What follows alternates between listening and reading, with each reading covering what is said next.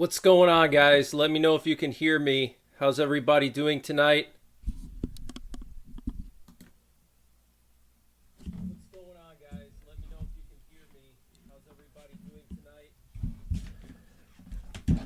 I hope everyone's doing well. So, looks like we have the worst case scenario happening right now. Iran has attacked Israel.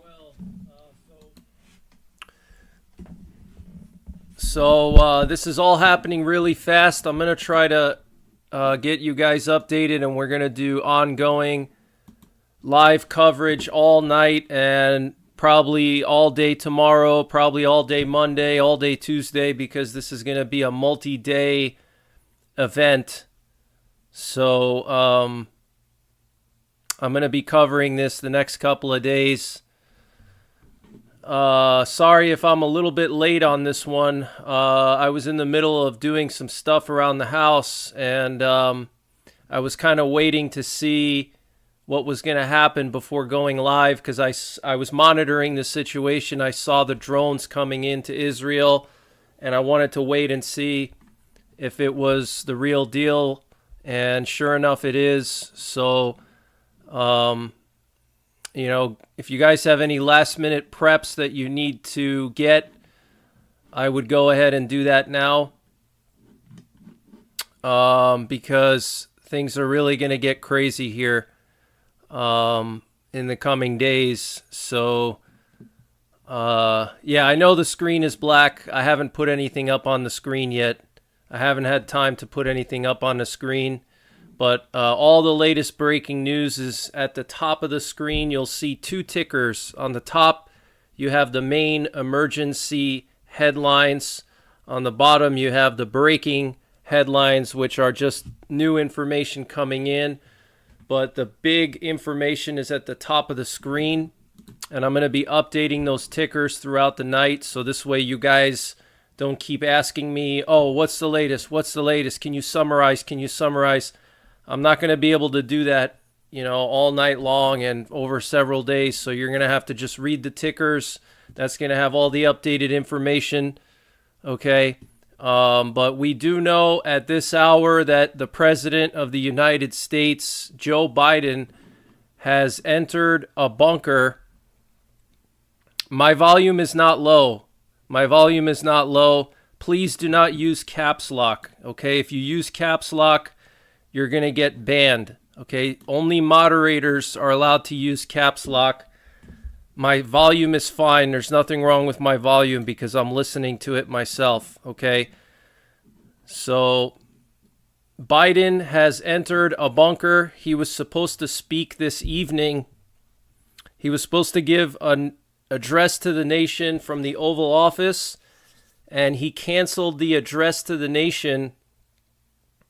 And apparently he's not going to be making any public appearances for a while. So he's basically in a bunker. Maybe he's in the Situation Room. Maybe he's in Mount Weather. Maybe he's in Stratcom. Maybe he's in Cheyenne Mountain. We just don't know. Okay, but this is a very, very serious situation, guys. We could be on the verge of nuclear war now. We do know that there's some information coming in that Russia has threatened the United States if the U.S. helps Israel attack Iran, because Israel said they're going to respond now. And so if the U.S. helps Israel attack Iran, Russia said that they're going to get involved. Okay? So what that means, I don't know. Does that mean Russia's going to launch nukes at us? Does it mean Russia's going to try to shoot down our airplanes, our fighter jets? I have no idea, but there's rumors that Russia is threatening the U.S. if the U.S. helps Israel. It's not confirmed yet, okay? It's just rumors. And remember a couple of days ago, I shared with you guys all of the Russian doomsday planes that went to Siberia, and they went to the Urals. Now we know why. We know why all of these doomsday planes have been airborne, all the nuclear war command and control planes. And, a lot of people were saying I was fear-mongering and that nothing is going to happen. I have hundreds of comments that I can go back and reference of people saying I'm a fearmonger, that this is not going to happen, that they've been watching me for a year now and none of my alerts ever turn into anything. Well, don't you feel stupid, all you people out there that have been leaving me nasty comments over the last few weeks? Don't you feel really stupid now? Okay, and this is nothing to do with me being unprofessional. This is me calling people out when they deserve to be called out, okay? And I'm allowed to do that. This is my channel, and I've been assaulted in the comments by other channels. Other channels have attacked me over the last year, 2 years. I've been attacked by multiple channels, people I've never even associated with, putting nasty videos out about me. Okay, I have a right to defend myself and defend my reputation, and my reputation speaks for itself. Okay, I'm always right when it comes to these events. I predicted the war in Ukraine. It happened. I told you guys that Russia was going to invade Ukraine. It happened. I told you that the whole situation in the Middle East was going to boil over a few months ago. I told you this was going to happen, didn't I? If you go back to my videos in October, when the war in Gaza started, I told you it was going to come to this, didn't I? Okay, and people were saying, oh, you're a fearmonger. Okay, so this is the real deal, guys.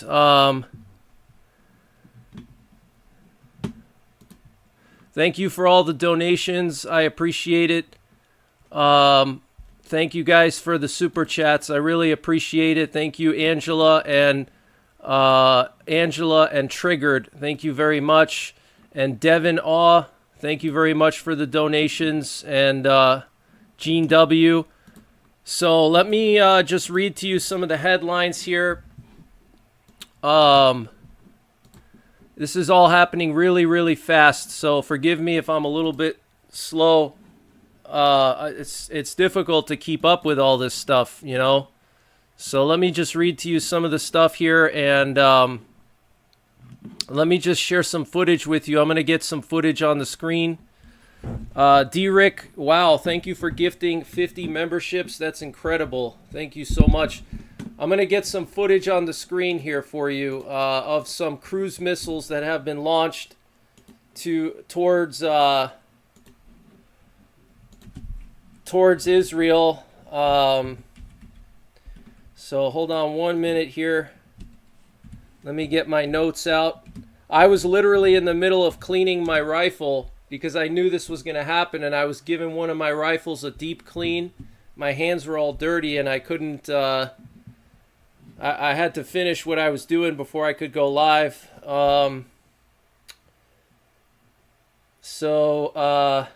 Wow, we have... This is absolutely insane, guys. What's going on here?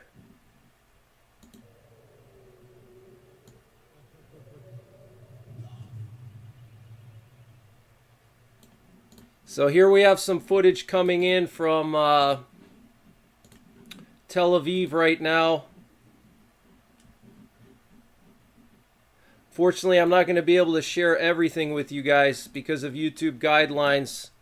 They don't allow me to share everything here, unfortunately, but I'm going to do my best.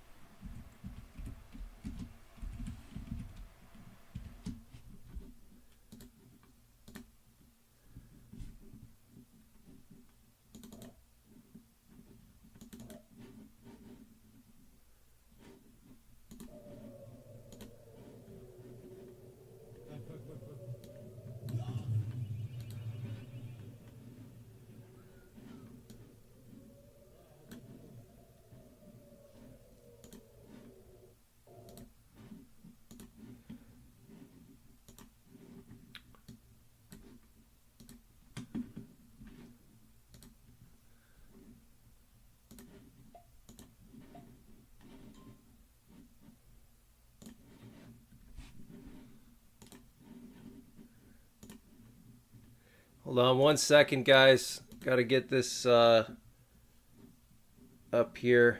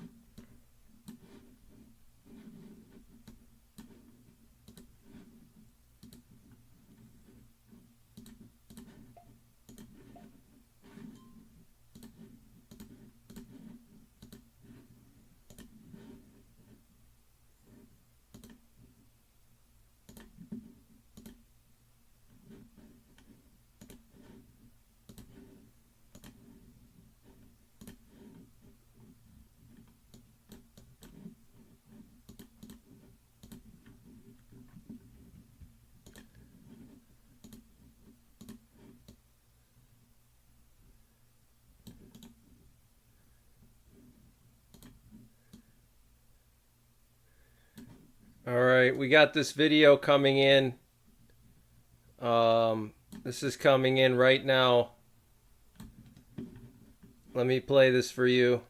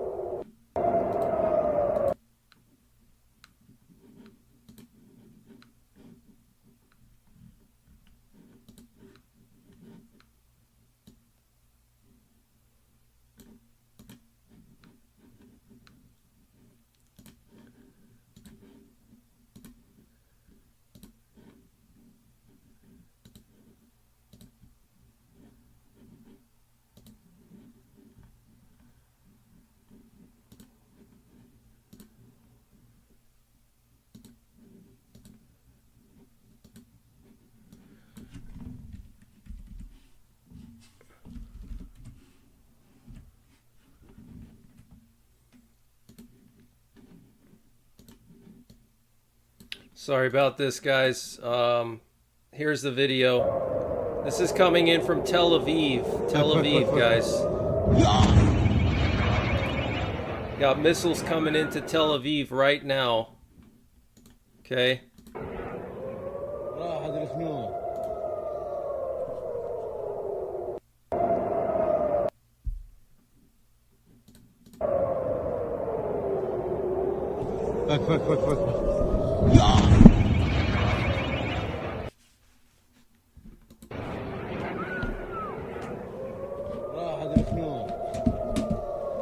I'm going to share with you guys some of the latest headlines in a second here.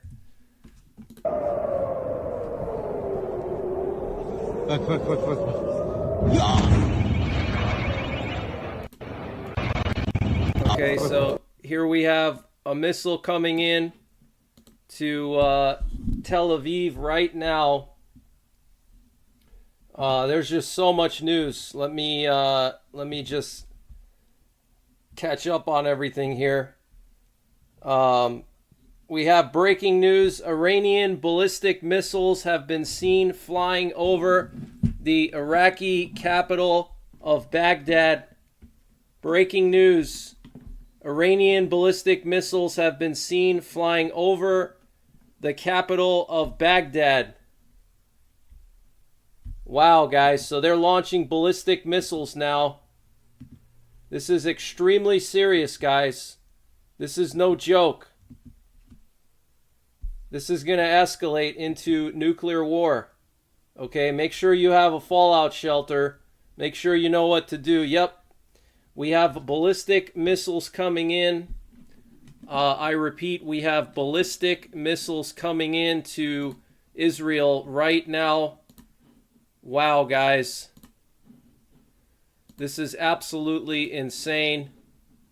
This is basically the worst case scenario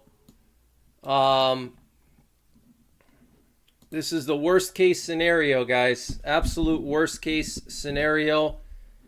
Let me just update you on some of the latest here. So I'm just going to start reading off some headlines. Some of this may be old news, but I'm going to start reading it off. Okay, so let me do that for you. Let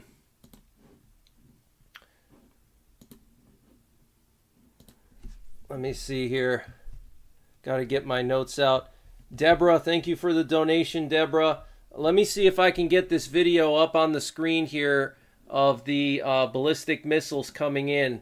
Hold on one sec. I'm going to see if I can get the video of the ballistic missiles. One moment, please. So it looks like a full-scale attack on Israel. Full scale. It started with hundreds of drones. And now it's moving to ballistic missiles. First they launched the drones. Then they went to cruise missiles. Now they're on ballistic missiles. And there is footage here of multiple Iranian missiles impacting Israel right now. I can't share the footage, unfortunately, but there is a lot of footage coming in. This is extremely serious, guys. We need to pray for Israel. We need to pray for Israel right now. Okay? This is extremely serious.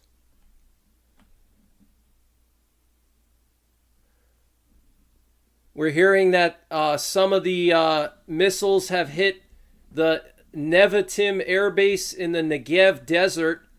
Apparently 7 medium-range ballistic missiles have landed in Israel in the Negev Desert, guys. The Negev Desert is where the Israeli nuclear program is, okay? Let me get some footage here on the screen. This is absolutely insane, guys. This is happening very rapidly. So I'm sorry if I'm a little bit slow here, but it's all happening extremely fast, okay? So just give me 1 second here.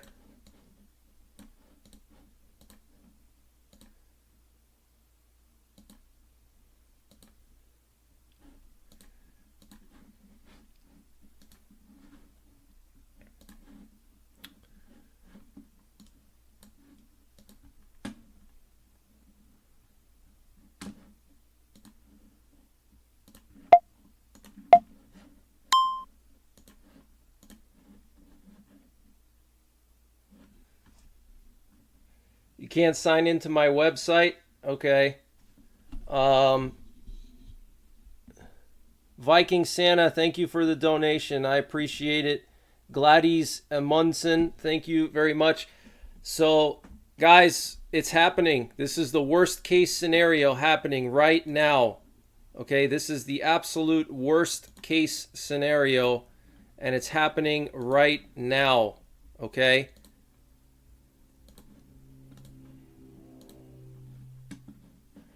Let me see here. So this is apparently the ballistic missiles here. So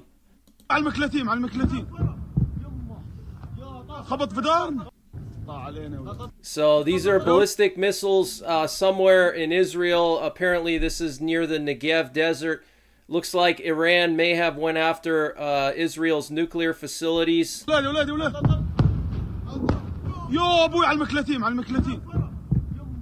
You can see some of these got shot down by the Israeli Iron Dome. You can see this one got shot down, but looks like some of them penetrated.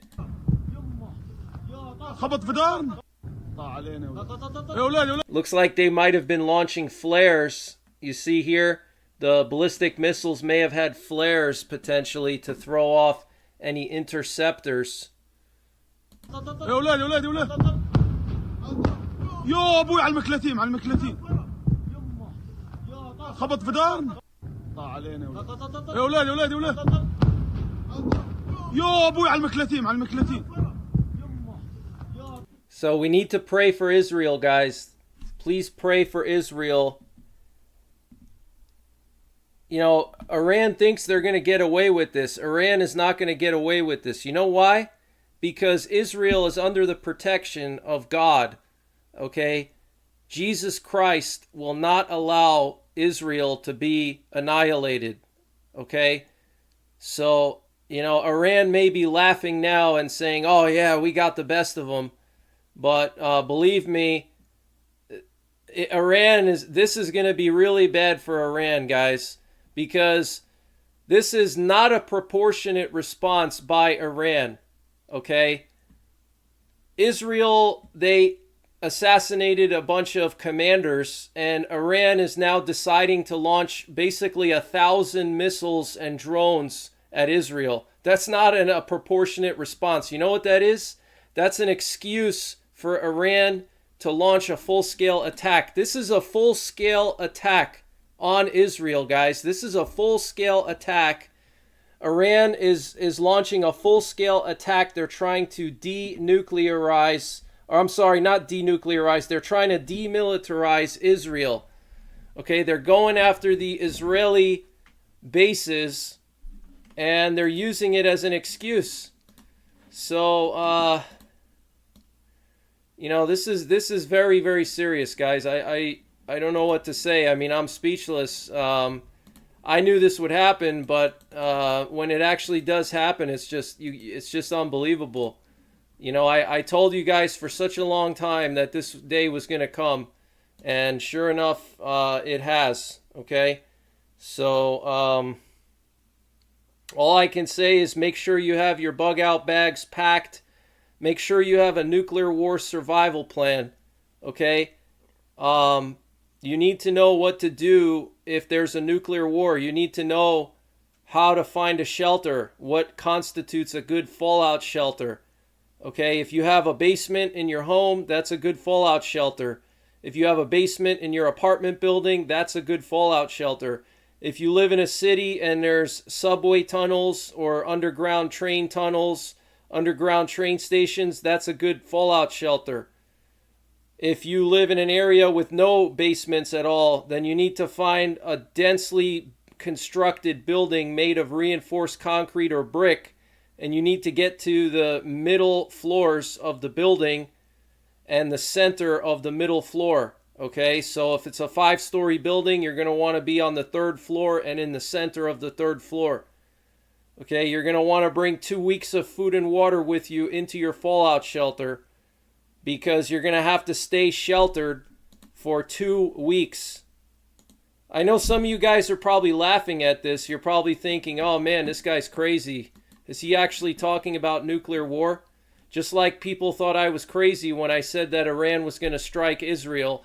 And believe me when I tell you this now, the response by Israel is going to be massive, okay? The response by Israel is going to be massive, and Israel may just go all out and basically try to denuclearize Iran. They may launch a full-scale decapitation strike on the Iranian military.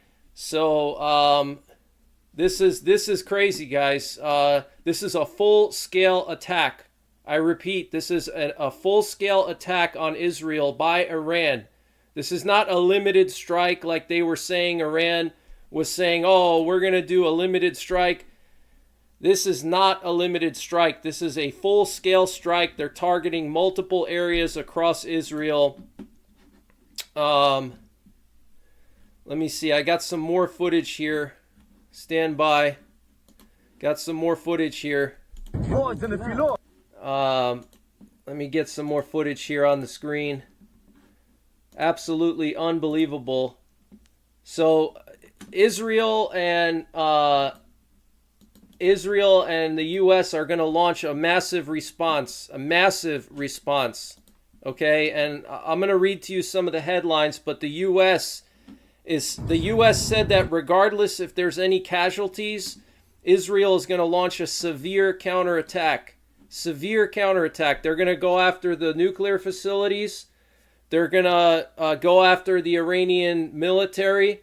They're going to go after the government. They're going to go after Tehran. They're going to go after the Ayatollah Khomeini. Guys, Israel does not mess around. Israel knows where all these scumbags are hiding out. You know, Khomeini and all these rat scum. They know where they're living. They know where they're hiding out, and they're going to be taken care of. Believe me. Okay, Israel has the tools to do the job. They're not going to beg America for equipment. They're not going to ask permission. They're going to do what they need to do to protect their people. Okay, and I'll repeat one more time. Israel is under the protection of God Almighty. Okay, God Almighty is not going to allow Israel to be annihilated and attacked. So, you know, Iran has the wrath of God awaiting them. The wrath of God is going to be awaiting them. Believe me, okay?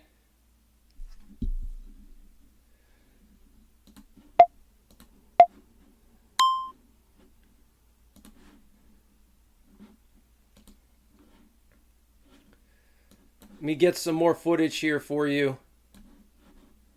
This is it just pisses me off, you know? It really pisses me off.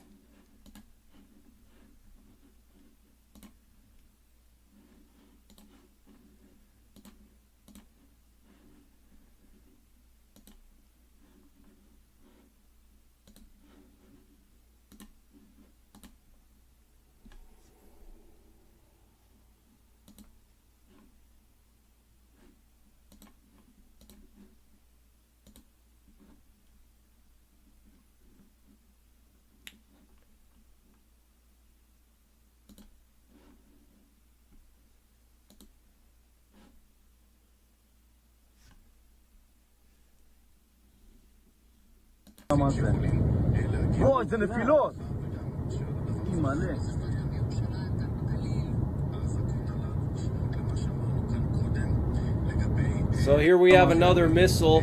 You can see the missile coming in right here. Iranian missile impacting somewhere in Israel.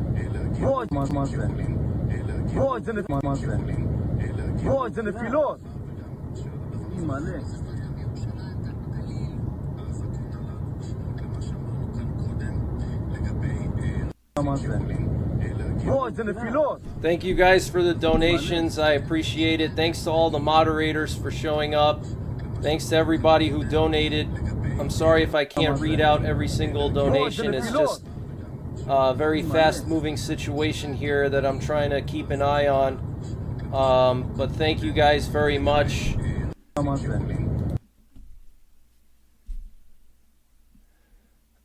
Deborah, Gladys Amundsen, KL, Don White, Sean Swanson. Thank you, Sean Swanson.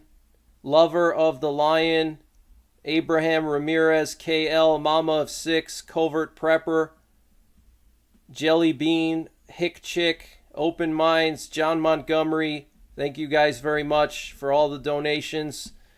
So this is a very, very serious situation, guys. I mean, this could go into nuclear war. I'm telling you, this could go to nuclear war. Israel could use nuclear weapons against Iran. And what I'm going to do actually is I'm going to read some headlines off. Let me read to you some headlines here. I have a lot of footage too. I'm going to get through some headlines here. So apparently Biden was going to give a statement tonight at the Oval Office about the situation, but he's since canceled that, and he's somewhere in a bunker. Like I said, I don't know exactly where he is, if he's in Cheyenne Mountain or Mount Weather or Wright-Patterson. I have no idea, or the Situation Room, but we do know Biden has gone dark. He is not making any public appearances. Marco Rubio, the senator, said the attack on Israel by the regime in Iran is going to be more extensive than initially expected. I repeat, Senator Marco Rubio, he's part of the the Senate Committee on Intelligence, and he's on the Foreign Relations Committee, said the attack on Israel by the regime in Iran is going to be more extensive than initially expected. Let's see what else here. 2 senior U.S. officials told NBC earlier that the U.S. is bracing for this to be a major attack. I repeat, 2 senior U.S. officials told NBC that the U.S. is bracing for this to be a major attack.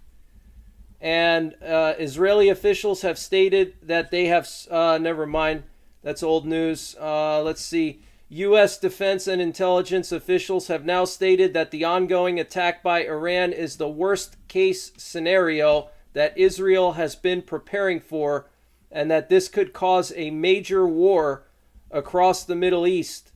Okay, so they're preparing for the worst. This is the worst-case scenario, guys. This is the absolute worst-case scenario. Iran feels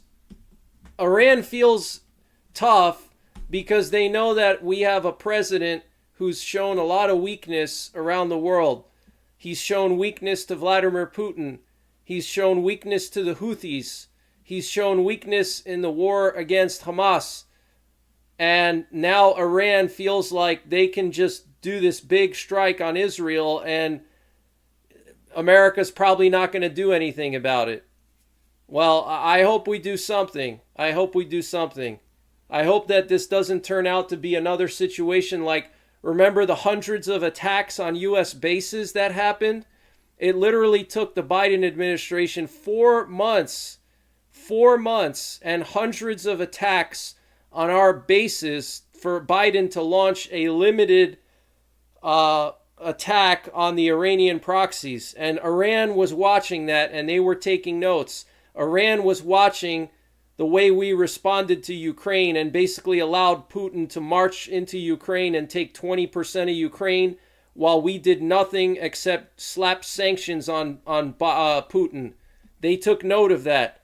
They took note of the fact that the Houthis have gone wild in the Red Sea and they've been sinking ships in the Red Sea, and we have done barely anything about it. Okay, so they know that they can get away with this. Let me see. I'm just going through some of the headlines here. We do know that U.S., British, and Israeli fighter jets have intercepted a lot of drones. So initially there was a drone attack, and I wasn't live when that happened, but it started out as a drone attack. There were like 500 drones that were launched towards Israel, and then it moved into cruise missiles, and now it's into ballistic missiles. So my guess is that the attack is probably going to end soon, and then Israel is going to respond. So we'll have to wait and see what Israel's response is. Let me see. I'm just going through some more notes here. Syria has put their air defenses on high alert around Damascus and around their major bases. So Syria is on high alert now because Syria is afraid that Israel's going to annihilate them now. We do know that the Houthis in Yemen launched missiles at Israel as well. So this was coordinated with the proxies. I'm not hearing anything about Hezbollah at the moment, but I haven't really had a chance. I don't know if anybody in the chat, have any of you guys heard anything about Hezbollah? Has Hezbollah launched anything? Yeah, Hudson Valley prepping and survival. It's going to be a long night, bro. And yeah, I'm just glad that I'm prepared, and I'm sure you are too. Jacqueline James says, God be with us all. So guys, this is the worst case scenario. I don't know what else to tell you. This is what we've been preparing for all these years. I don't know how long you guys have been preparing. I've started prepping in 2008. So I've been prepping for, 16 years now. Okay. And I always wondered, what's this big event going to be? And I knew it was coming at some point in the future. What is this big event going to be? Is it going to be, a war in Europe? Is it going to be something else, an EMP? Well, I think we're seeing the beginning stages now of this event. And I really have a bad feeling that this could escalate into nuclear war. I know it sounds crazy, but this could escalate into nuclear war. Hudson Valley Prepping and Survival says that Hezbollah launched as well. Okay. Creamy Goodness says, I heard a sonic boom in eastern Tennessee. Interesting. And then just the other day, we had the Sky King messages. The Sky King messages means that we're at Defcon 2. Okay, we're at Defcon 2 right now, guys. It sounds crazy, but we are now at Defcon 2. Okay, so, I played some of those Sky King messages in my update earlier. But Sky King messages are the highest priority nuclear attack options for the U.S. military, and they were transmitted yesterday. And these Sky King messages haven't been heard in years. Okay, years, probably 10 years. We haven't heard a Sky King message. So that means that our nuclear forces are on high alert.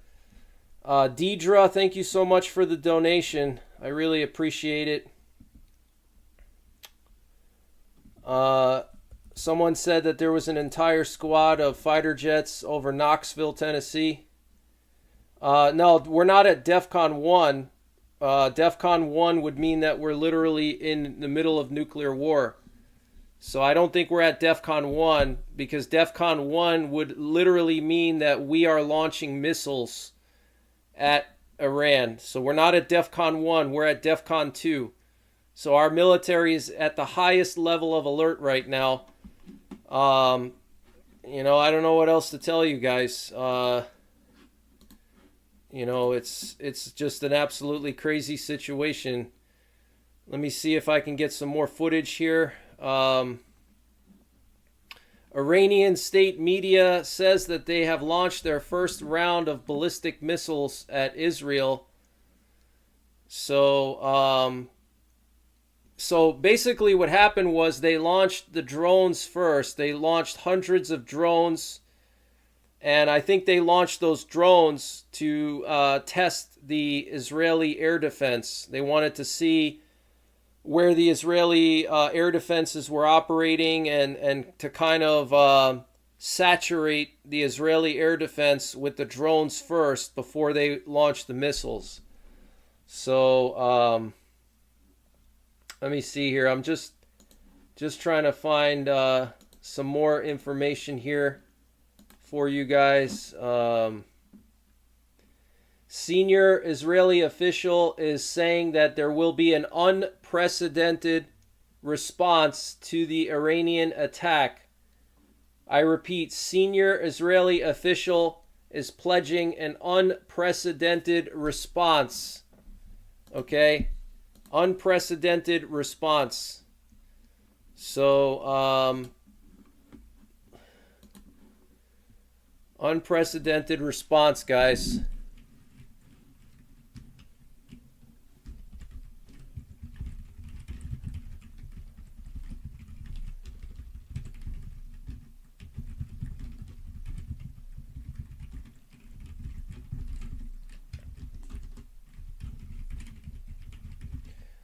Unprecedented response. So it's just going to spiral out of control. It's just going to spiral because what's going to happen is Israel is going to launch an even bigger response now because they're going to have to. And then after that, what happens? Does Russia get involved? Does Iran launch an even bigger strike? So it doesn't look like Iron Dome is not made for ballistic missiles. Iron Dome is for cruise missiles and rockets. Iron Dome is not made for ballistic missiles. For ballistic missiles, Israel has the Arrow system, but the Iron Dome does not really work well against ballistic missiles. Let's see here. Wow. Emergency alert. Emergency alert. Apparently, Iranian ballistic missiles were attempting to attack Jerusalem's historic center and were intercepted by Israeli missile defense. I repeat, Iran tried to attack Jerusalem's historic center. Guys, this is evil. This is straight up evil, guys. This is Satan himself. Literally, they're launching missiles at the historic center of Jerusalem. Let me see if I can get this video up on the screen for you. Hold on one sec. Let me see if I can get this up on the screen.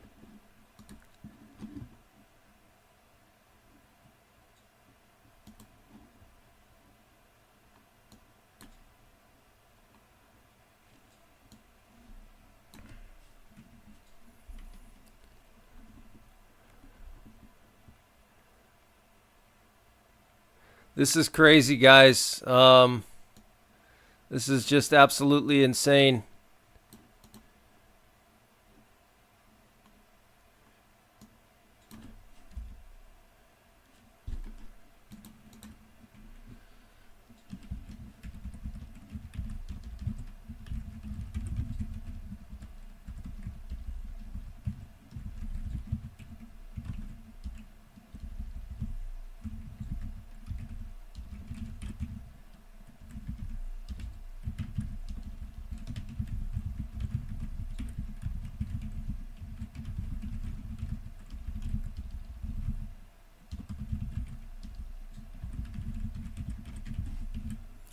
Absolutely insane, guys. They tried to launch missiles at the historic center of Jerusalem.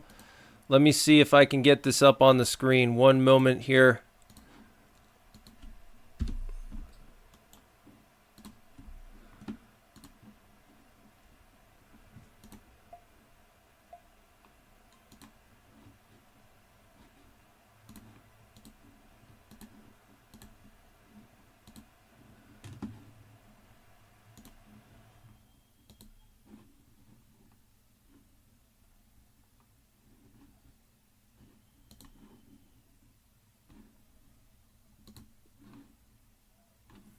So here we have the Israeli. You can see Jerusalem right there.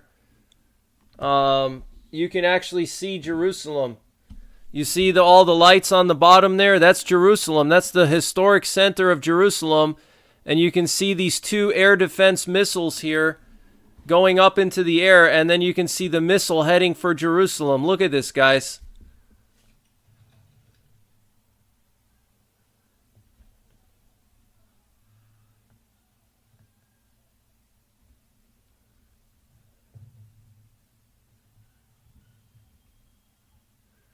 This is literally Jerusalem right here. So, Iran tried to attack the historic center of Jerusalem. This is unprecedented, guys. Okay, this is very, very serious. This is just absolutely insane. This is the top headline right now. This is the most important moment in our lifetime. I repeat, this is the most important moment in our lifetime. There's nothing more serious than this. This is more serious than the election. This is more serious than Ukraine. This is more serious than the border. This is the #1 story of our lifetime. This is going to change the world. This is going to change your life.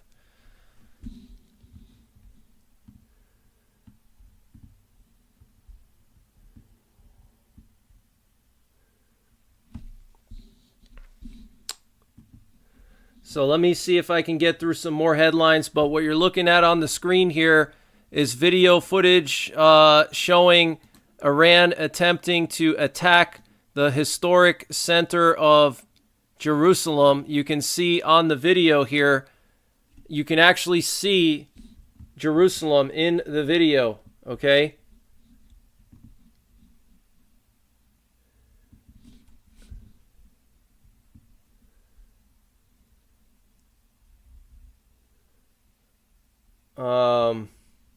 See, I'm going through the headlines here, just checking to see what the latest is.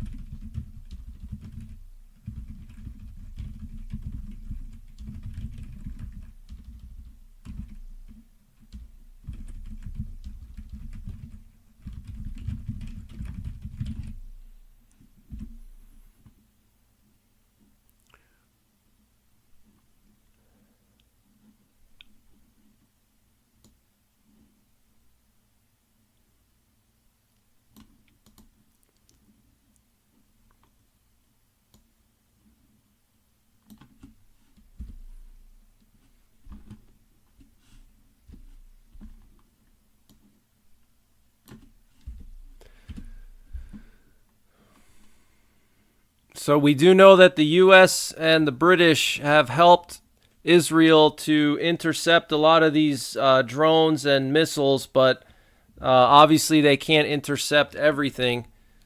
Okay.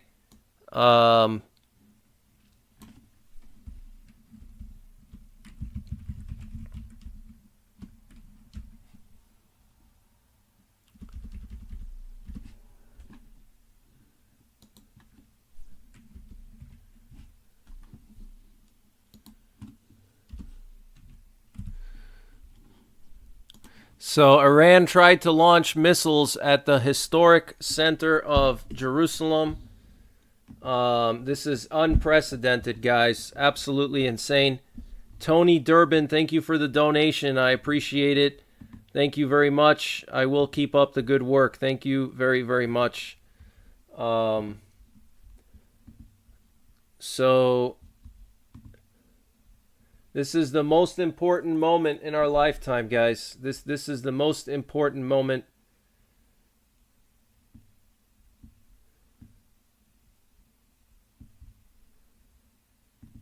Thanks to all the moderators. I appreciate you guys.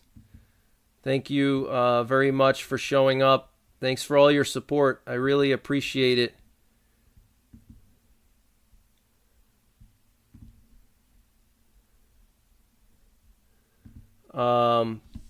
Let me check for some other headlines here.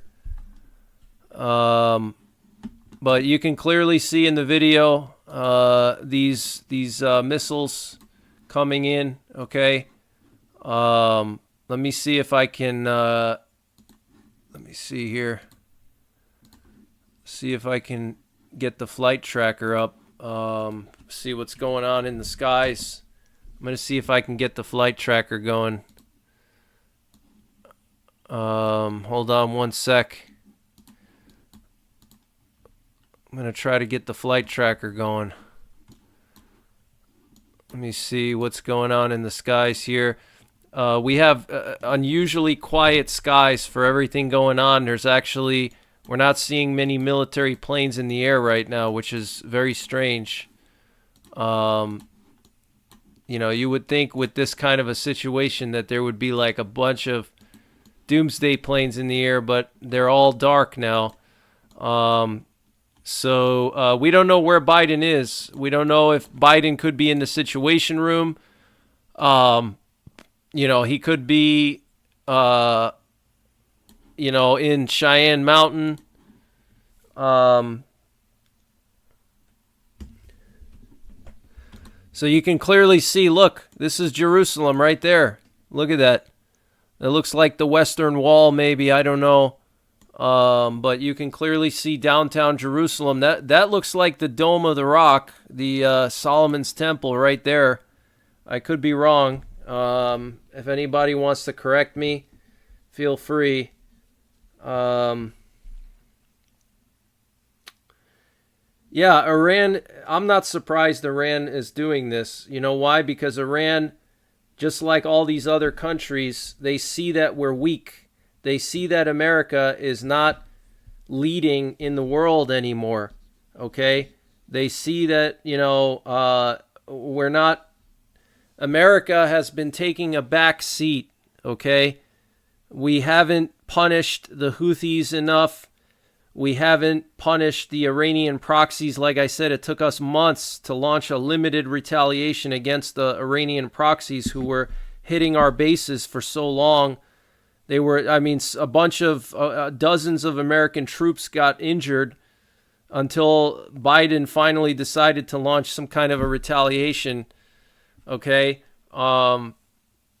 So they see that we're weak. And my biggest fear is what's going to happen is this situation, Russia and China are potentially going to, and North Korea could use this whole situation to simultaneously launch not retaliation, to you know, go through with plans that they've already had. For example, North Korea could attack South Korea now. China could attack Taiwan, or China could attack the Philippines or Japan. or Russia and Belarus could go after the Baltic countries and Poland, this could set off a chain reaction. That's why this situation is extremely dangerous, because once all these communist countries like China, Russia, North Korea, once they see that we're getting bogged down in the Middle East with this situation in Iran, they're going to say, okay, the U.S. military is occupied. Now's our opportunity to attack Lithuania, or for us to attack South Korea, or attack Taiwan, or whatever. Okay, so this could set off a chain reaction around the world.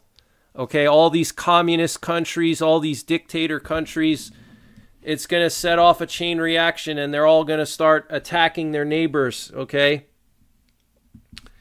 Growing, thank you for the donation, and thanks for praying for our troops and praying for Israel. I appreciate that very much. Please keep Israel in your prayers, guys. This is very sad. This is very, very sad. Very sad.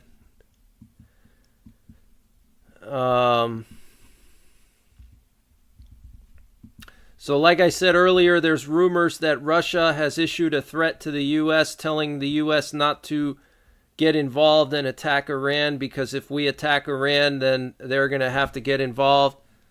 Mr. B-Dub says, I'm scared we might not make it through the summer. Yeah, it's very possible we might not make it through the summer. Jacqueline James says, God protected Jerusalem. You're right. God did protect Jerusalem. Yeah, this is downtown Jerusalem, guys. Iran literally launched missiles at downtown Jerusalem. You can see the missiles coming in right there. You see them coming down? Right there. That's an Iranian missile, and it was hit by an interceptor. Look. You see how it just stops glowing there? It was hit by an Israeli interceptor. Okay, so it looks like Israel, they launched multiple air defense missiles. I have to say, guys, thank God that Benjamin Netanyahu is the leader of Israel. Because if there was some other kind of leader in Israel, I can guarantee you some kind of, spineless, gutless leader, like the last one before Netanyahu. If there was some guy like that, it would be a totally different situation. But thank God that Netanyahu is in power, because he is not going to allow this to happen. I personally believe that God selected Netanyahu to be president of Israel. I believe that God made Netanyahu president because God knows that Netanyahu is strong, and that's what Israel needs, Israel needs a protector, and that's what Netanyahu is. He's a protector of the Holy Land, and that's why he's still in power. So,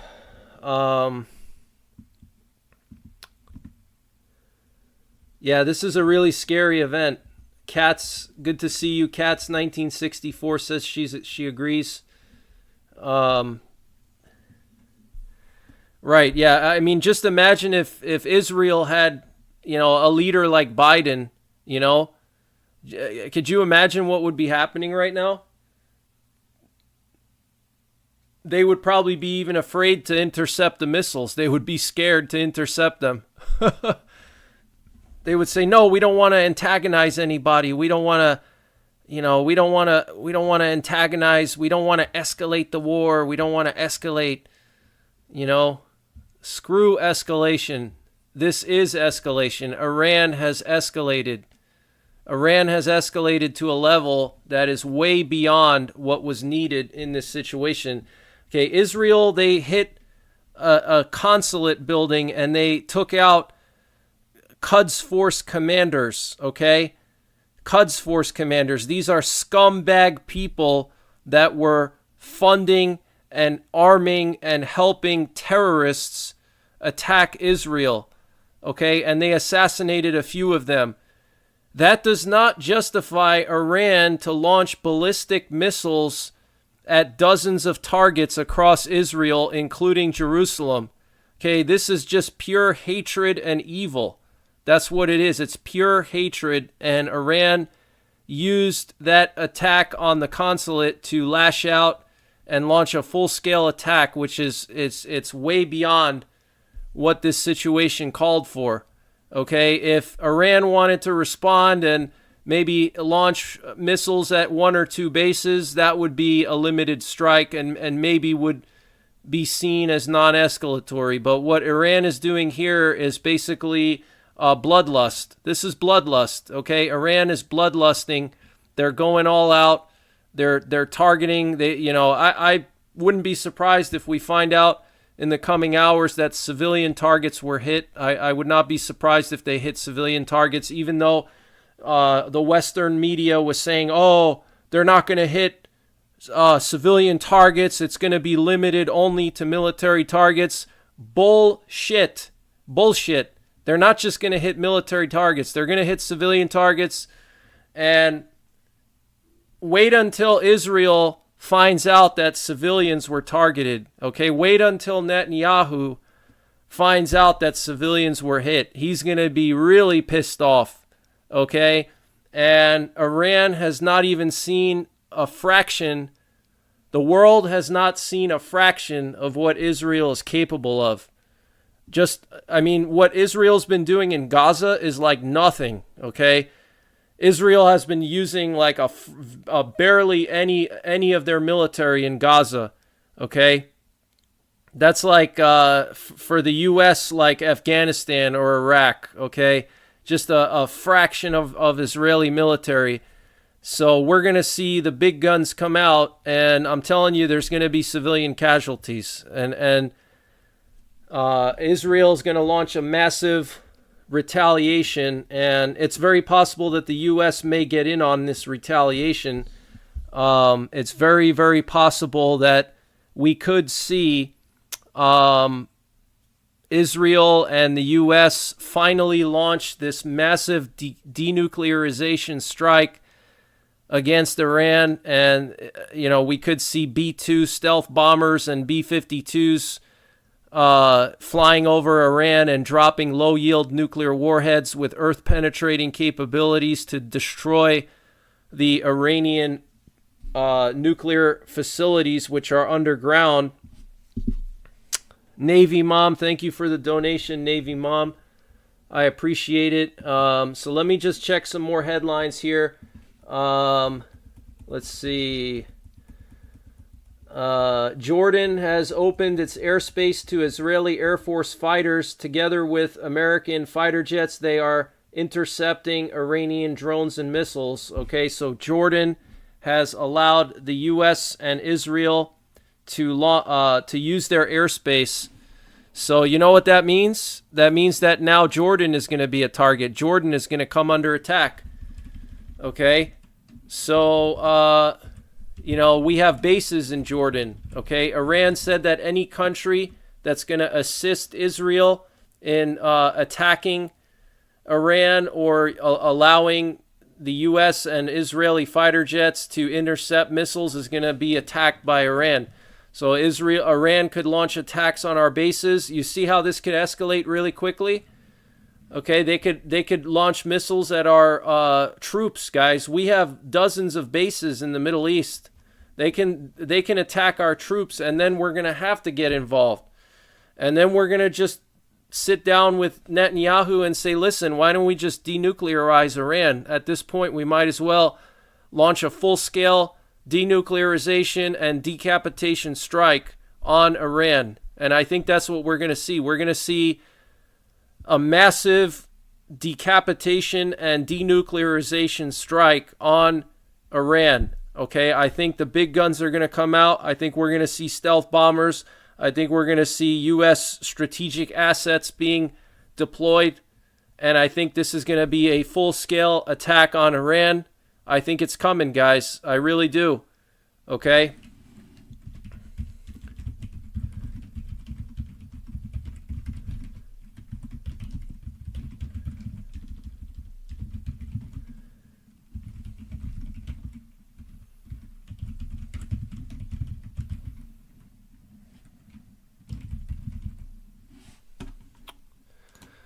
So let me go through some more headlines here. We do know that British warplanes, British fighter jets, and American fighter jets are active tonight. Let me see.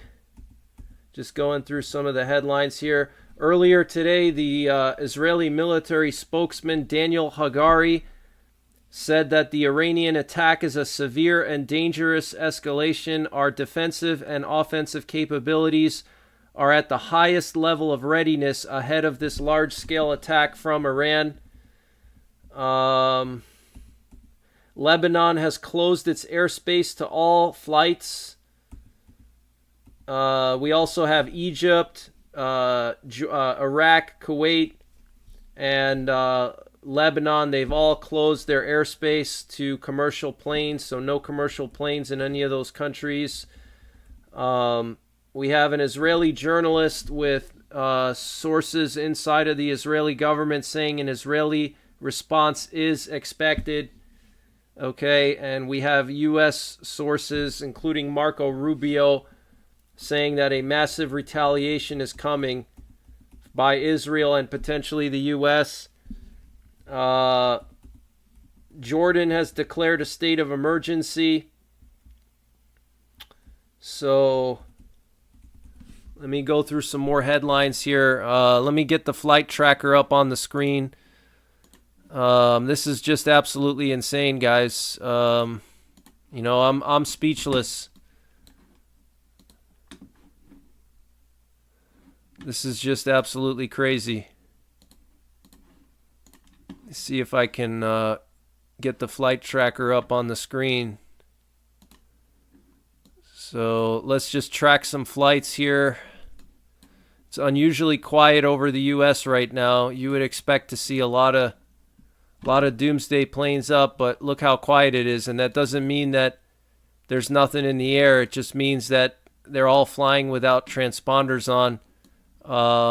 I'm just looking to see if there's any movement of VIP planes. See if there's any movement of VIP planes here to bunkers. I'm sure they're already in their bunkers right now. I'm sure our military they've been preparing for this for days, probably weeks. Remember, they have intelligence. They're way ahead of us. Unusually quiet here over the Middle East. So a lot of planes operating with no transponders.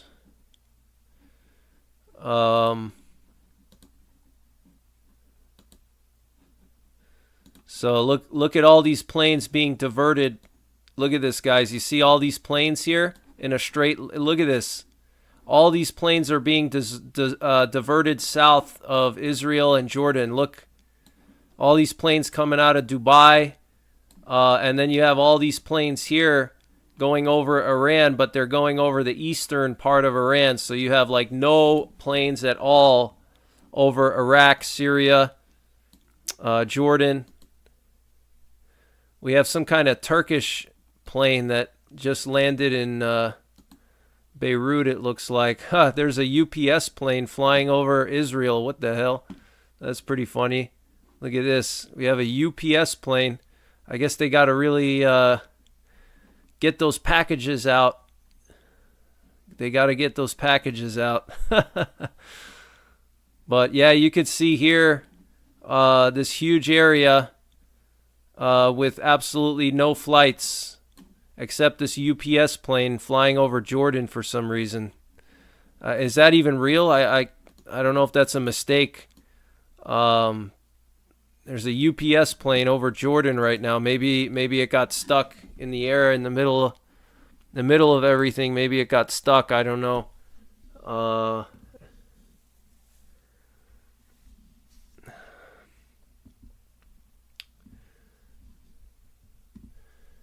So this is just the beginning, guys. This strike tonight by Iran. This is just the beginning. We're expecting a multi-day event. We're expecting a multi-day event. That's what I'm hearing. I'm hearing that there's going to be a multi-day event So now Israel's going to respond back. They're going to have to decide what kind of response. Do they want to do like a full-scale response? Is the U.S. going to get involved? Is NATO going to get involved? So now becomes the big question is what's the response going to be? Is Israel going to respond on their own? Is the U.S. going to respond with Israel? Are some NATO allies going to help, like France and Britain?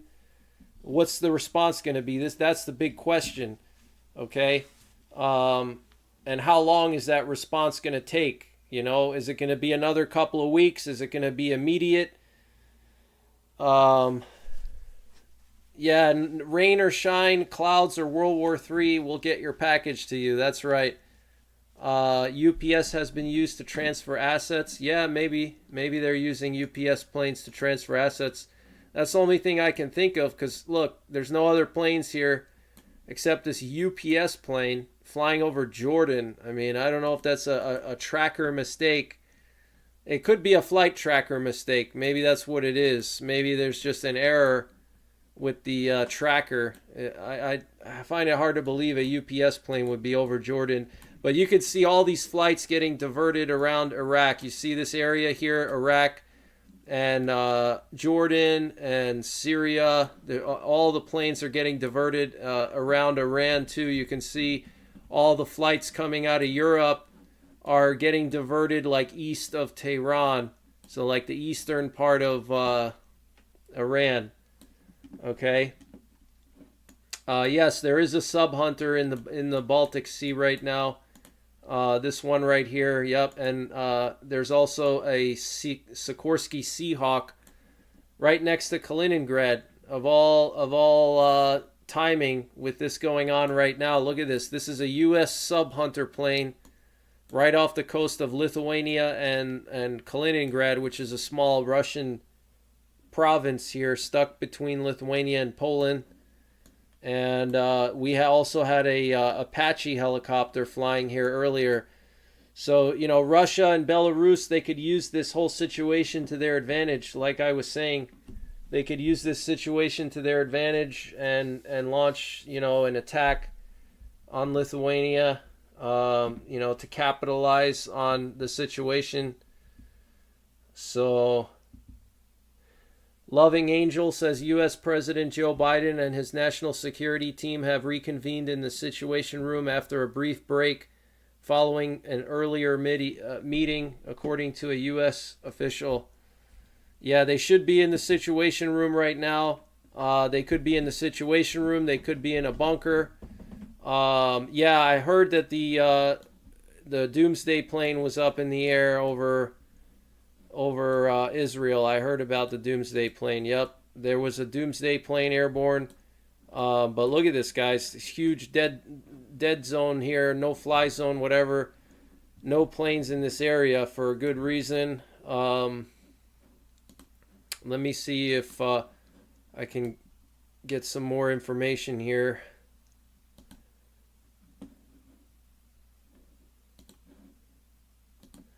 But for those of you guys just tuning in, what you're looking at here is footage coming out of Jerusalem. It appears that Israel has attempted to attack Jerusalem, and the Israeli air defenses intercepted the attack. Let me see what happened here. Trying to get that back up on the screen.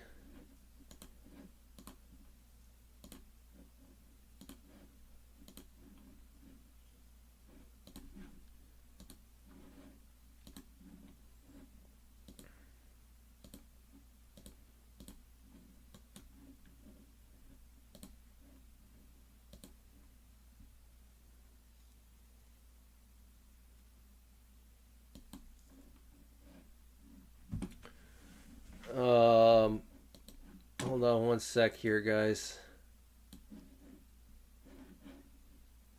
Let me just check some more headlines here. So Israel's definitely going to be responding. We have videos coming out of Iran, people celebrating the strikes in Tehran. People are driving around with mopeds celebrating the strikes. Let me see if I can get that up on the screen here.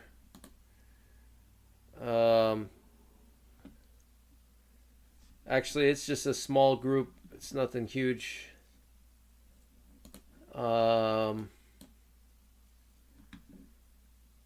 A senior Israeli official is saying that Israel will respond strongly following the Iranian attack. We have some video footage of ballistic missile impacts in the Negev Desert. The Negev Desert is where Israel has their nuclear weapons. Let me see if I can get that up on the screen.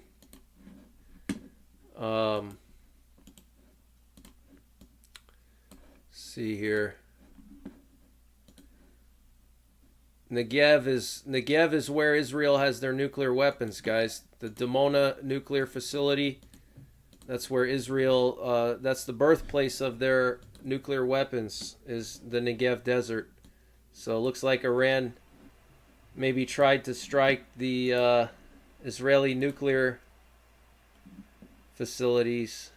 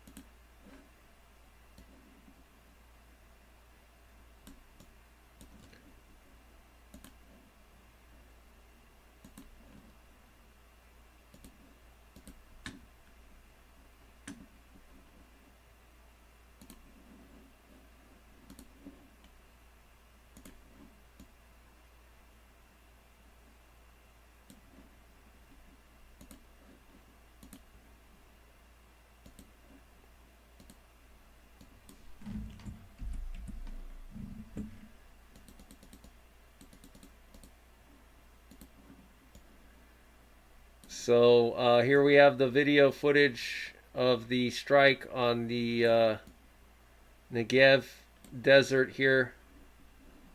Okay. This is where Israel has their nuclear weapons. Yeah, don't disrespect me, don't disrespect the US, and don't disrespect Israel. This is a pro-Israel channel. This is a pro-Israel channel. If you hate Israel, get out. And my mods will show you out if you have a problem with that.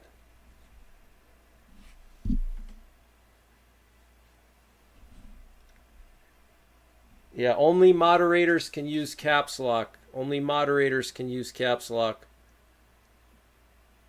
Please don't blow up the chat with caps lock unless you're a moderator. Thank you very much. I appreciate it. Yeah, disagreeing with Israel is not hate. No, yeah, let me be clear. Disagreeing with Israel is not hate of Israel. What I'm saying is people that hate Israel and call them Zionism and all this crap, that's hate, okay? You can disagree with Israel, you can disagree with Netanyahu, that's fine, but no hatred, okay? No hatred. Same thing with the U.S., no hate of the U.S., okay? If you're going to hate Israel or the U.S., this is not the place for you.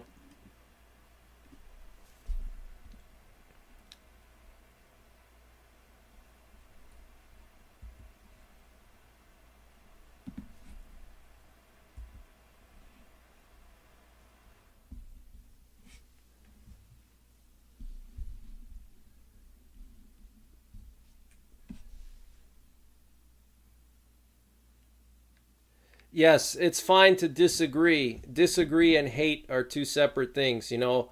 But if you're going to come in here and, you know, you're going to say, oh, Israel is a Zionist regime or some bullshit like that, or Israel is a Nazi country, then that's not going to be allowed.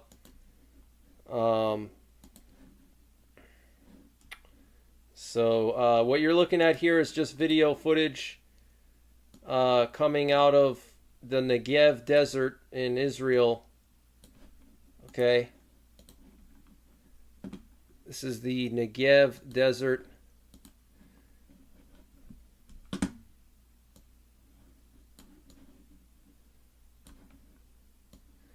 So you can clearly see these Iranian missiles impacting in the Negev desert. Somewhere, maybe they hit a facility. They hit some kind of a facility there. Mary Catherine, thank you for the donation. I appreciate it very much. Evangelist, thank you for the donation. I appreciate it. Thank you so much. So let me just check and see if we got anything else here, any new news. But you can see all the flights are completely just, there's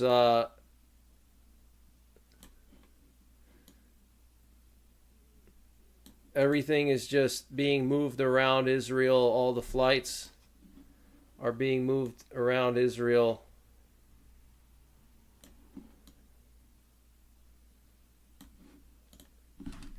So we're at Defcon 2, guys. Defcon 2, the US military is at the highest level of alert. The highest level of alert.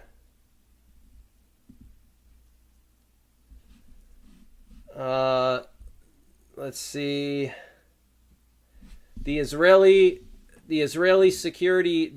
War Cabinet authorized Prime Minister Benjamin Netanyahu and the Minister of Defense Yoav Gallant and Benny Gantz to decide on the Israeli response to the Iranian attack. Two Israeli officials said the Israeli War Cabinet will convene tomorrow to discuss the issue. Okay, so the Israeli War Cabinet is authorizing Netanyahu and his defense ministers to decide on a response.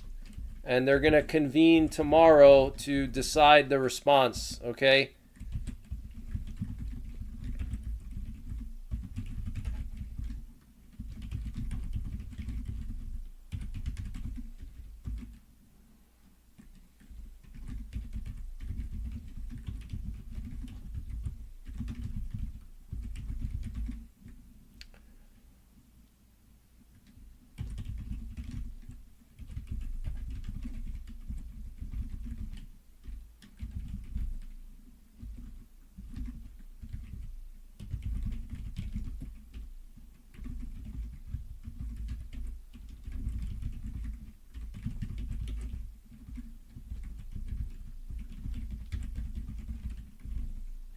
So the Israeli War Cabinet will convene tomorrow to decide a response, and it's already morning time. Well, it's not already morning time, but it's still in the night in Israel. But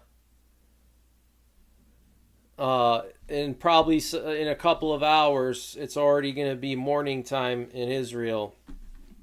So they're not going to wait too long to decide, but this is going to be a multi-day situation. Okay, this is going to be a multi-day situation. So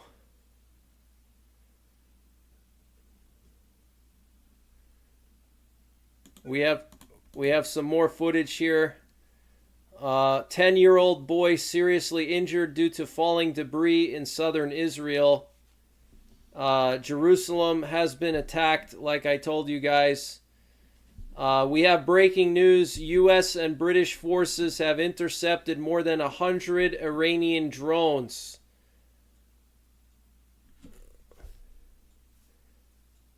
The U.S. and British forces have intercepted more than 100 Iranian drones, guys. Absolutely insane.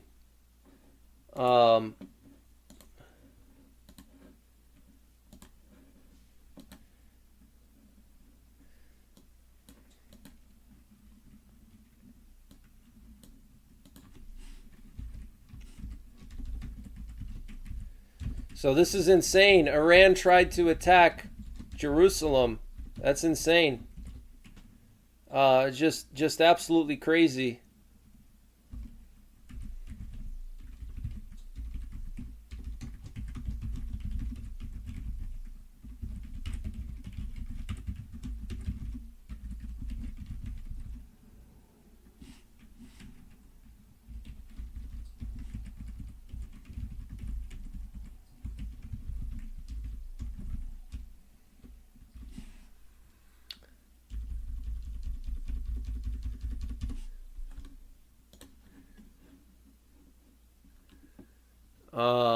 Let me see here. I'm gonna get some more footage here for you. So much news coming in, it's hard to keep track of everything. I'm checking for any updates here. Wow, Isaac Diaz, thank you so much for that huge donation. I really appreciate that. I'm speechless. Thank you so much. That is just amazing.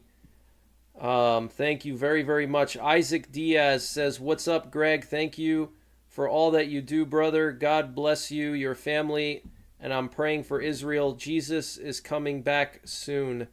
Wow, Isaac, I don't know what to say. That is extremely generous of you. I think that's one of the biggest donations I've ever received. So thank you so much, Isaac.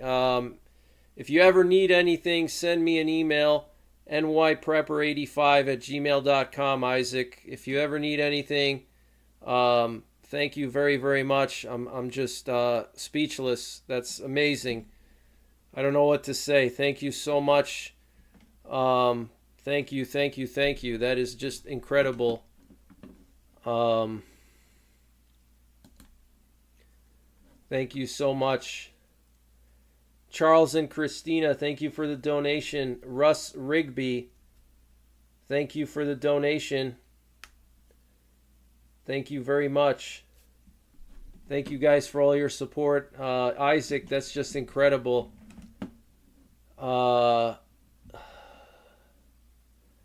So senior Israeli officials are saying that there will be an unprecedented response. Unprecedented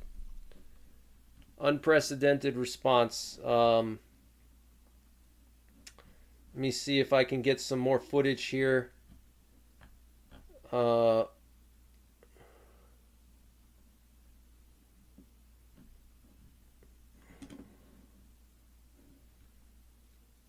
We have some breaking news coming in. Apparently there's a second wave of drones and missiles ready to be launched against Israel. This is unconfirmed. This is just coming in right now. Apparently a second wave of Iranian drones and missiles are ready to launch towards Israel.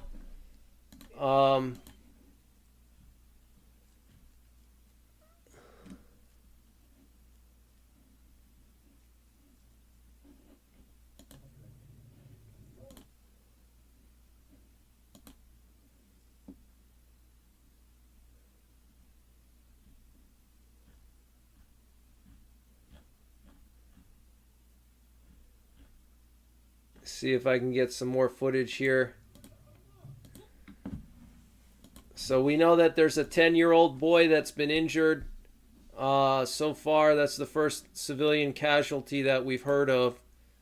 10-year-old boy. Thank you again, Isaac Diaz. That is just incredible. I'm just absolutely speechless at that. Thank you very much. Very generous donation.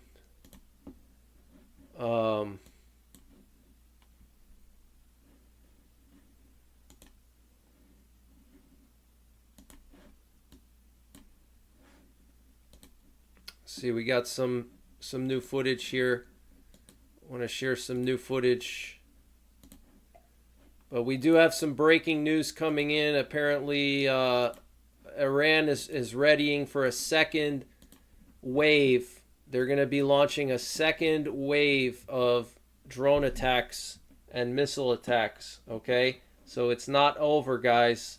Looks like there's another wave coming, all right?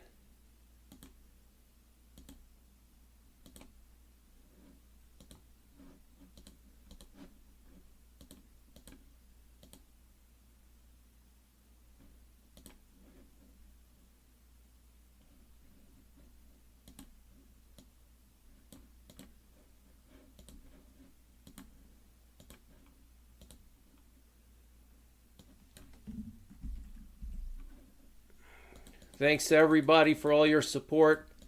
Thanks for all your kind comments, all your prayers. I see you guys commenting.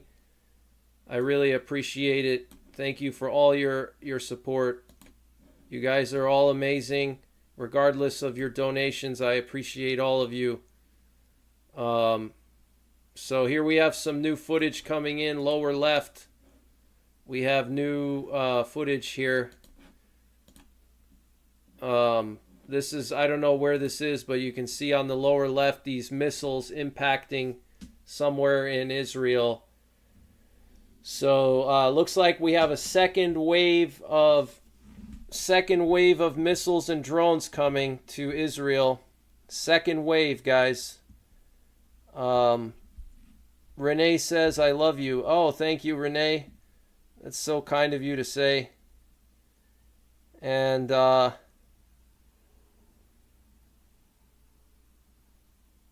End Times Bible Study says much love and thanks for all you do. Yeah, check out the Roaming Prepper. He's a good guy. Roaming Prepper on YouTube. Good guy. Also check out some of my moderators. They have YouTube channels like Hudson Valley Prepping and Survival, God's Soldiers Watchmen. Check them out. Great guys. A lot of good channels out there. But you know, this is unprecedented, guys. Get prepared. Things are going to really get crazy very soon. Things are going to really, really get crazy.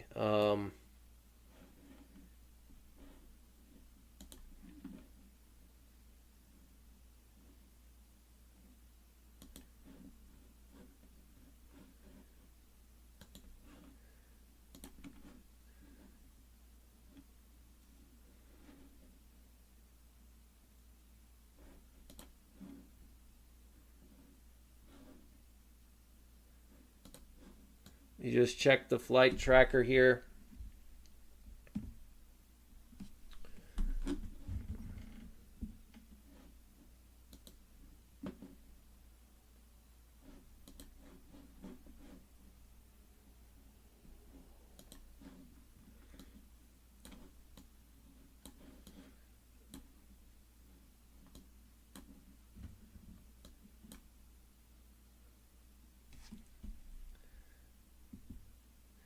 James Purdy, thank you for the donation. I appreciate it, James. Thank you very, very much.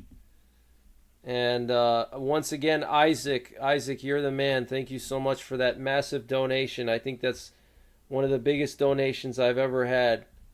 So, Isaac, you're the man. Thank you very, very much. But look at the airspace here, guys. There's like nothing in the air right now. Very strange.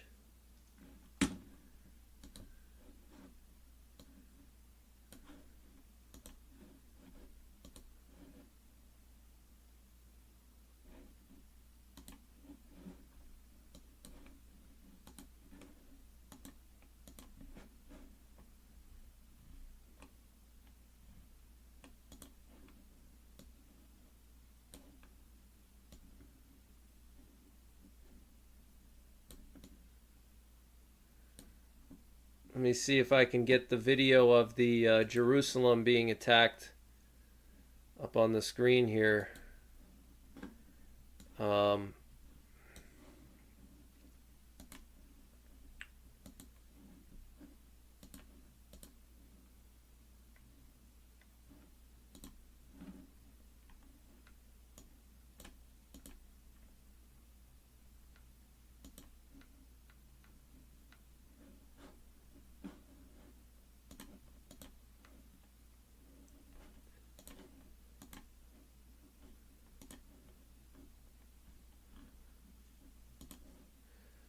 So it looks like there's another wave of drone and missile attacks coming.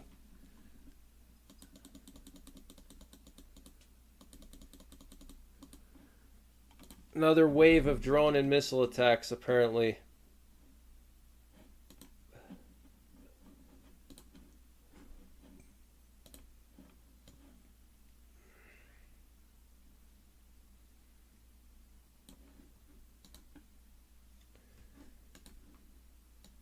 So top right is footage coming from the Negev desert. Bottom left is footage from I don't know where, somewhere in Israel. And then bottom right is attempted attack on Jerusalem.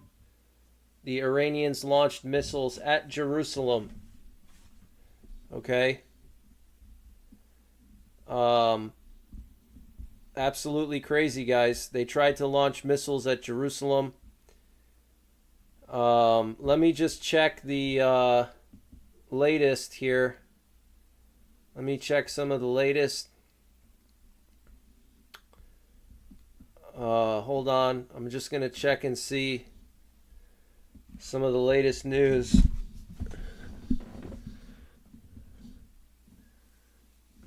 According to Israeli news, Jordanian, American, and British fighter jets helped Israel intercept missiles. Okay? So Israel, Jordan, the US, and the UK all were intercepting drones and missiles.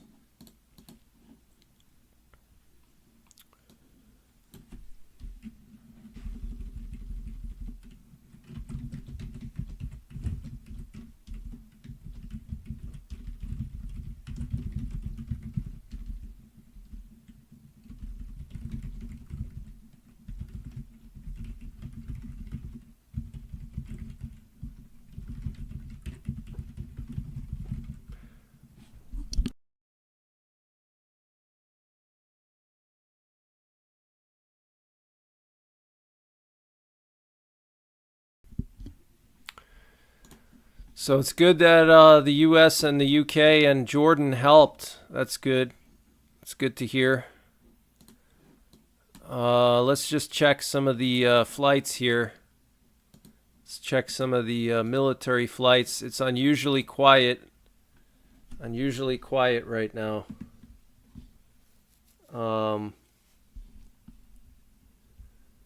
Hasbro, thank you for the donation, Hasbro. Pro-Israel supporter Shooting Nut and Prepper, keep up the great work. Thank you, Hasbro. I really appreciate that. Thank you so much. God bless. And, we're all in this together, guys. We're all on the same team. So we got to unite, against Satan and his forces. Look at this activity here in Kaliningrad right now.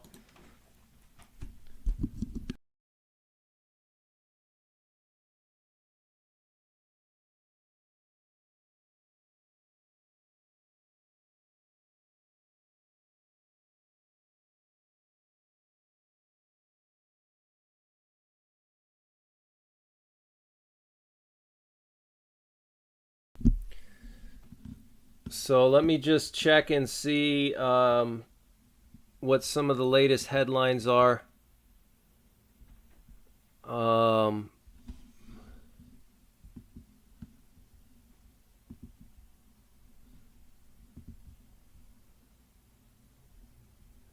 This is absolutely historic. Absolutely historic, guys. Yeah, all the transponders are off. That's exactly what's going on. All the transponders are off. That's why we're not seeing many planes. UN Security Council to hold emergency meeting tomorrow. Thank you, Deidre, for that information. So for those of you guys just tuning in, we have all the major headlines on the top and the bottom of the screen. All the major news is on the top and bottom of the screen in the red and yellow tickers, okay? So that's just going to give you a general idea of what's going on. But it looks like there will be some kind of massive retaliation for this. Israel is preparing a massive, unprecedented retaliation is what we're hearing. Israeli officials are saying to various media outlets that there will be an unprecedented retaliation. Does that mean they're going to go for Iran's nuclear facilities? I'm not sure. But they tried to attack Jerusalem, guys. Okay, they launched missiles at Jerusalem. I mean, that is just insane. That's absolutely crazy, guys. I mean, that's just crazy. So, yeah, we're hearing some breaking news coming in that there might be a second wave coming. More strikes may be on the way. Okay, so it might not be over just yet. This could just still be, the beginning stages of multiple waves of attacks. Angela Dunn says reports coming in that second round of drones and missiles are en route, ETA in 1 hour. Yeah, so looks like we have a second wave of missiles and drones inbound, guys. Second wave, guys. So this is not it. This is just the beginning. Okay, this is just the beginning.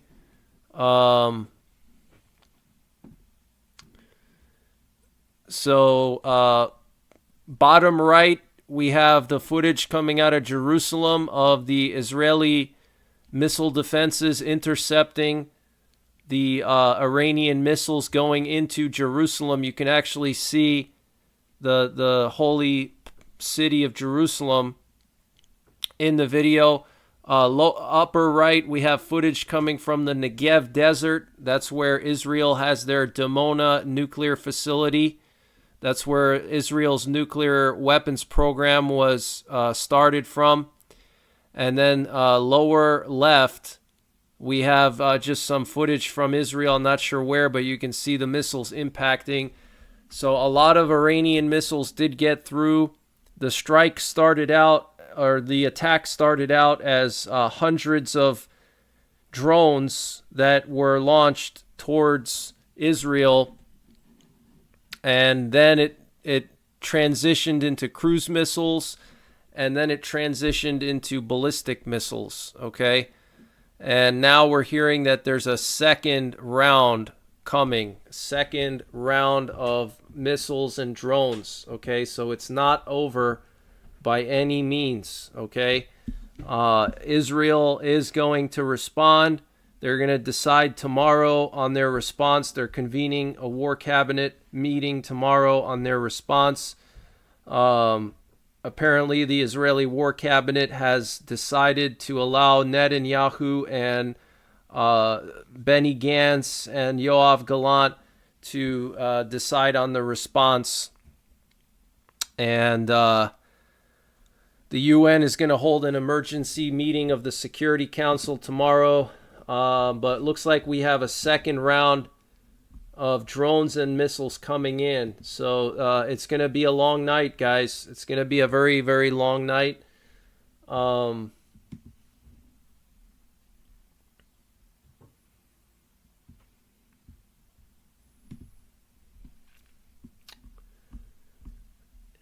thanks to all the people who donated to my PayPal. Thank you guys very much for donating to my PayPal. I really appreciate it. Thank you guys very much. I see some people here donated to my PayPal, so I wanted to say thank you. I received your donations, and thank you very, very much.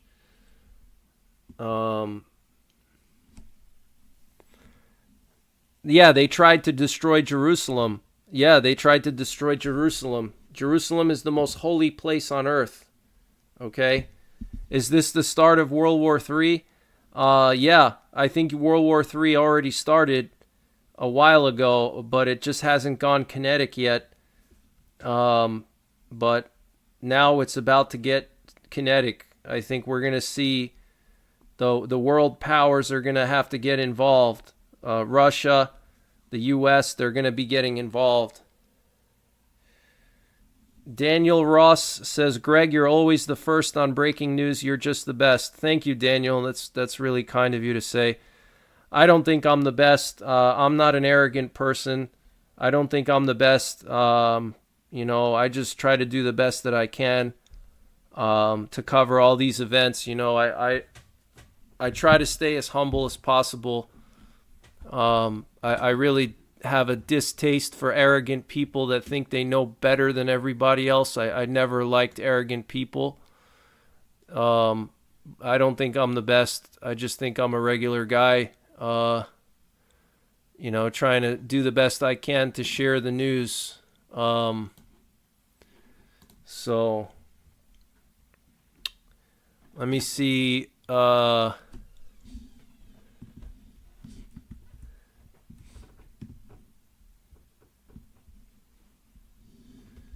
Just going to check here for some updates. We do have the Israeli doomsday plane in the air right now.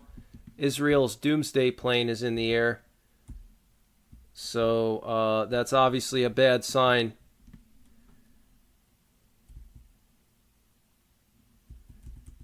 We do know that Biden is getting regular updates on the situation. He's canceled all his public appearances. He was supposed to give us speech tonight from the Oval Office or an address to the U.S., and he has canceled it.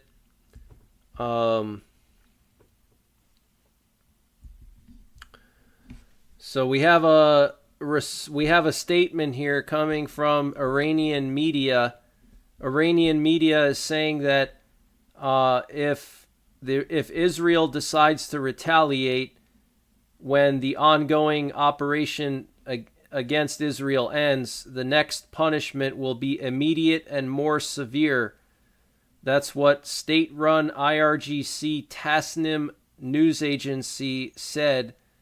Okay, so if Israel retaliates, the Iranians are going to retaliate back. Okay, so that's very, very serious. So Israel's going to have to go all out and launch a massive, just the absolute massive response. They can't go small here. They're going to have to go big. Look at this, guys, over here in the Baltic Sea, right off the coast of Kaliningrad. That is absolutely insane. Look at the sub hunter there.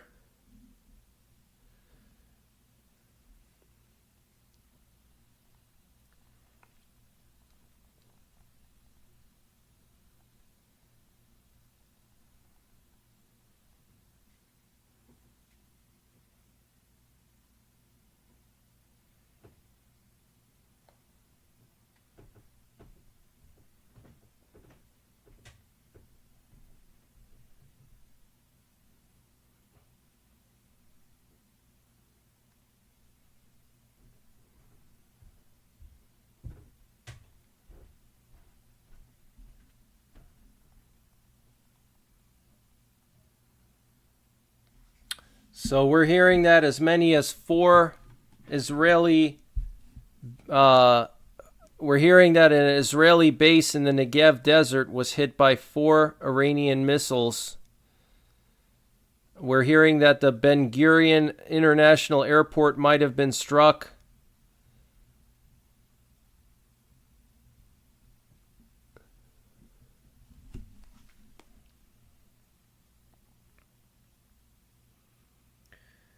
So we're going to have to wait and see. It's going to take some time to see what exactly got hit. It's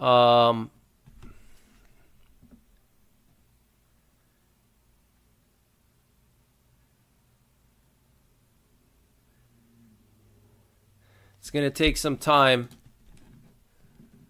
But you can see there's not a lot of military activity here. In the air, all these planes are flying with transponders off.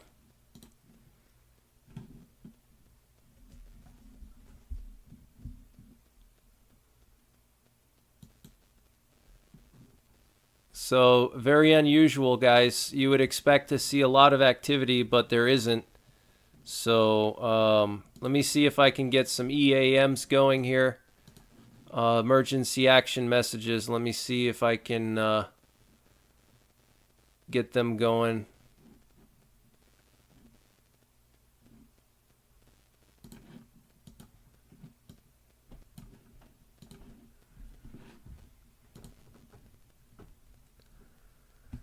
So yeah, we have breaking news. State media in Iran, Tasnim News, is saying that if Israel retaliates, then the next strike by Iran will be immediate and more severe. Okay, so let me just update the news on the bottom here. Let me just update that.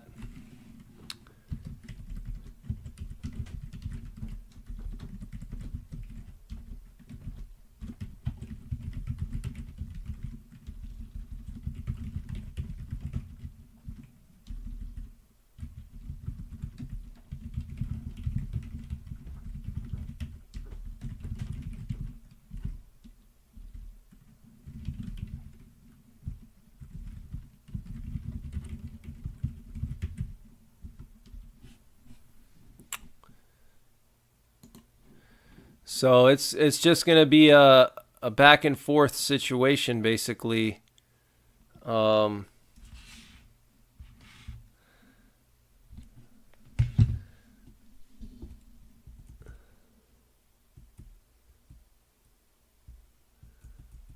So we're just waiting to see. Wow, looks like the Ramon military airport in Eilat was hit by multiple Iranian cruise missiles. The Israeli Army Ramon Airport. This is insane. Let me get this footage for you. Let me see if I can get this up on the screen.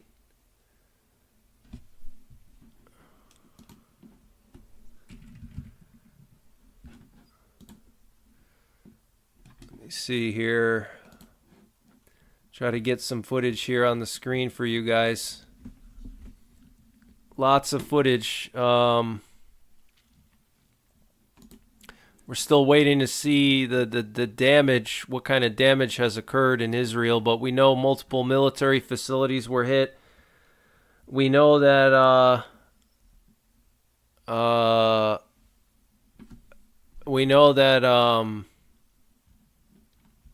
Jerusalem was attacked.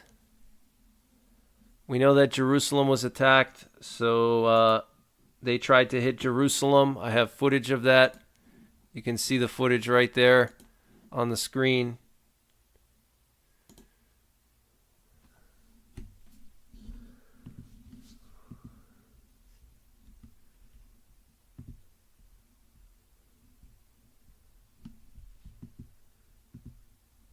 Let me see if I can get this new footage up on the screen for you of this attack on the Israeli military base. Multiple missiles hit it. This is insane, guys. This is just absolutely crazy. Let's see here.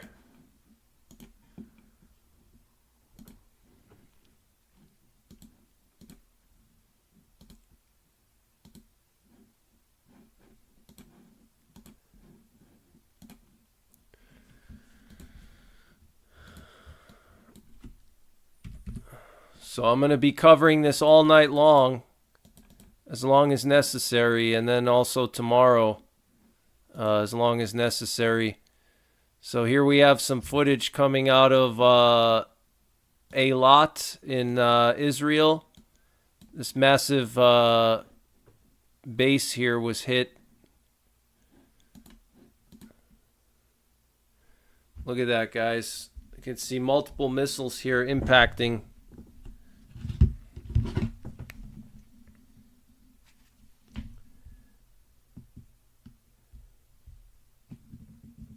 Zeke, thank you for the donation. Zeke, I appreciate it. Thank you very, very much.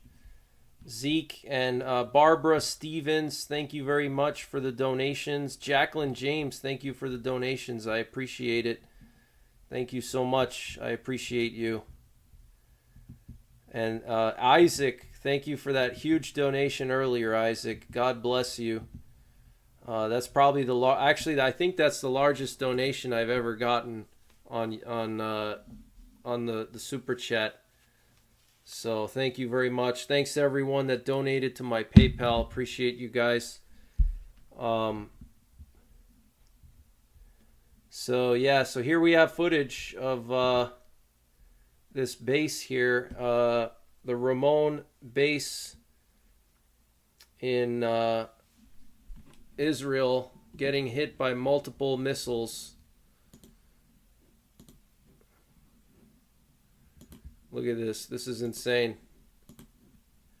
There's one missile hit there. Look at that impact. There's a second one right there. There's a third one right there. There's a fourth one. Looks like 4 missiles hit this base. This is the Ramon base in Israel. I'm not sure exactly where in Israel this is. I'll have to double check. Yeah, these video feeds that I'm sharing are looping. Yeah, that's correct. Yep, they're just looping. They're a couple seconds long. So yep, they're looping. Let me see. Ramon base Israel.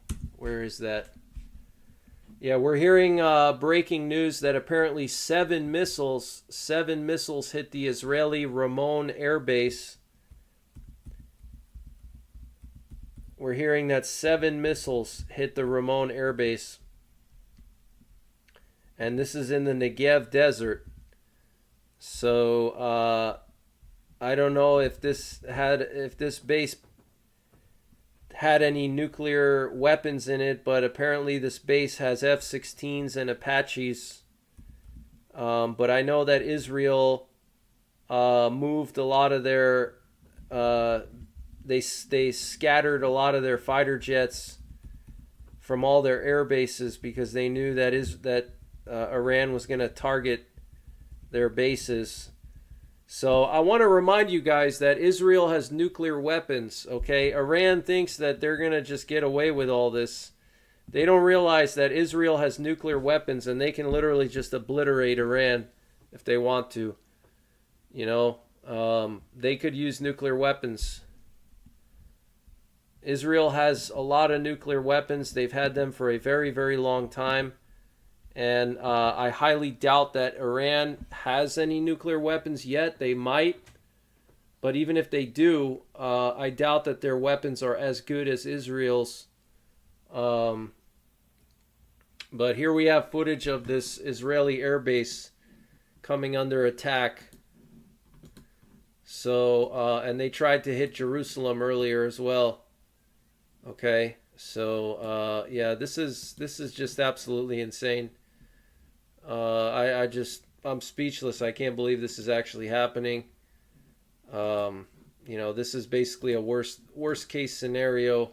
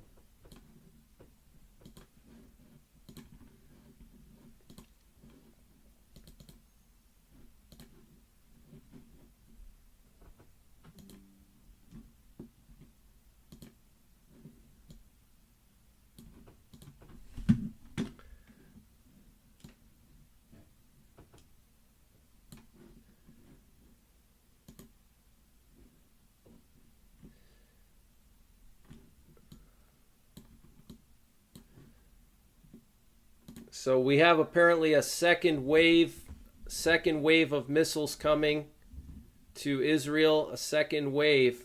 This is not the end of it. We're also hearing that there's massive lines of. There were actually earlier in Iran and also in Israel. There were massive lines, people trying to get gas and fuel before this attack. Okay, so or it's possible Russia gave them nuclear weapons. It's possible, but even if they did, they probably never tested those nuclear weapons. So how do they know they even work? unless Russia tested them and then gave it to Iran, which that's a possibility. That's a possibility. But just remember, I don't care who gave Iran what. Israel is under the protection of God, okay? God is protecting Israel, so they're not going to prevail. I don't care what missiles Russia gave them. It doesn't matter. They're not going to win, okay? God is going to make sure that Israel, survives. He's not going to allow Israel to lose, okay, and be destroyed. That's not going to happen. So, I think they'll use an EMP on Iran, says Growing. Yeah, it's very possible they could use an EMP. We did hear talk about that. We heard talk about Israel possibly using an EMP. So that's definitely possible. So it looks like there's a second wave of missiles on the way to Israel right now. A second wave of drones and missiles heading towards Israel. So we do know that the Israeli Ramon air base was hit by multiple missiles.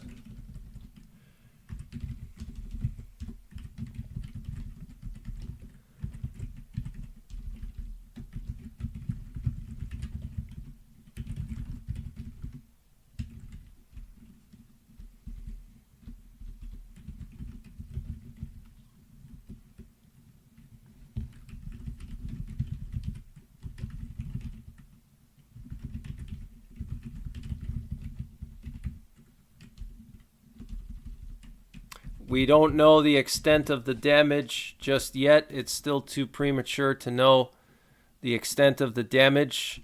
I'm sure we're going to find out very soon the extent of the damage, unless Israel keeps it a secret.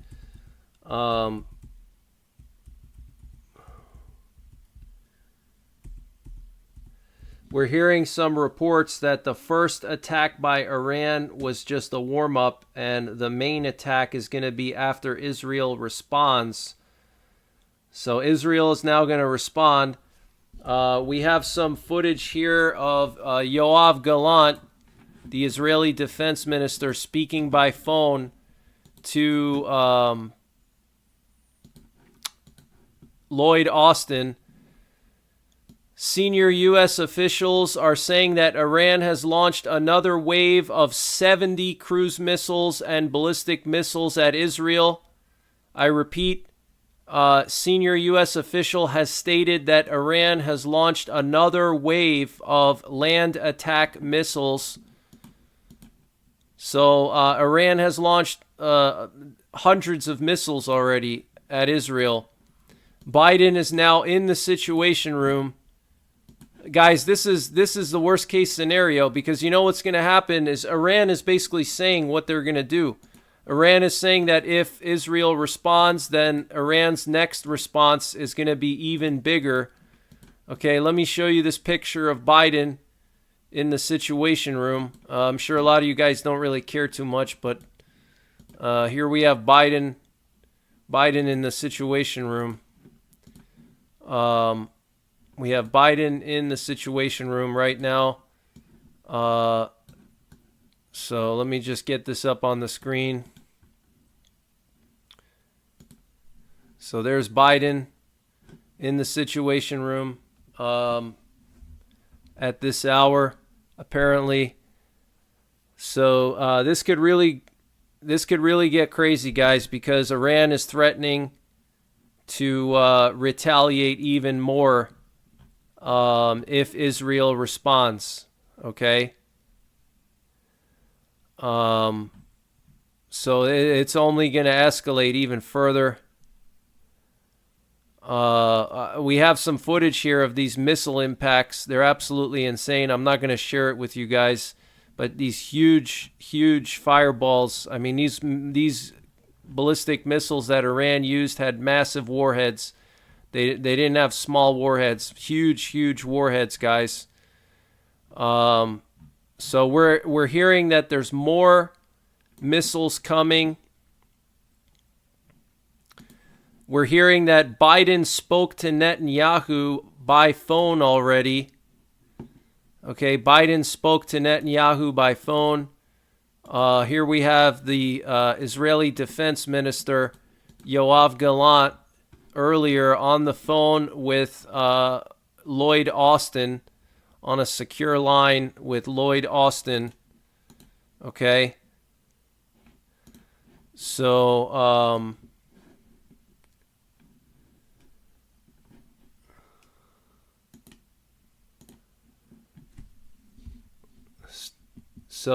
second wave of missiles coming in. Another wave of missiles. Craig MJ, thank you for gifting 50 memberships. Really appreciate it. Thank you very, very much.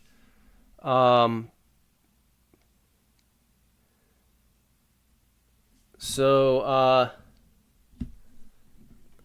me just get... I know a lot of you guys don't like Biden, but he is our president at this time, so we have to share his picture here and show you what he's up to. So this is a picture from the Situation Room. You can see the CIA director there. You can see Anthony Blinken, Lloyd Austin. Also, we have the chairman of the Joint Chiefs here next to Lloyd Austin.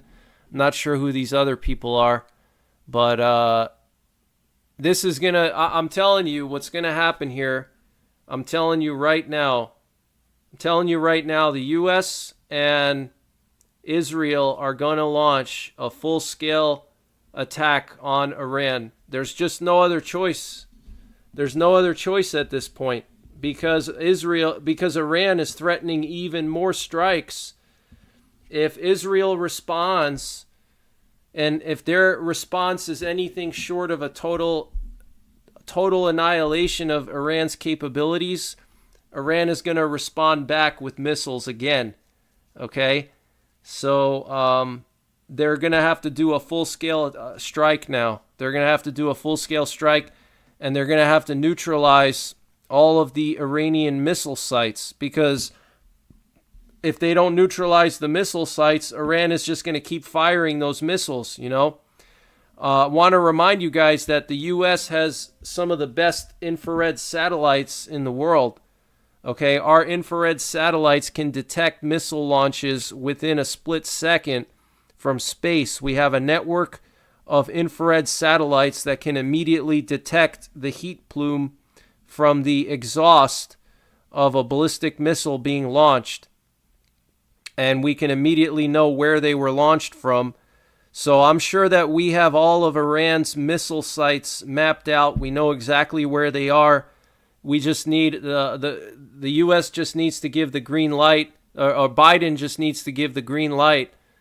So this is, I think we're going to do a full scale strike on Iran. It's coming, because anything less than that, Iran is going to keep attacking Israel. Now Iran has crossed the threshold, and anything less than a full-scale strike is going to, Iran is just going to keep attacking. So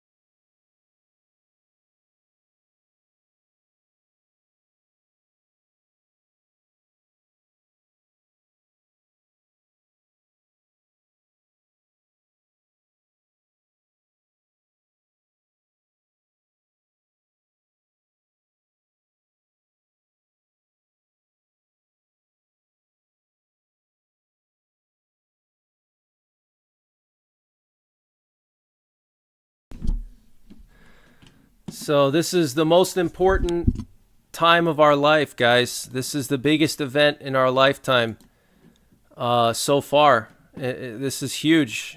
This is absolutely huge. So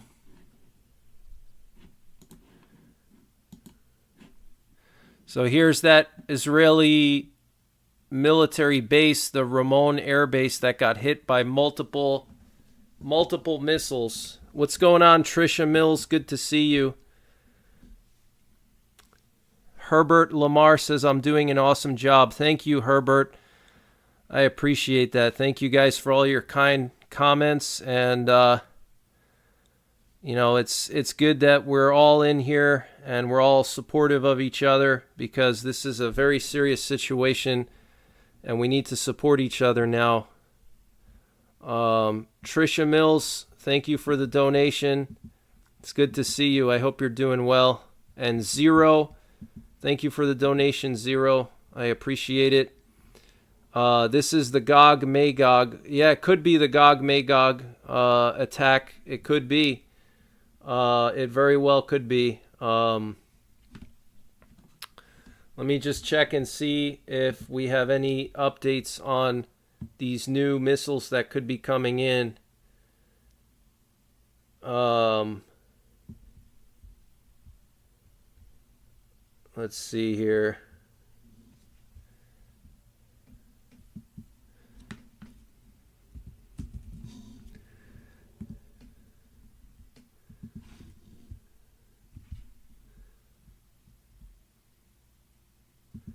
We don't know yet if there's any damage or what kind of damage. We don't know of any kind of damage. Apparently, Hezbollah has launched rockets now. Apparently, Hezbollah has launched some rockets.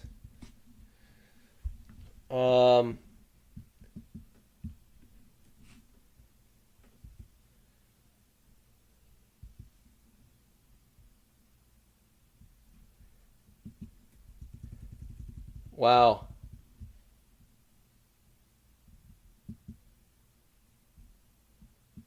So this is huge, guys. I don't know. I can't remember the last time Israel was attacked like this. It's been a while. I can't remember the last time. I mean, in my lifetime, I can't remember anything like this. So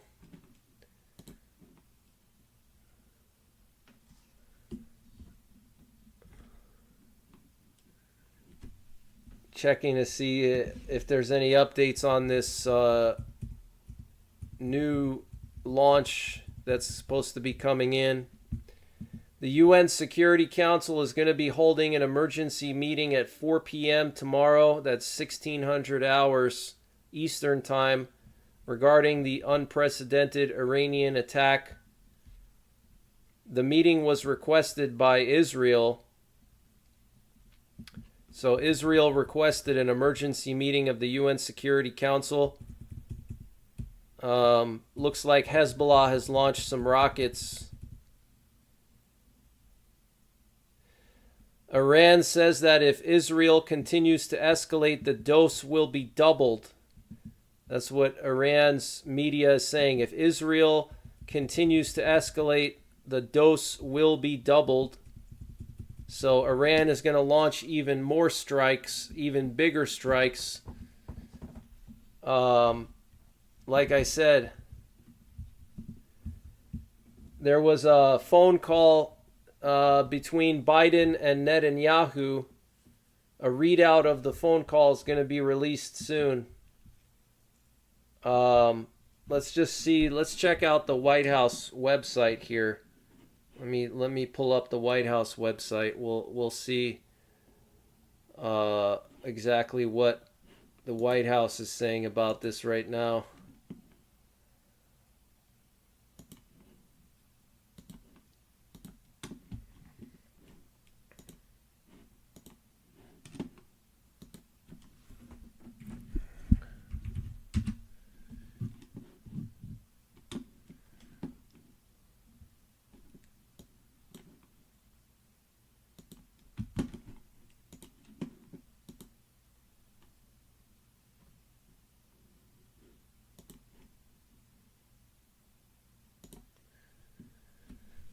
Just checking to see what the White House is saying about this. We have a statement from the National Security Council spokesperson, Adrian Watson. Iran has begun an airborne attack against Israel. President Biden is being regularly updated on the situation by his national security team and will meet with them this afternoon at the White House. His team is in constant communication with Israeli officials as well as other partners and allies. This attack is likely to unfold over a number of hours. Biden has been clear, our support for Israel's security is ironclad. The U.S. will stand with the people of Israel and support their defense against those threats from Iran. So, the U.S. is probably going to launch a massive strike now. I would imagine. I would imagine that now they would launch a massive strike. I think it's coming.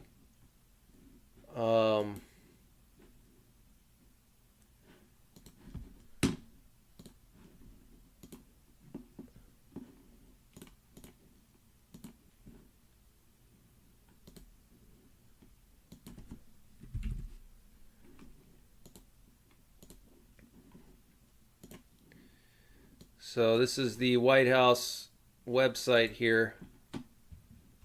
Let's just see the latest information they have. So Biden just got off the phone with Netanyahu. Okay. So here's the statement here. Okay. The U.S. will stand with the people of Israel and support their defense against these threats from Iran. Okay, that's the official White House statement. Papa G, thank you for the donation. I appreciate it. Yeah, Israel will definitely prevail. Israel is under the protection of God.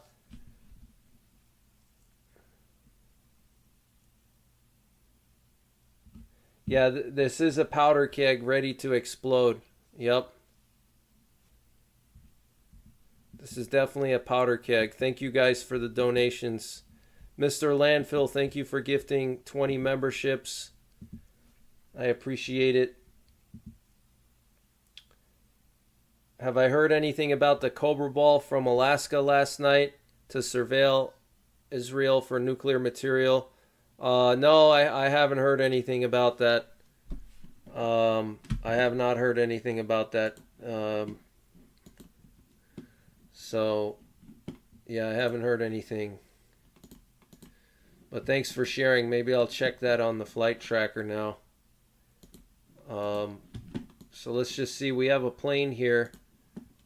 Aerial refueler, obviously providing support for all of the assets here that are operating in the Middle East. But we really don't have a lot of activity otherwise. Everything is flying with transponders turned off.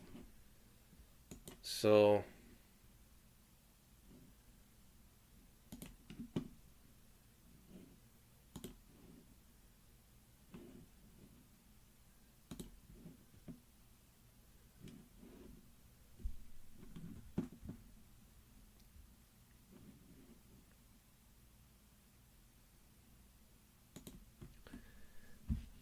are we going to war? It's very possible that we're going to war, yeah.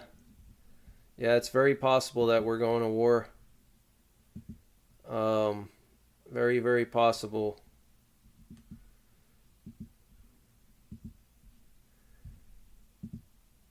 Let me just check some of the latest news here. So Iran is vowing more responses. If Israel responds, they're going to respond. Okay. So this is just going to keep spiraling out of control.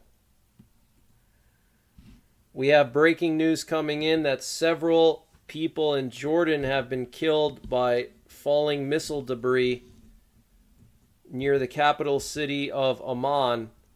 So we're hearing reports that several people in Jordan, in Amman, Jordan, have been killed due to falling missile debris.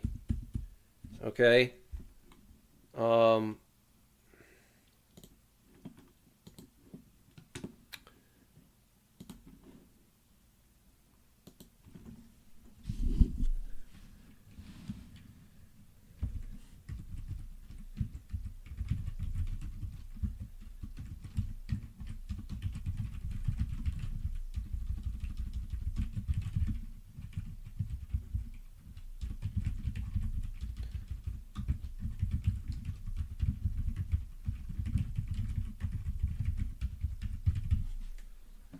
Okay, so several people in Amman, Jordan have potentially been killed due to falling missile debris. NBC is reporting that Biden has expressed deep concern that Israel is attempting to drag America into war with Iran. We're hearing that Iran's ballistic missiles hit the Nevatim air base in the Negev desert.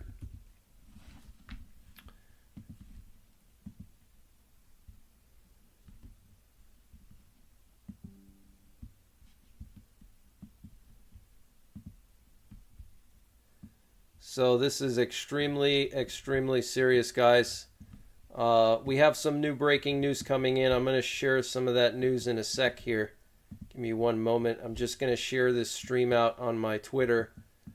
Make sure everyone on Twitter knows that I'm going live.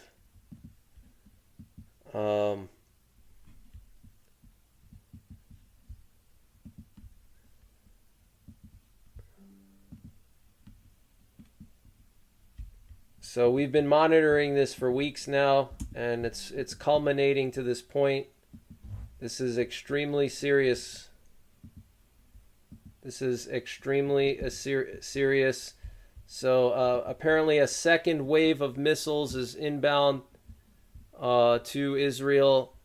Iran has launched another wave of missiles to Israel.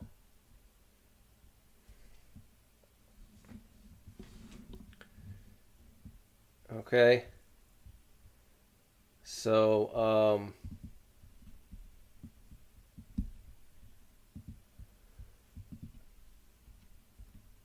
checking some of the latest headlines here. Senior U.S. officials are nervous that Israel will quickly respond to tonight's Iranian retaliatory attack without thinking of the potential regional and global consequences causing a major conflict, with President Biden reported to have already expressed concern to his advisors. Okay, so the White House is concerned about Israel's going to respond very quickly, essentially, and it's going to cause a big escalation. Two officials told NBC that American concern about an Israeli response to the Iranian attack without thinking the repercussions. So the U.S. is concerned about it. So stupid. It's like, instead of being concerned that Iran may have caused massive destruction to Israel, they're concerned about what Israel is going to do. Instead of helping Israel and thinking about how they can help Israel, they're thinking about, something negative. It's always negative, It's always something negative about Israel all the time. Just constantly negative. Oh, Israel, what are they going to do?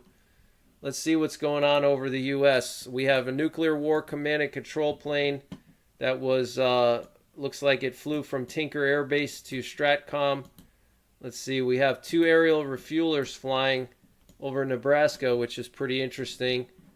Not sure what they're doing there. They could be refueling some bombers or doomsday planes that are flying with transponders off.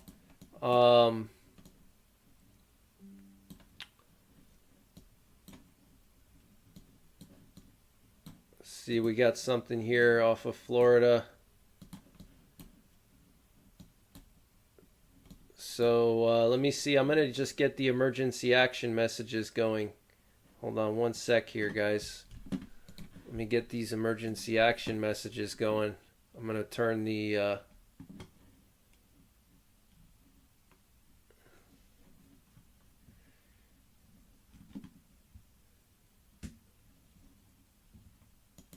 turn the radio on.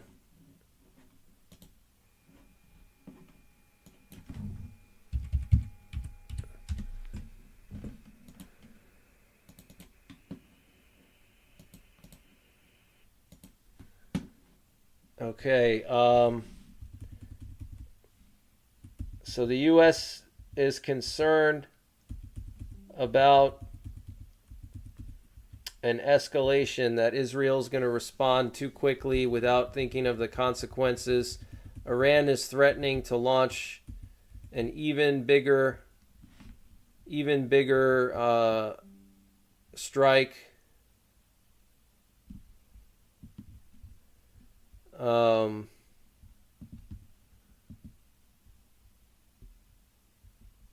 See, Hezbollah launched a few dozen rockets.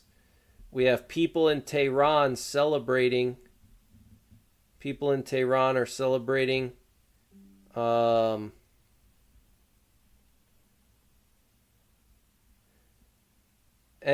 News reports that President Biden has privately expressed concern that Prime Minister Benjamin Netanyahu is trying to drag the U.S. more deeply into a broader conflict. Wow. Israeli ambulances are reporting that there's no direct injuries as a result of the Iranian attack.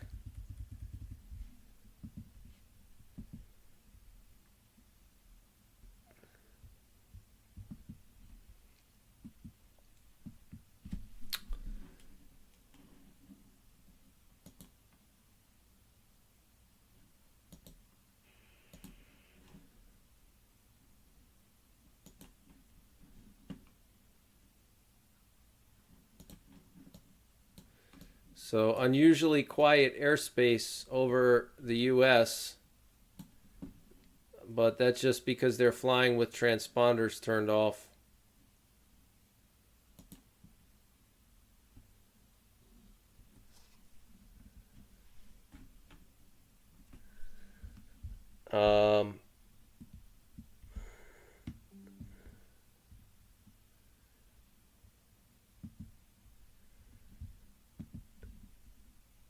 Just checking for some updates here.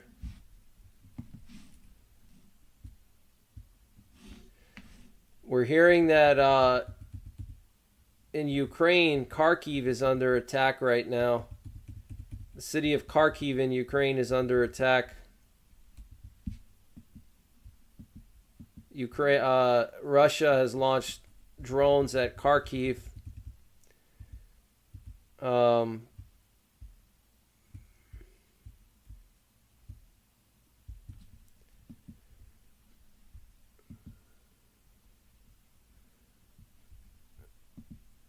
Thank you guys for all your support and donations. I really appreciate it. Thank you very much. Bad news for Ukraine. All U.S. resources are going to be going here. Yeah, very, very true. Yeah, all U.S. attention and resources are now going to be focused here, especially if they strike Iran. Katz says, love him or not, he is still the U.S. president. Yep, exactly. Exactly. That's true. So apparently 1600 tomorrow, there's going to be a UN Security Council meeting. The Israeli War Cabinet is going to be meeting to decide on a response. And we're also hearing that the Israeli War Cabinet has decided already to allow Netanyahu and Yoav Gallant, the defense minister, to make the decision on how to respond. Trapo says these are the first hour of Gog Magog's historic event. The timelines are chewing popcorn as it unfolds. I totally agree. What's going on, Joe Romanino? Good to see you, bro. Good to see you. Fred Wiggins, good to see you. Hope you're doing well. JP says this is unreal. Yep, it is unreal. It's totally insane. I can't even believe it myself. It's just absolutely insane. Yeah, 4 p.m. Eastern Time, 1600 Eastern Time.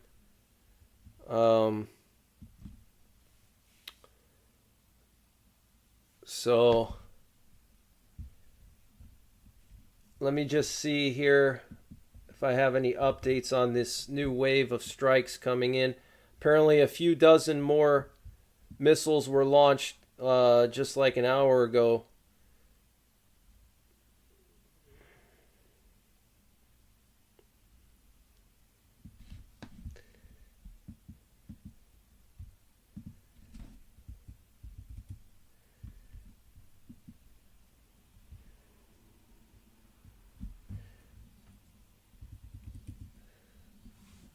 we're hearing that Israel got help from the U.S., Britain, Jordan, France, and Saudi Arabia at minimum.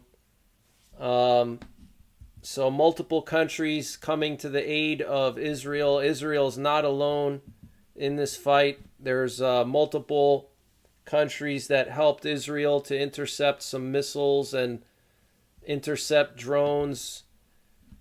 So that's some good news. Apparently there was just a rocket barrage fired from Lebanon towards northern Israel. So Lebanon, it looks like Hezbollah has launched a bunch of rockets just now.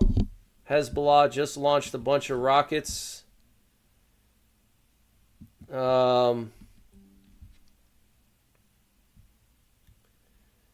The initial assessment is that damage to Israel was limited. That's what U.S. officials are saying. The damage was limited, so there wasn't a whole lot of damage apparently. Israel is reporting that there weren't any casualties so far. Let's see, looks like we got an EAM coming in.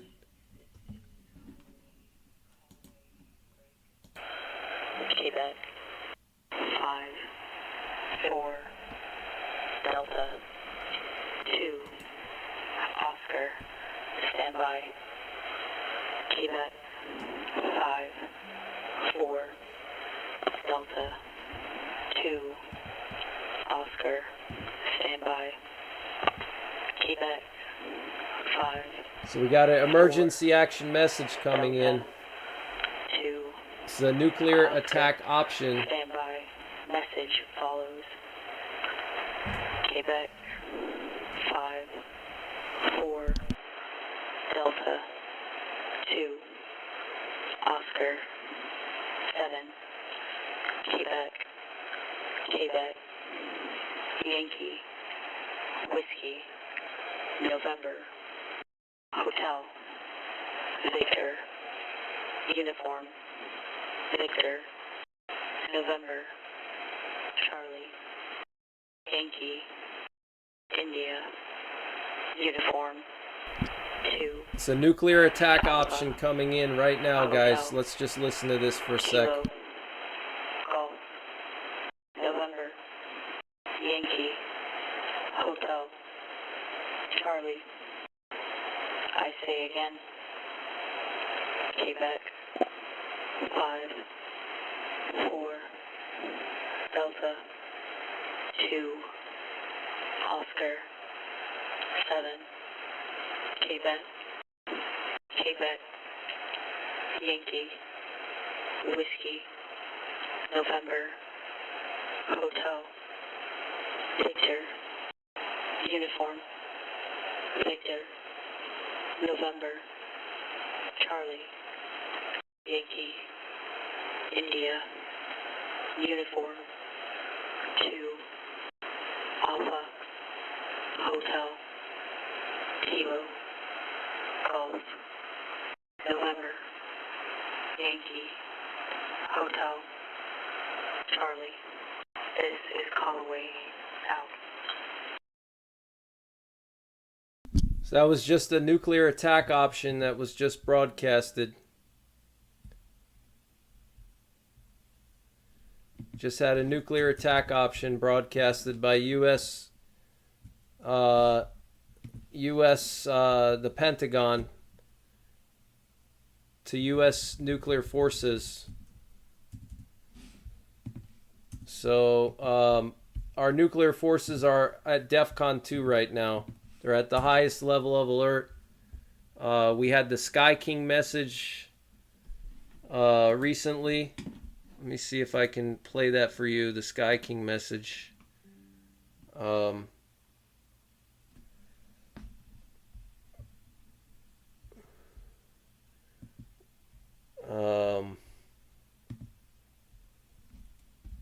So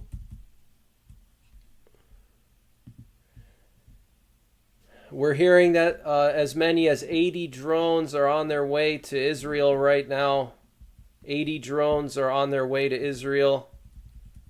They launched 500 drones earlier, guys. 500 drones. We're hearing also that as many as 70 ballistic missiles are on their way to Israel now. So there's another wave of attacks. I mean, it's possible that Israel is just going to respond right away, right now. You know, it's very possible that they could do that. So, people in Tehran, in the capital of Iran, are celebrating, apparently.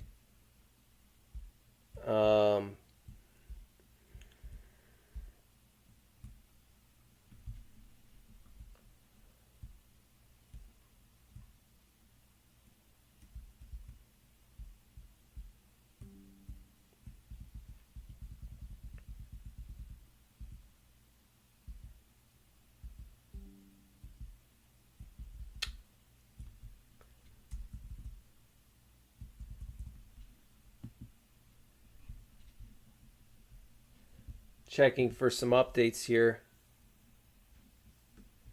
So American officials are telling New York Times that the damage from the Iranian attack is limited. So there was limited damage, supposedly. I don't know how true that is. But we are hearing that there's another swarm of drones and missiles heading towards Israel right now.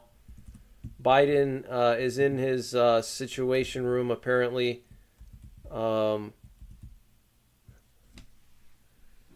See if I can get Biden up there on the screen. I know a lot of you guys are not fond of him, but you know, it is what it is.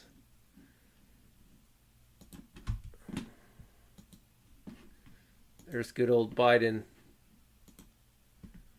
in the situation room.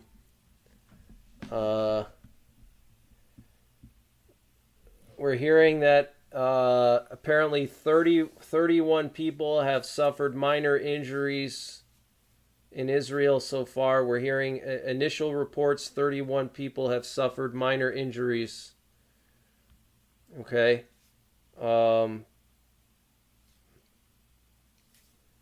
That's what we're hearing right now.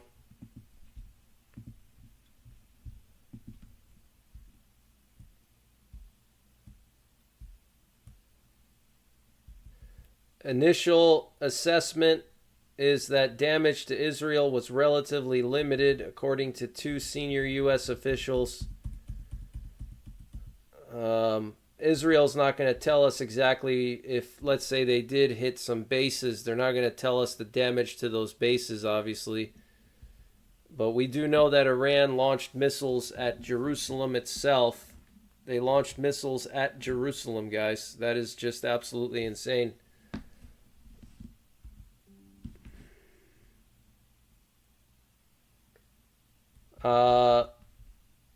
We're hearing now that in the second wave, apparently a lot of drones and missiles have already been intercepted and shot down before entering Israeli airspace. This is breaking news. Israeli Channel 11 is reporting that the drones and cruise missiles that were launched by Iran so far have been intercepted and shot down before entering Israeli airspace. So this is coming in right now. So it looks like that second wave of drones and missiles has been mostly intercepted so far.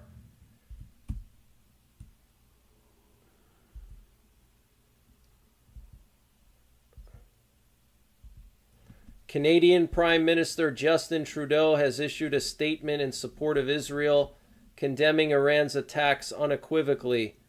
The Iranian regime's latest actions will further destabilize the region and make lasting peace more difficult. That's what the Canadian Prime Minister said. The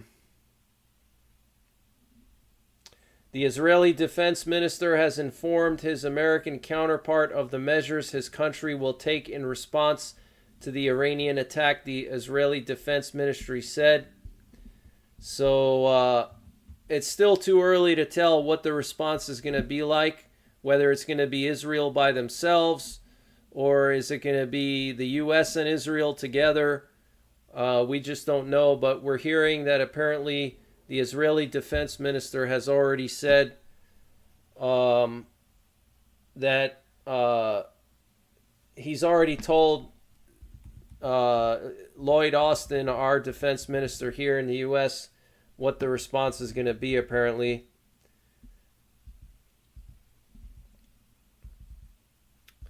German Chancellor Olaf Scholz said the attack on Israeli territory that Iran launched tonight is unjustifiable and highly irresponsible. Iran risks a further escalation in the region. Germany stands by Israel, and we will discuss the situation with our allies. Okay, Israel's UN envoy has called for an emergency meeting of the UN Security Council tomorrow. U.S. Senate Republican leader Mitch McConnell said, in the face of Iran's strikes on Israel, the U.S. must stand with our ally as it defends its people and its sovereignty.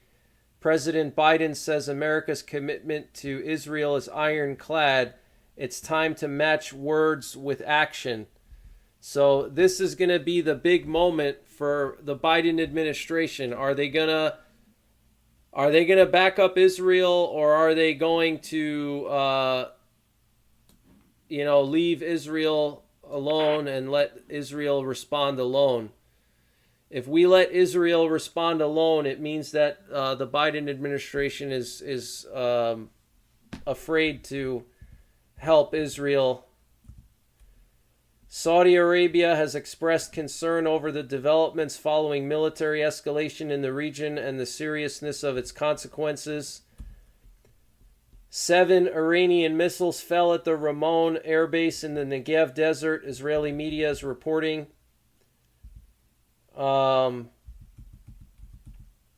The U.S. House Speaker Mike Johnson said, as Israel faces this vicious attack from Iran, America must show our full resolve to stand with our critical ally. The world must be assured Israel is not alone. And Biden was on the phone with Netanyahu this evening. I don't know how long they were talking, but probably for a while, because the initial reports came out that he was on the phone with Biden at like 7 o'clock, 8 o'clock Eastern time. And so they were probably on the phone for like 2 hours.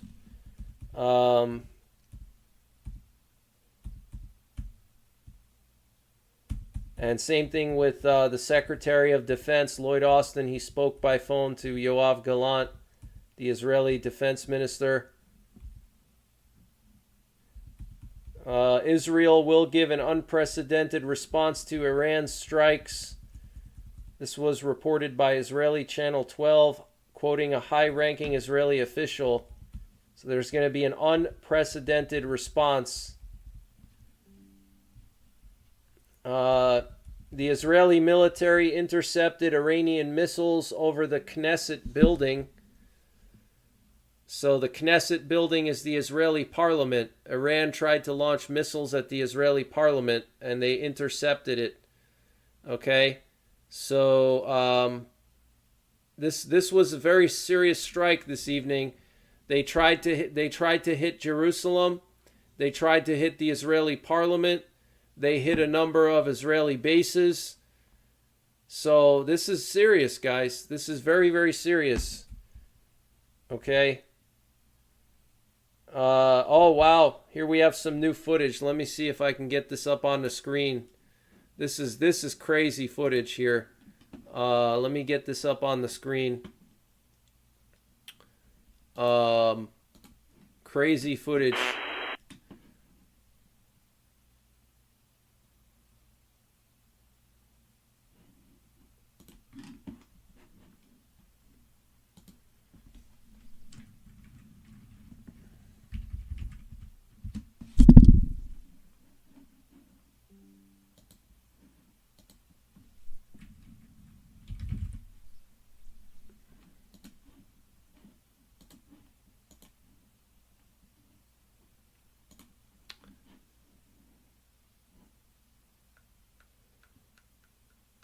Denise Keith, thank you for the donation. I appreciate it. Thank you very, very much. Thank you very much, Denise. Appreciate you. Let me see if I can get this video up on the screen. We have a new video. This is absolutely insane.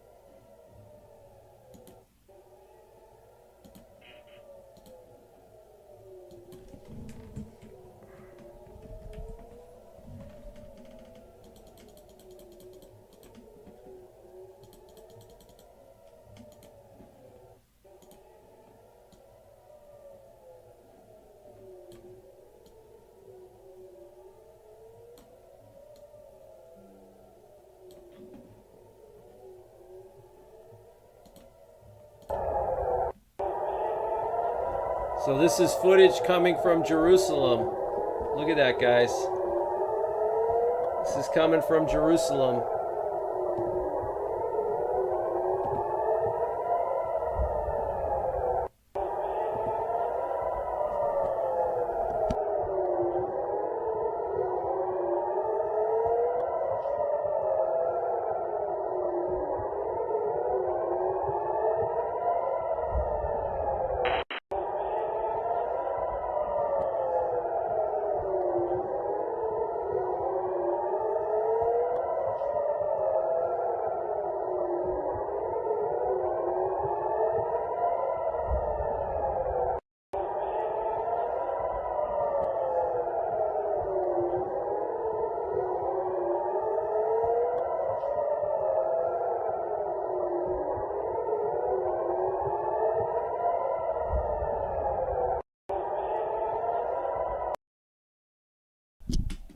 Yeah, as far as the air base in Israel destroyed, I'm not sure if it was actually destroyed, Catskill. I'm not sure if it was actually destroyed or not. But this is the Dome of the Rock, guys. This is the Temple Mount, Solomon's Temple. We got missiles being intercepted right over Jerusalem. This is just absolutely insane. Is that live now? I don't think it's live right now. This was earlier. This was earlier. We're hearing that Israel intercepted as many as 100 ballistic missiles. As many as 100 ballistic missiles were intercepted by Israel, which is absolutely insane. 100 ballistic missiles, guys. Yeah, I'm speechless. I don't know what to say about that. Yeah, I don't know if the base was hit. Yeah, Catskill Prepper. Yeah, the base was actually hit, but we just don't know if the base was destroyed or not. We don't know the extent of the damage, but you're right. There was a base that was hit. It was the Ramon base. It's an air base. I don't know the extent of the damage, though. We haven't heard any details about the extent of the damage. We're hearing that as many as 100 ballistic missiles were intercepted by Israel.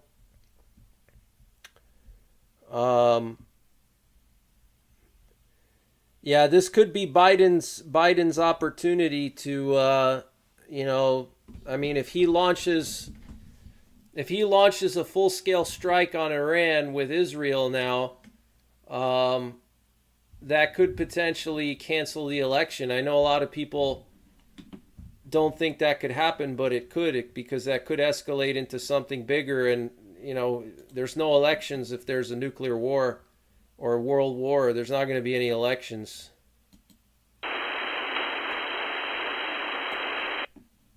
So, but yeah, this is coming out of Jerusalem, guys. So that's what's going on. Just crazy situation here.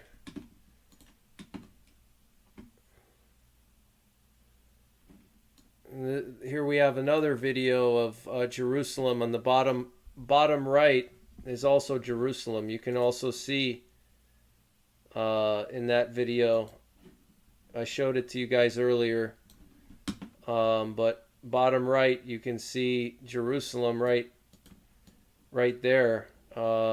Let me see. Yeah, right there. You can see Jerusalem right there. You can see the Temple Mount right there. And you can see the missile interceptors going up in the air. So, yeah, they tried to hit Jerusalem. They tried to hit the Knesset building, which is the Israeli parliament building. So this was a full-scale strike, guys. Full-scale strike on Israel by Iran. Full-scale strike. And Iran is now threatening to respond even more severely if Israel responds. Okay? So it's just going to escalate. Yeah, war would definitely cancel the election. If there's a big enough war, they would cancel the election for sure. Or they would delay it at the very least. The election could be postponed possibly.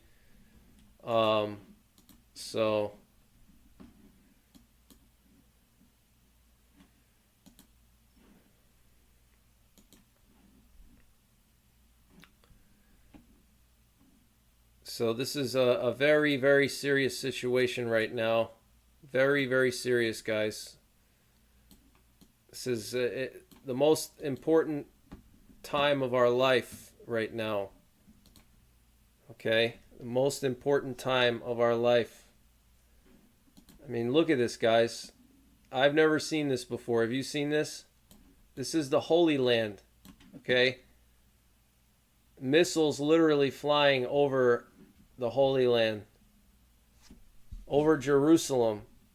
This isn't a military base here. This is the Holy Land, guys. Okay? So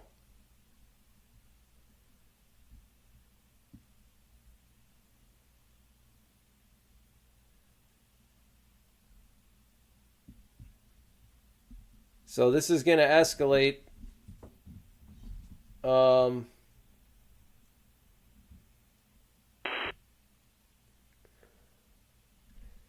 Let me just get back to some of the headlines here. One moment, please. Just going to check the latest. Yeah, we're hearing that there was some minor damage to one Israeli airbase. We're hearing about minor damage at this point. We're hearing about minor damage. So far it looks like the damage is relatively limited, so that's good. So that's a good thing. It's relatively limited is what I'm hearing. So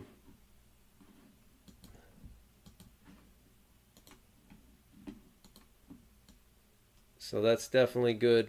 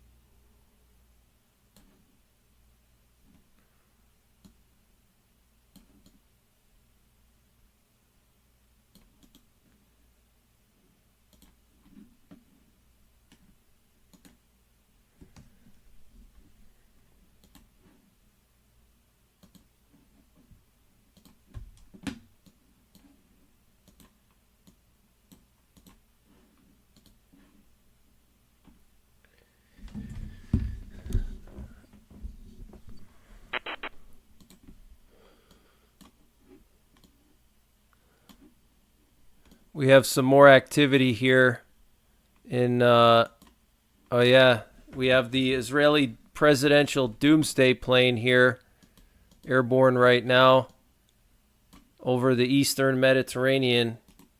We have the Israeli president's doomsday plane airborne right now.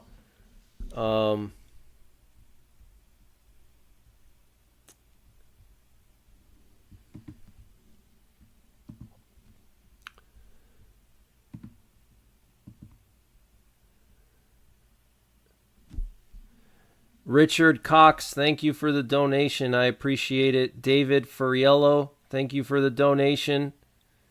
Rafa King, thank you for the donation. And Richard Cox, again, thank you so much for all the donations. Thank you very, very much. I appreciate all your support. Thank you so much. You guys are awesome.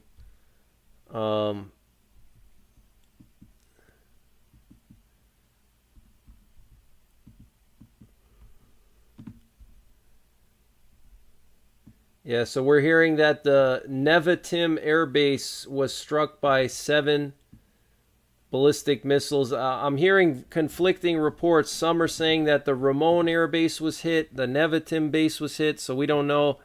There's still a lot of unconfirmed information, so just want to caution you guys on making any absolute statements at this point, because it's still very, very early.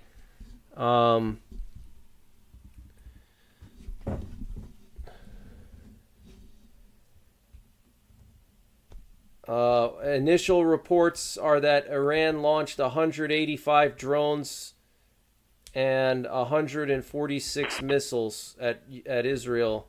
That's initial reports coming from 2 Israeli officials that told the New York Times. I think it's a much higher than that. Because look, if they only launched 146 missiles, they said they intercepted like 100 of them. So I find it hard to believe that Iran only launched 146 missiles. That seems very low.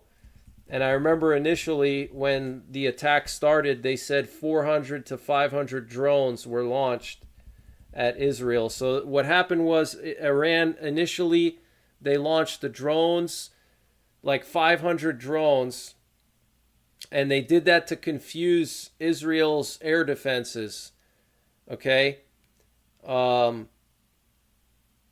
They did that to confuse Israel's air defenses. They launched 500 drones, and then afterwards they launched the cruise missiles, and then afterwards they launched the ballistic missiles last. So, we have some breaking news. There was a massive Israeli airstrike in Lebanon just a few minutes ago. So, I mean, this is unprecedented. Look, guys, I mean, have you ever seen anything like this before? Literally, missiles flying over the Holy Land. Okay, this is just absolutely insane. God is not going to be happy about this. Okay?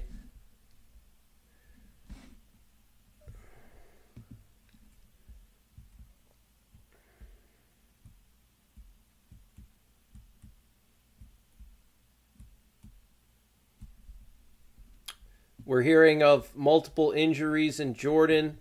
Some people in Jordan were killed, apparently, by falling missile debris. According to Israeli Channel 14, America spent nearly $1 billion on interceptor missiles tonight. They didn't spend it, but they used about $1 billion worth of missile interceptors tonight. So it's pretty serious.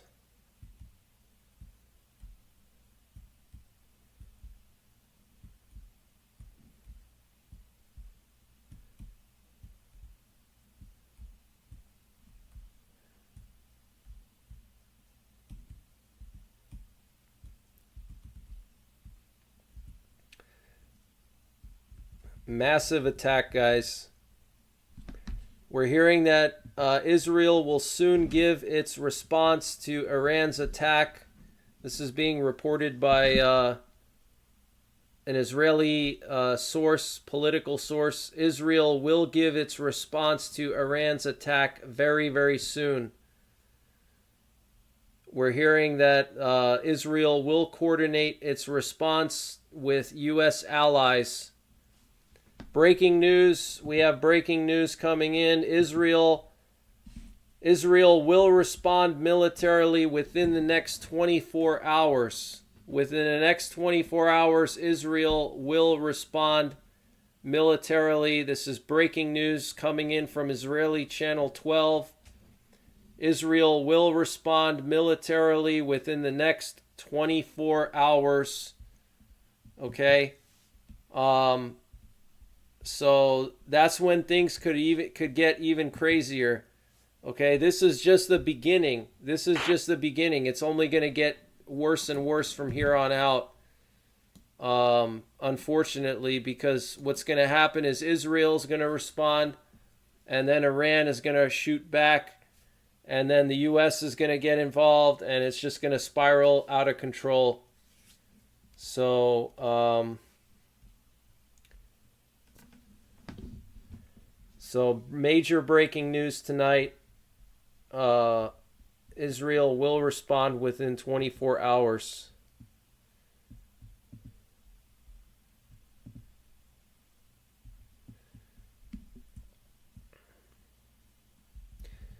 There's videos coming out of Iraqis celebrating the attacks.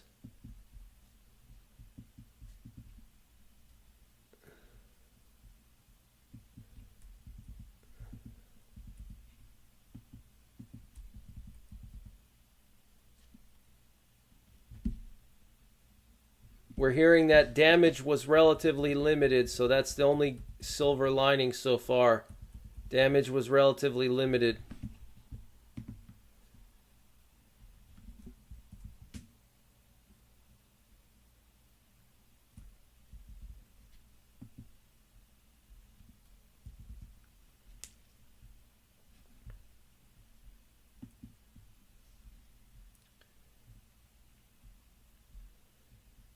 Linda G, thank you for the donation. Linda says, please remember our U.S. troops stationed in Jordan and keep them in our thoughts and prayers.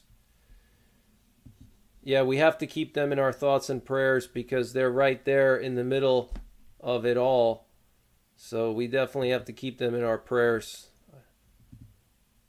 Yeah, the U.S. is definitely already involved.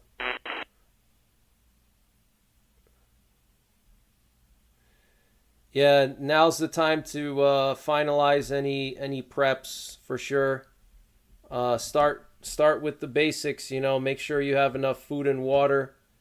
Make sure you have your tanks full in your vehicles.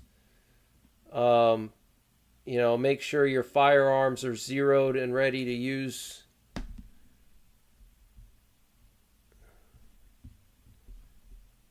So the initial reports are that Iran launched like 140 missiles at Israel and 185 drones and 146 missiles is the official number given to us by the Israeli military, but I think it's a lot more than that. I think they shot probably 300-400 drones at Israel. They fired probably 300-400 drones, I'm sure, and a lot more missiles than what they're saying. So the U.S. is now at Defcon 2. For those of you guys who don't know, we are now at Defcon 2, okay? And if you don't know what Defcon 2 is, you should definitely read about it, but it's basically the highest priority, highest level of alert of our military, guys, okay, here in the U.S. We are now at DEFCON 2, okay? This is very, very serious, very serious. And how do I know we're at DEFCON 2? Because there were Sky King messages broadcasted yesterday. Okay, Sky King messages are the highest priority nuclear attack option. I'm gonna play an audio recording for you in a sec here. Just trying to find it. Trying to find it for you guys.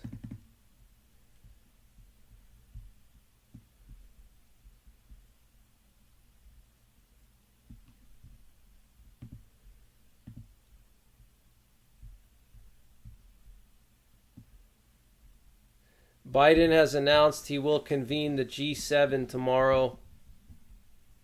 Biden's going to convene the G7.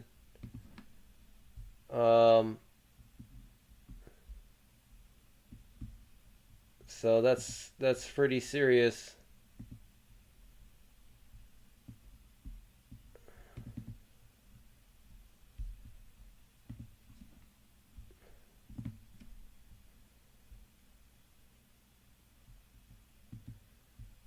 So, yeah, it could go atomic. This war could go atomic. Yep, it could go atomic. Yeah, the Defcon level is classified. You're not supposed to share it, but I'm saying we're at Defcon 2 because there was a Sky King message that went out yesterday. Sky King messages are the most high priority nuclear attack options. Okay, so we are basically one step away from nuclear war. Okay, if you don't want to believe it, that's fine. I'm not going to convince ignorant people. I'm not going to waste my time trying to convince people that are ignorant. There's just no point. Let me see. I'm going to play it for you right now. Let me see if I can get it.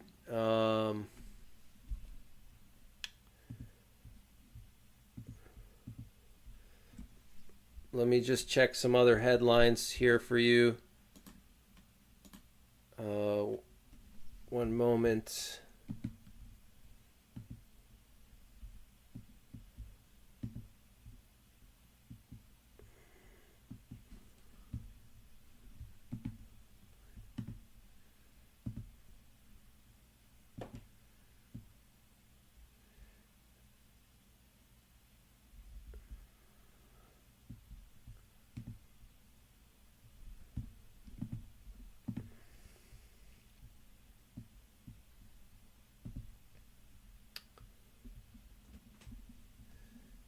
All right, so we have a official statement here. Let me get this up on the screen. An official statement here.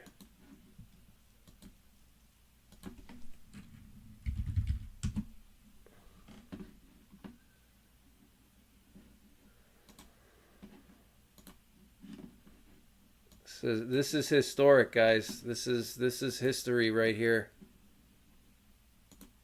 I told you this would happen, didn't I? I told you this would happen.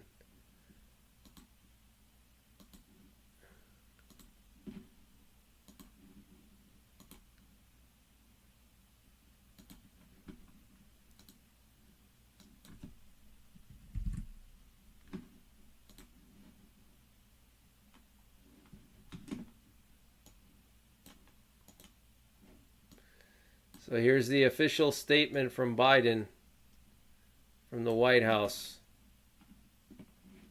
Official statement from Joe Biden.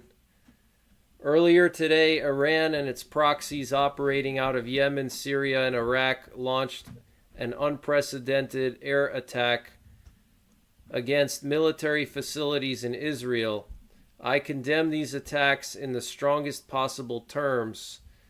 At my direction to support the defense of Israel, the U.S. military moved aircraft and ballistic missile destroyers to the region over the course of the past week.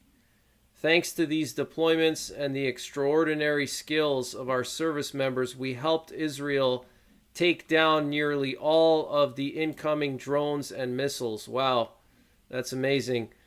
I've just spoken with Prime Minister Netanyahu to reaffirm America's ironclad commitment to the security of Israel.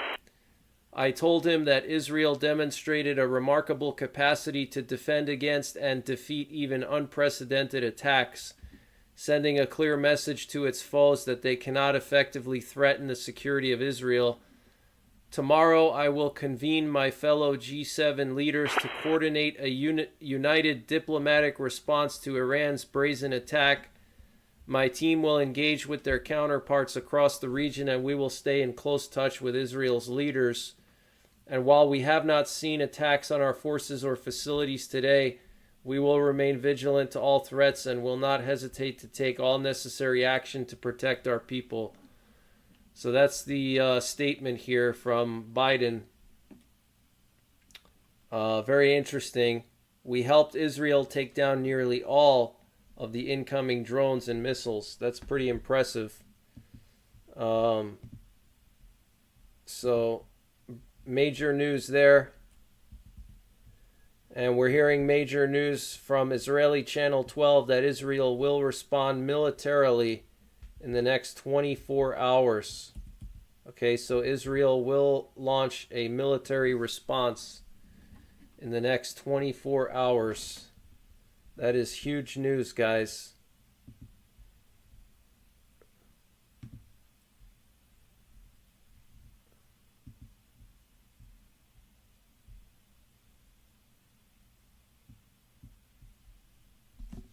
See if I can get these Sky King messages up.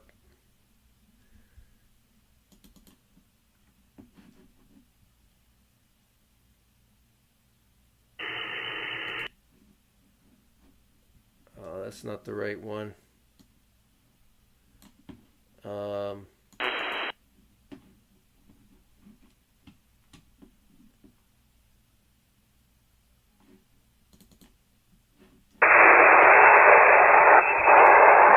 This is Sky King.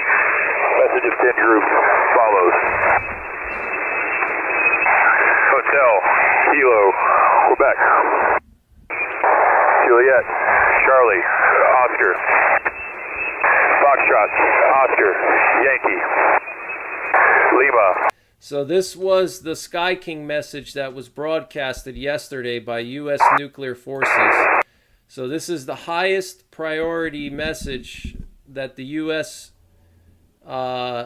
Sends out to its strategic forces, okay, nuclear forces. This is a nuclear attack option, and it takes precedence over any other message. So this is the highest priority message to our nuclear forces besides an emergency war order, okay? So emergency war order is the order to launch. That's obviously the highest priority message. Below the emergency war order is this message here, which is the Sky King message, they call it. And this is the highest priority nuclear attack option broadcasted to nuclear forces from the Pentagon. Skymaster, this is Sky King. Message of 10 group follows.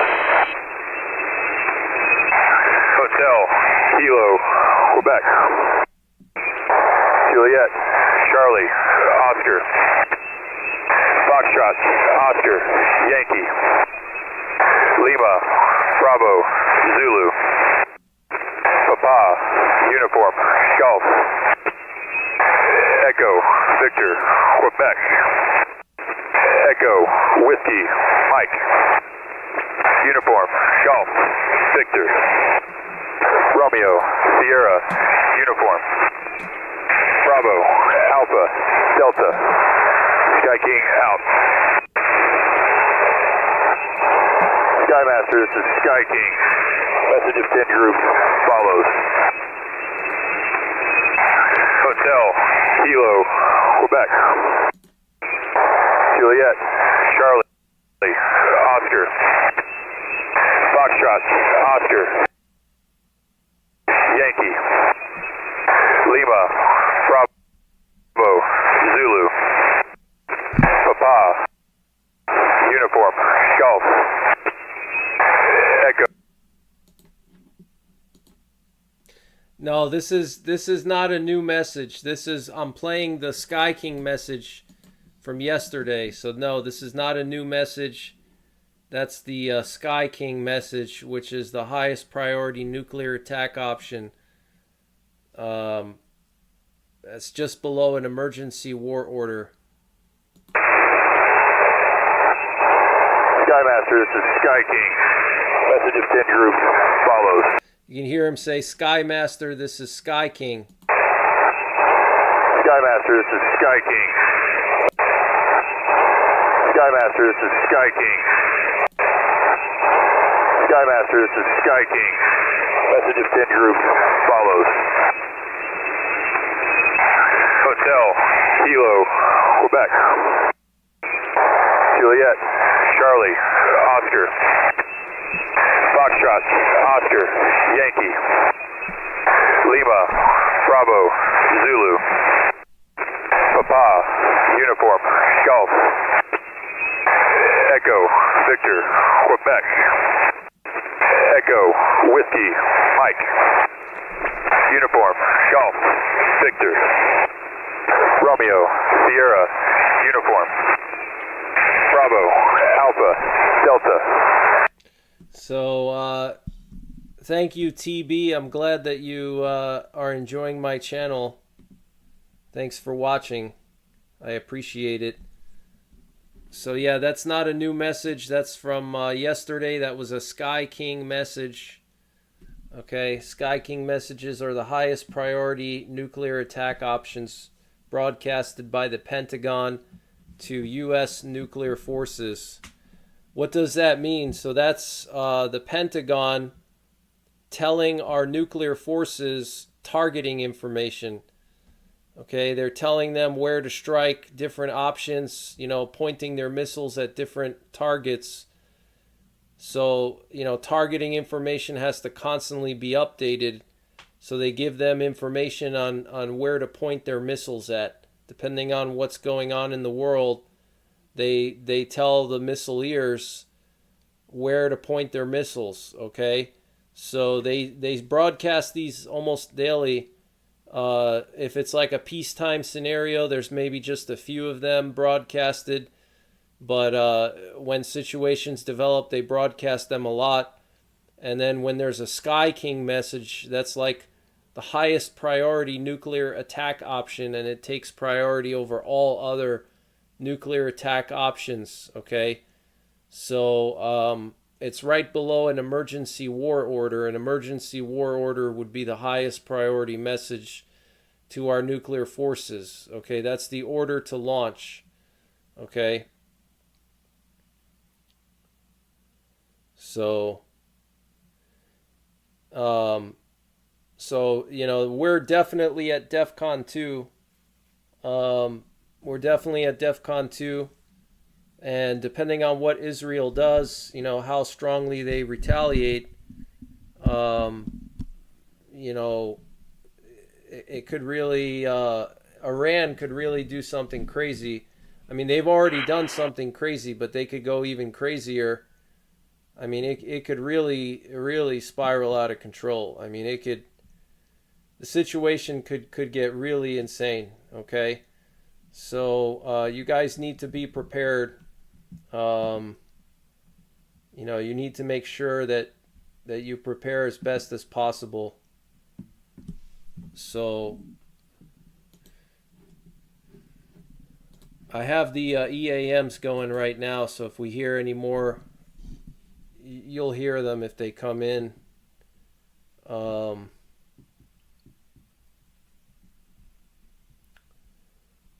Yeah, Russia is on the border of Iran, that's right. There were some reports that Russia threatened to intervene if the U.S. gets involved, and if the U.S. helps Israel strike Iran, then Russia would intervene.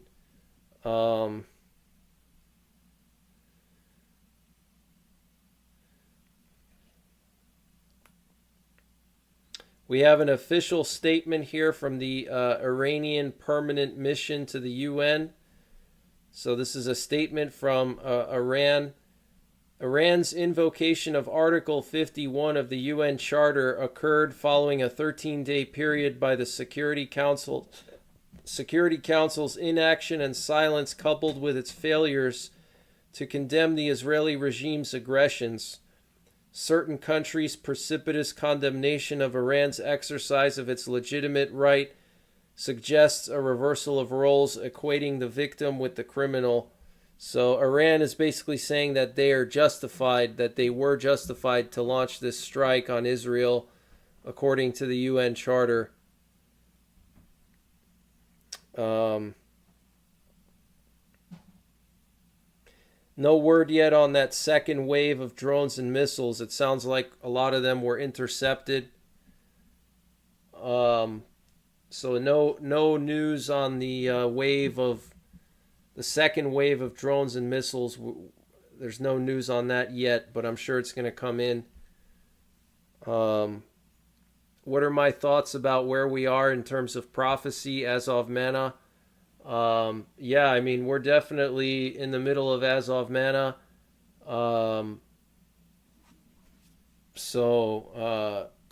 This sounds like the beginning stages of Ezekiel 38 and 39. You know, to be quite honest, it feels like the beginning stages of Ezekiel 38 and 39. To what level do I think this is going to escalate? You know, it's hard to say, but, you know, this could really spiral out of control because Iran has threatened already to launch an even more severe attack if Israel responds. And Israel has already said that they're going to respond within 24 hours, okay? So Israel already said they're going to respond, and Iran is saying that if they respond, then their next attack is going to be even more severe, okay? So it looks like it's gonna just continue to escalate.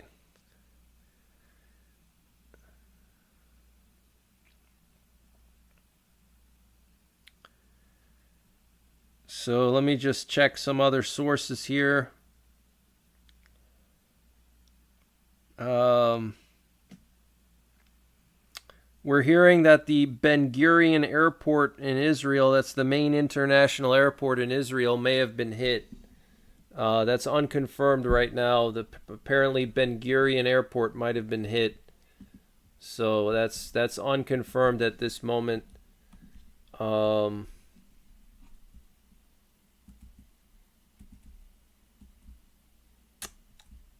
We do know that an Israeli base in the Negev desert was hit. Okay, the Negev desert is the home of Israel's nuclear weapons. The Dimona facility, the Dimona nuclear facility, that's where Israel enriches uranium for their nuclear warheads. We're still waiting to hear where Israel was hit. We do know that Israel launched some airstrikes in Lebanon tonight, and also apparently in Damascus. Israel launched some airstrikes against Damascus.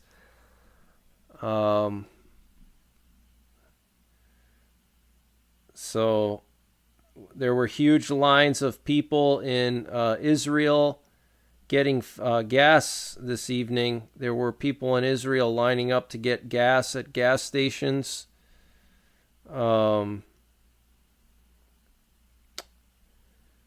So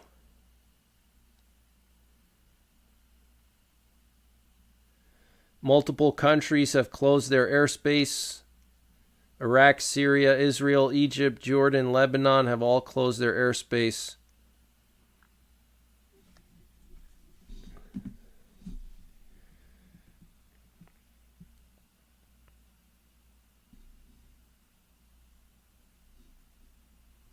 We have a picture here of Netanyahu. See if I can get that up on the screen. We have a picture of Netanyahu in the Situation Room. I don't think Iran knows who they're messing with. That's the problem.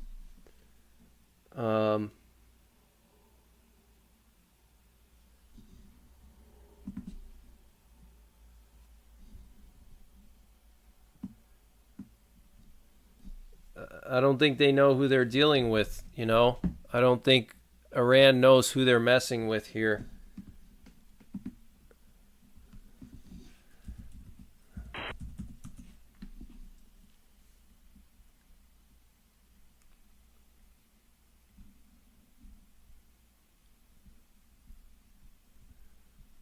So Iran is vowing to launch more attacks if Israel responds. Okay.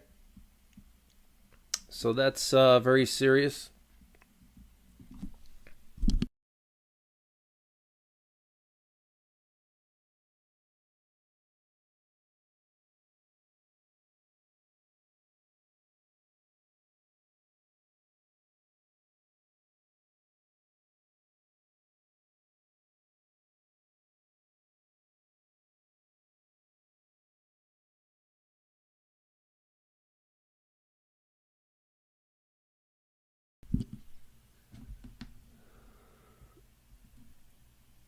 The Iranian Foreign Ministry said in a statement that the Islamic Republic of Iran would not hesitate to take further necessary defensive measures to protect its legitimate interests against any act of military aggression or unlawful use of force. So Iran is vowing to respond if Israel responds.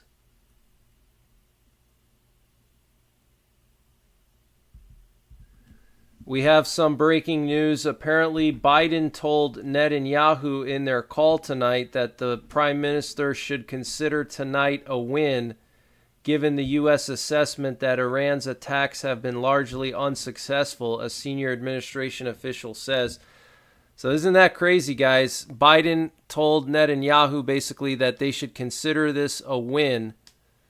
Okay, even though Israel was bombarded by multiple missiles, but they should just basically stand down. Israel should just stand down and not respond and call it a win, basically, because they intercepted all the missiles, or most of them.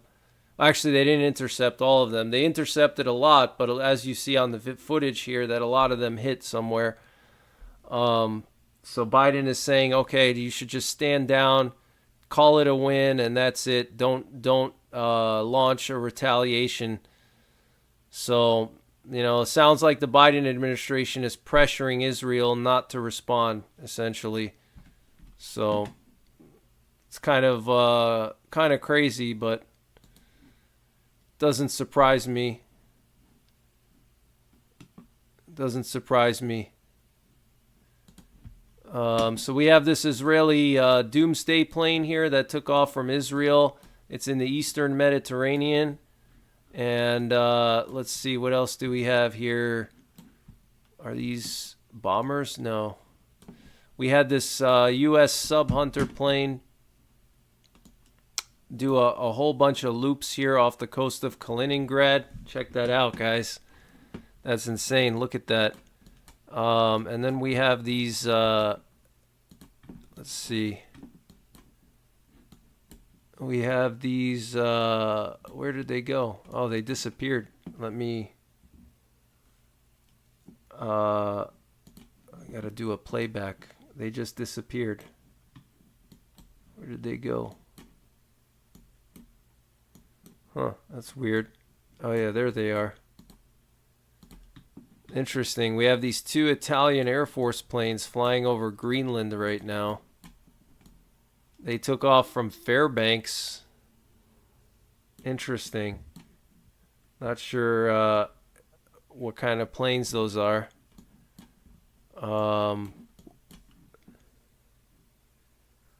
So yeah, Biden is basically told Netanyahu that Israel should consider this a win and they shouldn't launch any more strikes against Iran, that they should just end it where it is and just not respond. But Israel said that they're going to respond.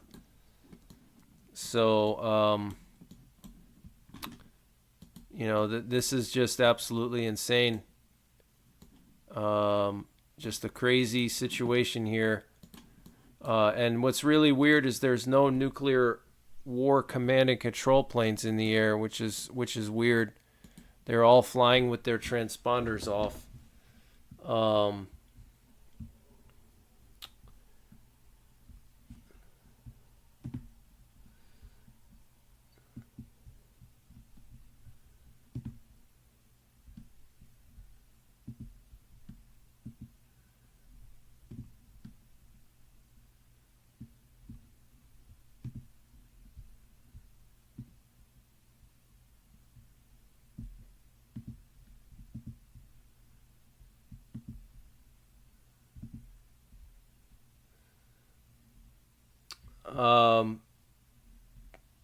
So Israel's vowing to respond. Israel said that they're going to respond.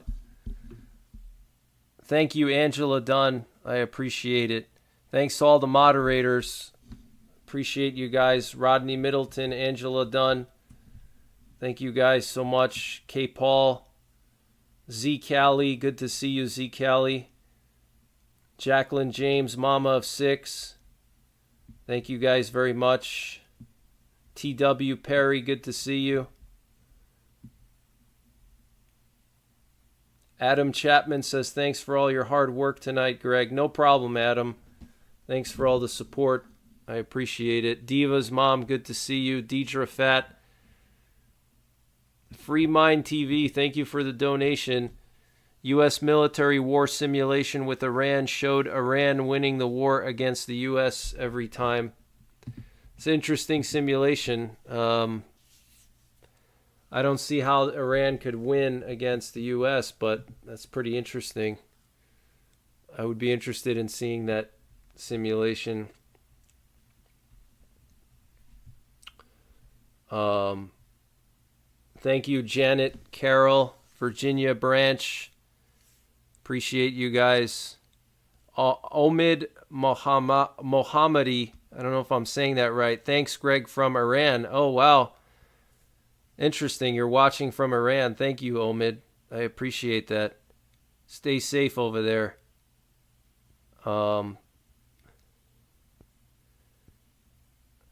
Yeah, hand clap for the moderators. Big round of applause for the moderators. You guys are great. I wouldn't be able to do this without the moderators to keep everything orderly in the stream. So thanks to the moderators for policing the chat. So yeah, we're hearing that Israel will respond within the next 24 hours. Apparently Biden is pressuring Israel not to respond. And Biden is concerned about getting dragged into a war, a larger war. So Biden and Netanyahu spoke by phone. We're hearing that hundreds of missiles and drones were shot down by the U.S. and Israel. We heard that a couple of Israeli bases were hit. We don't know the damage just yet. Israeli media is reporting that 99% of the Iranian drones and rockets were shot down. That sounds pretty high. 99%, that's like almost everyone.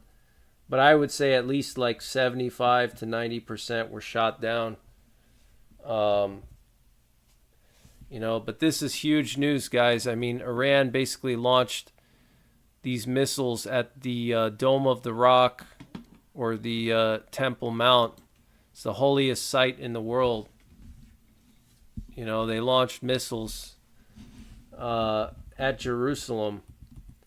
But it looks like Israel will respond. So this is huge, guys. We'll see what the response is going to be like.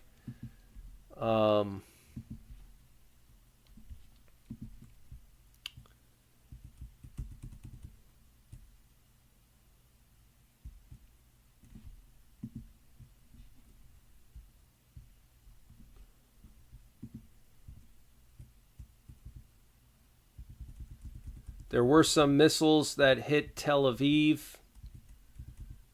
We don't know the exact extent of the damage in Tel Aviv, but we do know that There were missiles in Tel Aviv. There were some missiles that landed in Tel Aviv.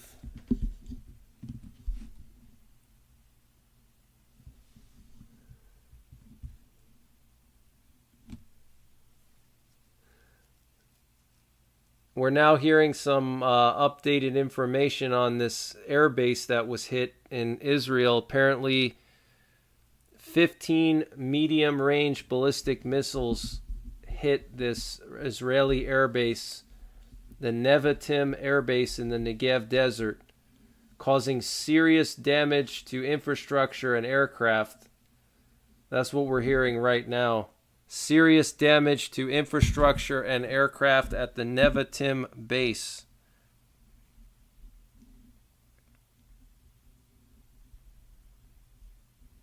Okay.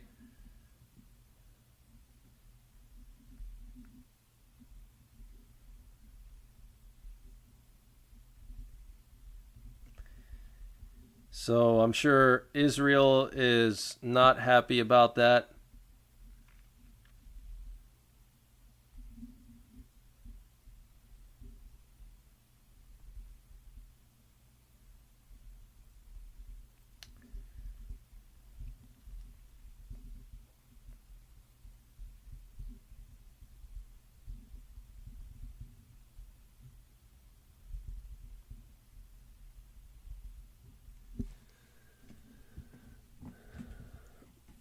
So apparently 15 missiles hit this airbase in Israel, causing severe damage.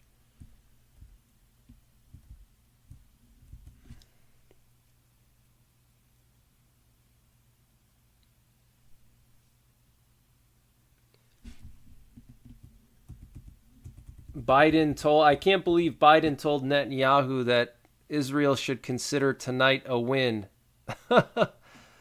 That's just insane.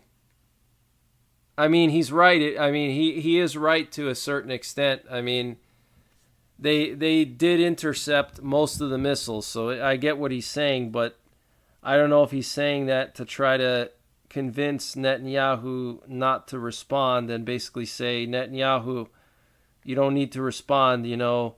Yeah, they hit a couple of places here and there, but overall, there wasn't a whole lot of damage, so maybe you shouldn't respond, you know. That's what it sounds like Biden is trying to do because he doesn't want an escalation, but it doesn't matter if, you know, there wasn't a lot of hits. I mean, just the fact that Iran did this, it crossed the red line, you know. So, but Israel is vowing to respond within 24 hours. Okay, so that's pretty soon.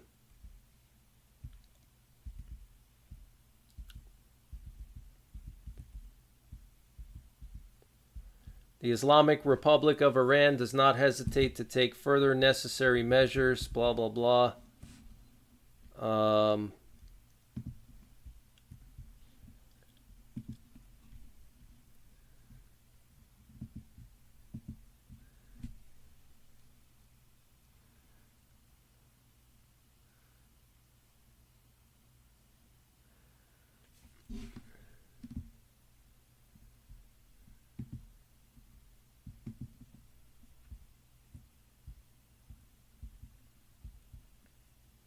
Israeli sources told the New York Times Iran launched a total of 331 missiles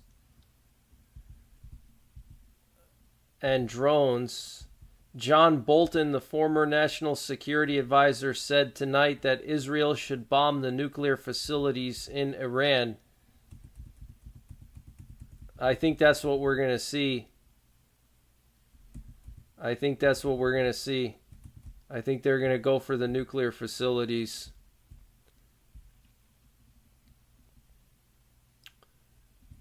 Because, you know, if they don't go after the nuclear facilities, then the next strike could be atomic. You know, the next strike could be atomic because Iran will have nuclear weapons. So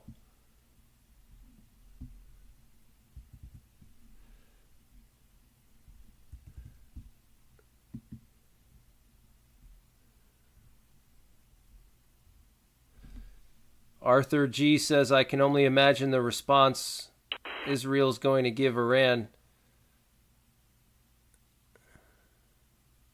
Yeah, I wonder what the response will be. I'm sure they're going to do something serious. Could be an EMP. Yeah, it could be an EMP. It's possible that the U.S. may get involved. John Hoover, good morning, John. Good to see you. I hope everything's going well with you. Yeah, this is live. This is not a replay. Yeah, this is definitely not a replay. It's funny, someone thought this was a replay. Yeah, this is live.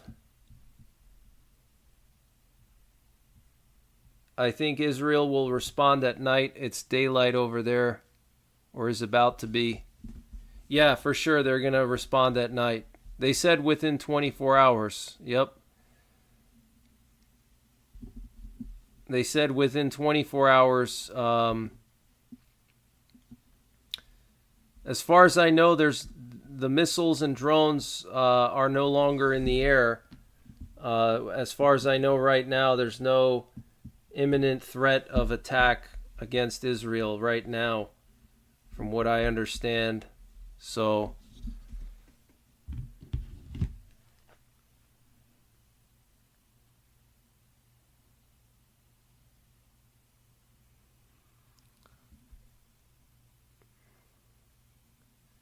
wow, we have some unconfirmed breaking news. Apparently Biden told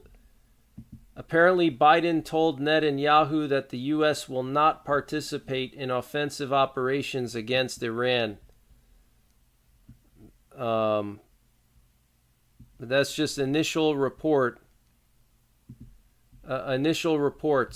Okay, that's coming from an Iranian source, so I would take that with a grain of salt. We haven't heard anything about Biden saying that he's not going to help Israel with a response. So I would take that with a grain of salt because that was from an Iranian source.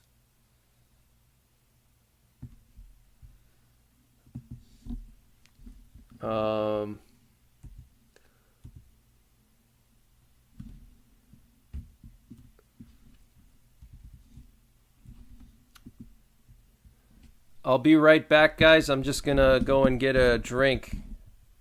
I'll be right back.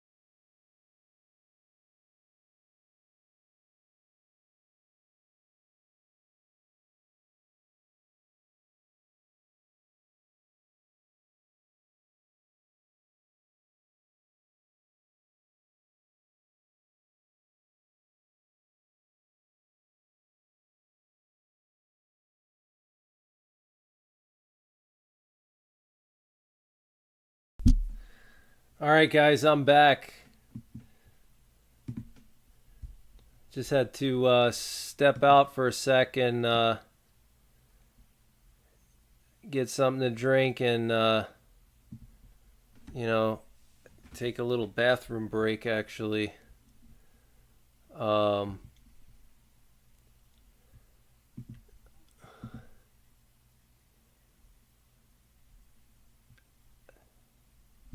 Mark Thomas, thank you for the donation. I appreciate it. Greg, many thanks for your time. Greg, thanks for your time from Australia. Aubrey, thank you so much. Thanks for telling people the truth. No problem, Aubrey. And Free Mind TV, thank you very much for the donation. I appreciate it.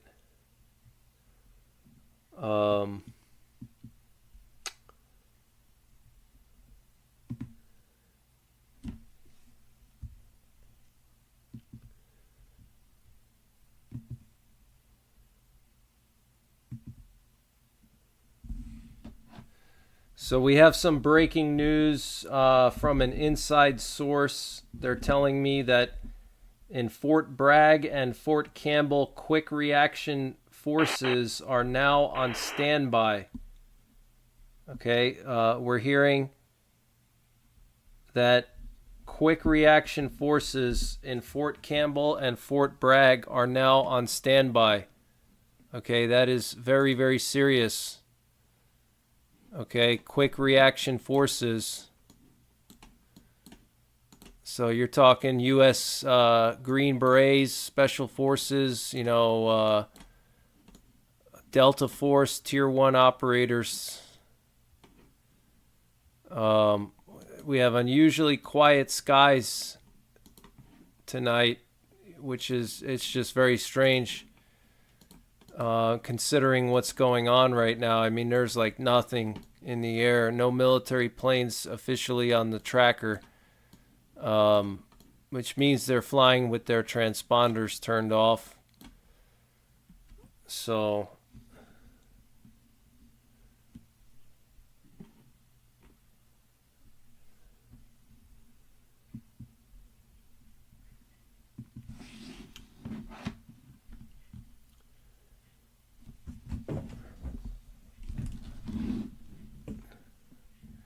unusually quiet now, guys. Unusually quiet.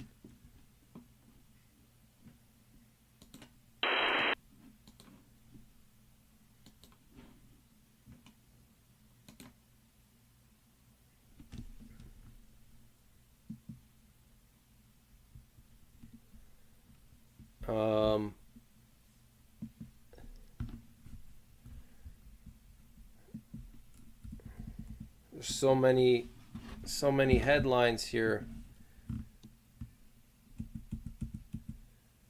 CNN is reporting that the wave of Iranian strikes on Israel has lasted 5 hours and has now subsided, apparently.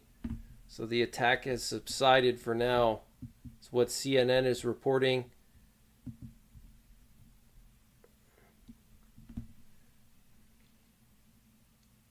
U.S. warships in the eastern Mediterranean and U.S. fighter jets were involved in intercepting drones and missiles launched by Iran. So we know that the French moved their aircraft carrier to the eastern Mediterranean. So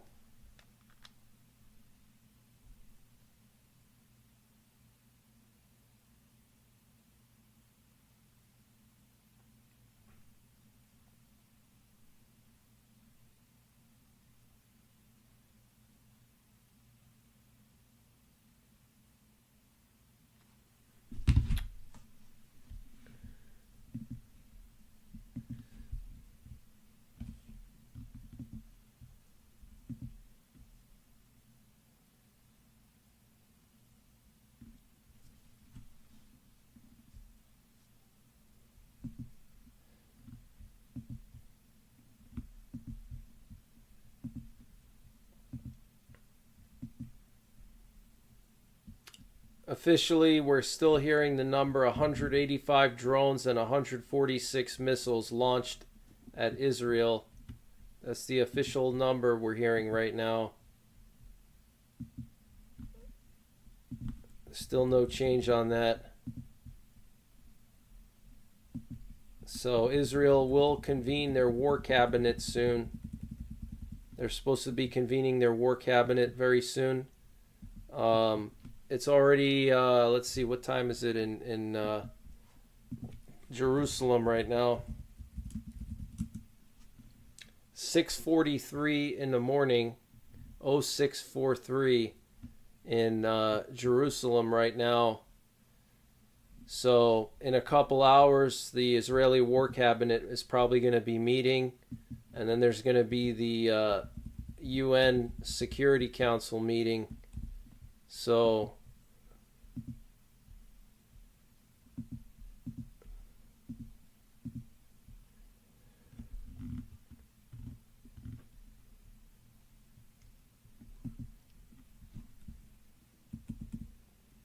that's probably when Israel's going to make their decision. So Israel, they could make their decision in a couple of hours. Israel could make their decision on what to do in a couple of hours. So,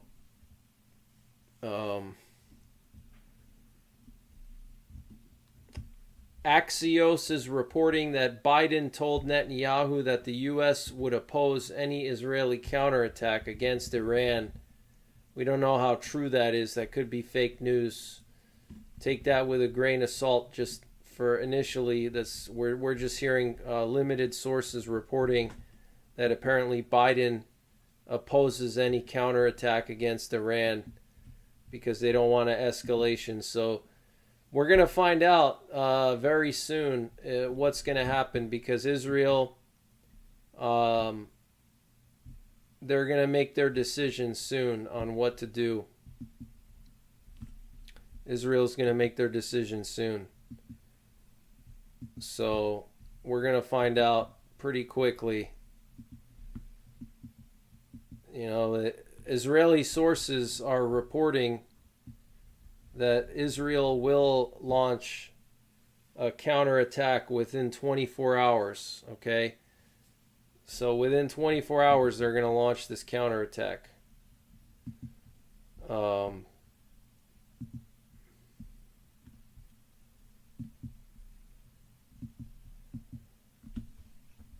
So that's very serious, guys. Megan Dunlop says, praying for Israel. God is with you, and so is Texas. Smoking Swamp Outdoors, good to see you.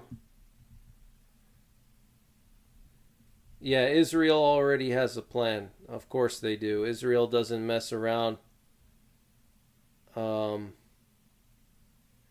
Is Homeland California a bad place to be? I'm not sure where Homeland California is, but California in general is not the best place to be for SHTF, except Northern California. Northern California is decent, but you still have the communist government in California. So what's going on, Amy Sturdivant? How's it going? Peggy McGuire. Laura Miller, good to see you. I can hear the military action in the sky down here on the North Carolina coast. Transponders off. I just wish I was hunkered down at my fish camp.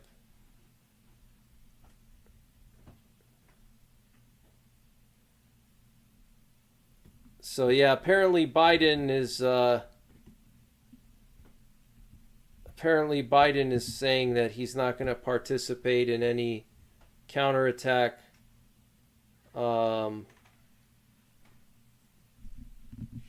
Doesn't surprise me if that's true. We'll see.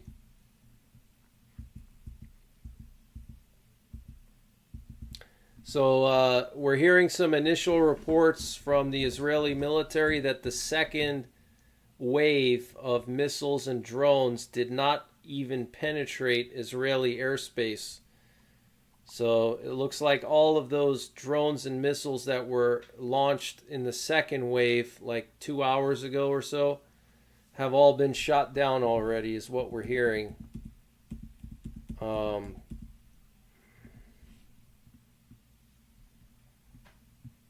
And we're hearing that apparently Biden told Netanyahu that the U.S. is not going to participate in any counterattack. So that's just initial speculation. We don't know. It's too early to say for sure. Yeah, Shark 1 and 2, those are just aerial refuelers. They're just aerial refuelers. They could be refueling a number of different planes that are flying with their transponders off right now. So they're just KC-46 Pegasus, which are just aerial refuelers. So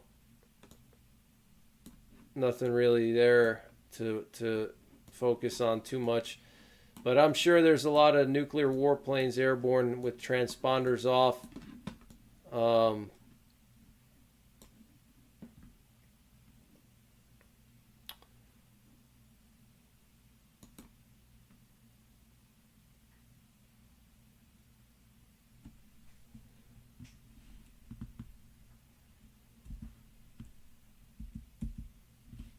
No problem. My Sav forever.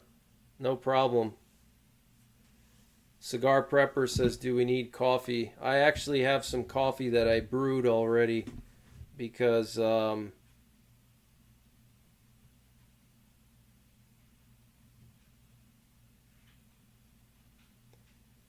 knew this was gonna happen.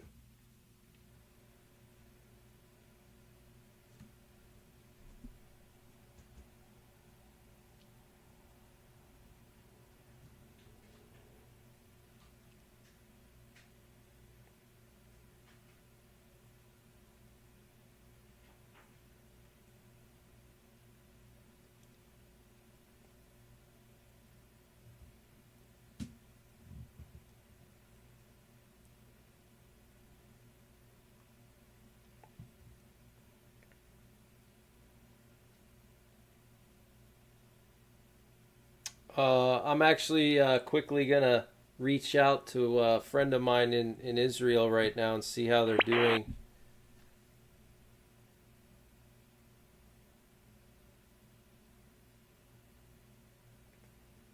Got a friend in Ramallah area. Ramallah.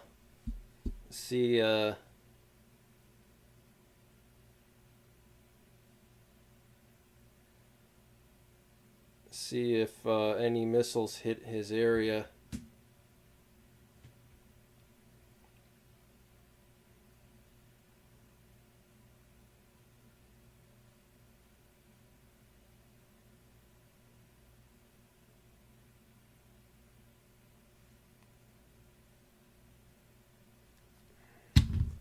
Am I gonna pull an all-nighter? I'm gonna have to get some sleep at some point. But I'll be up for a little while longer for sure. I'm not gonna. I have to get sleep, but yeah, I'll be up for a couple more hours. I'm not going anywhere anytime soon.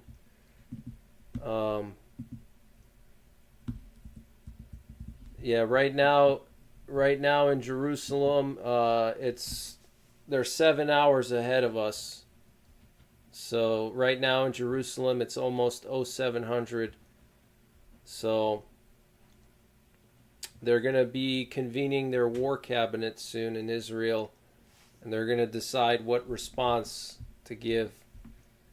Apparently, Biden is pressuring Israel to not respond too forcefully, or to not respond at all, basically.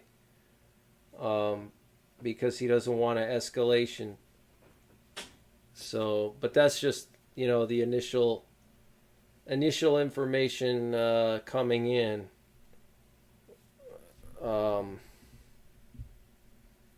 So, But the Israelis have already said that they're going to respond within 24 hours.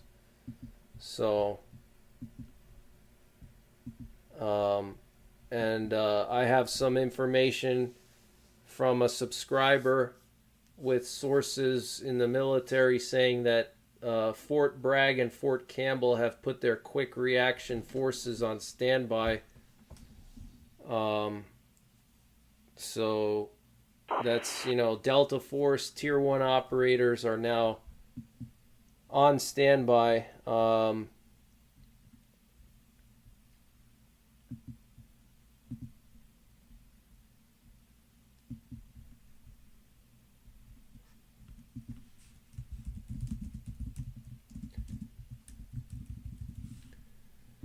And thanks to everybody for sending me all your information.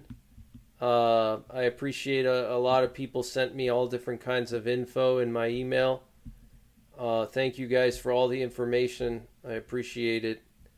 It's good to have multiple eyes on something like this. It's hard for just one person to keep an eye on everything. Like by myself, I can't possibly comb through all this information by myself. So it's definitely nice that people send me stuff. Thank you guys. I appreciate it. I haven't had a chance to check all my all the emails yet. I've gotten like probably 100 emails. So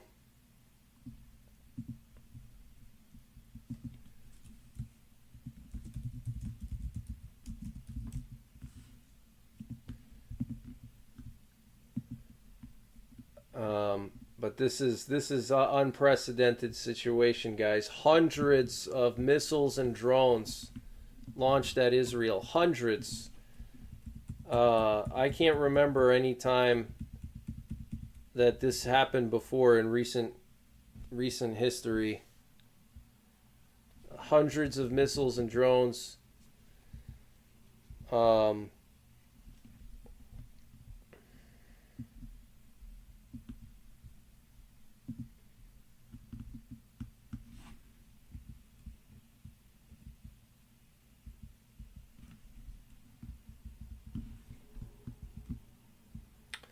So there was some fake news circulating that 15 medium-range ballistic missiles hit the Nevatim air base in Israel. We now know that is a bunch of BS, that was fake news. In situations like this, you always have to make sure that you don't jump the gun, because there's a lot of fake news out there, the fog of war, so you have to make sure that, you're checking the information. And there was a lot of people reporting that, 15 missiles hit the Israeli air base. That's actually not true. So they did hit that air base, but I don't think it was with 15 missiles. I'm hearing just like 4 missiles. So far, we're hearing minimal damage is what I'm seeing. I'm checking a variety of different sources.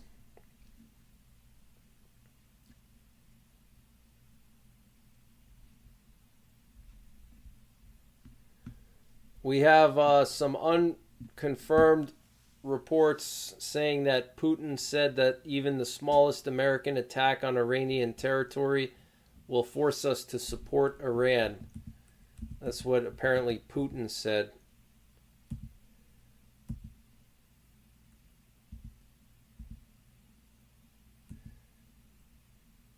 Apparently the Saudi military played a big role in stopping the attacks tonight. According to Israeli Channel 12, the Saudi military played a big role in stopping some of the missiles.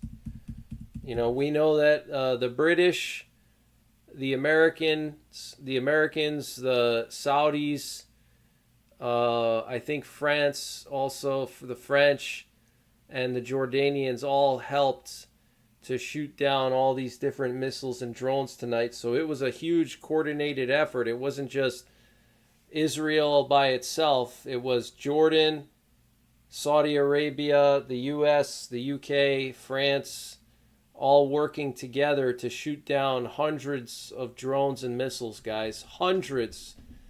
This is the Holy Land under attack, guys. Hundreds of drones and missiles. It's just absolutely insane. It's absolutely crazy.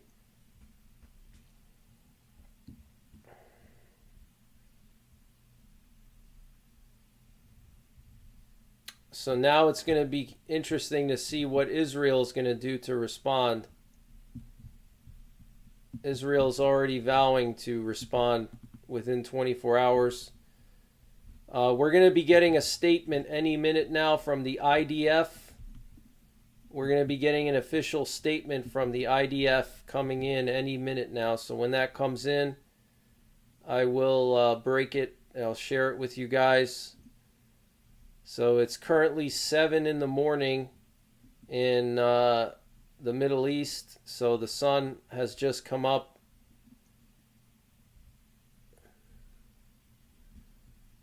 We're just waiting for an official statement here from the IDF. It's supposed to be an official statement coming out soon.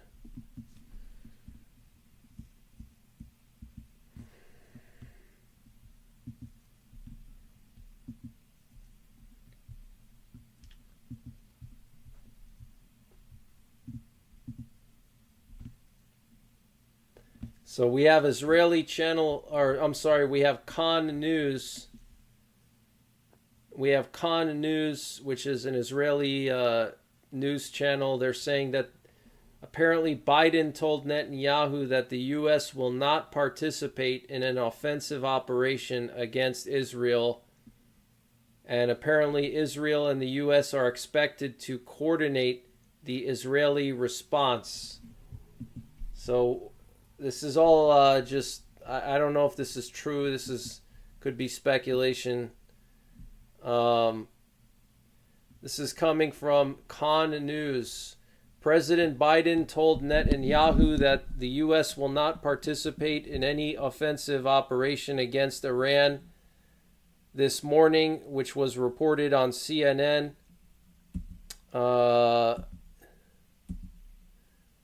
In the program this morning, it was announced that Israel and the U.S. are expected to coordinate the expected Israeli response. Israel claims that Iran's significant attack on Israel proves that Iran is trying to drag the region into conflict, and to prove that Iran is not only a problem for Israel but for the entire West. A senior American official told CNN that Biden told Netanyahu in the phone call that Israel should see a victory following the night's events, as the Iranian attack was unsuccessful and Israeli military superiority was demonstrated. The words of the senior official are based on the fact that most of the UAVs and missiles were shot down in the sky. There was no hit by a cruise missile and no valuable target was hit. Israel is prepared for several days of clashes with Iran, starting with the UAV and missile attack tonight on Israel. An Israeli response is expected, the Iranian embassy told the UN after the launches. From our point of view, it can be seen that the matter is over. If the Israeli regime makes another mistake, Iran's response will be significantly more serious. Wow. So the Iranian embassy told the UN that if Israel launches a response, then Iran's next response will be significantly more serious, okay? So I don't know if that means, 500 or 1,000 missiles. I don't know.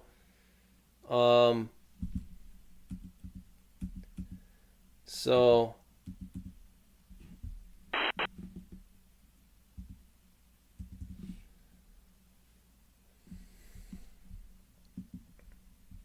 we should get a statement soon from the IDF.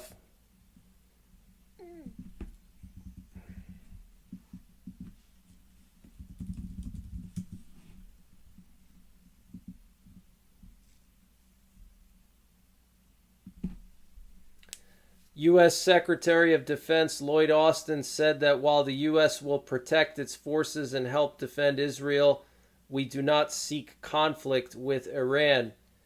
So, looks like Israel's on its own. I mean, looks like the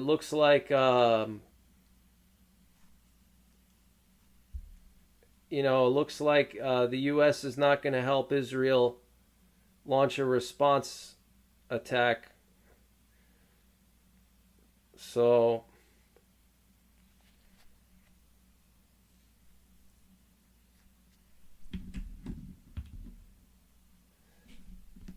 CNN is reporting that Biden has made it clear to Israel that the U.S. will not respond. The U.S. will not participate in any response. That's what CNN is reporting.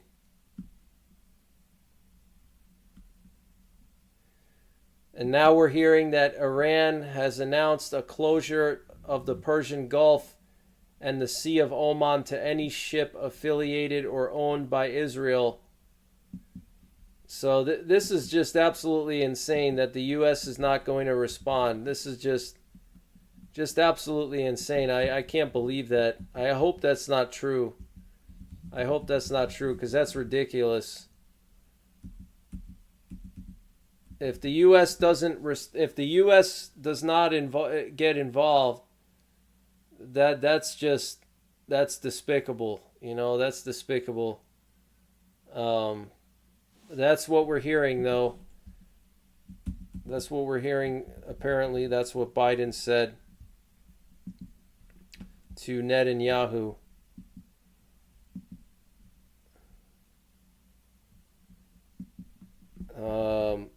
I'm waiting for a statement here from the IDF. The Israeli Defense Minister Yoav Gallant just put out a statement, but I can't understand it. It's all in Hebrew.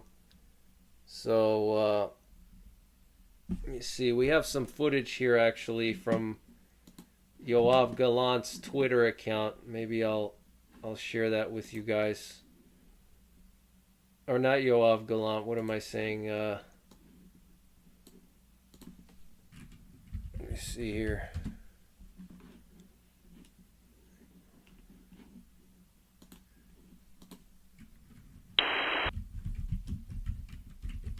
So we're just going to wait and see now what the response is going to be.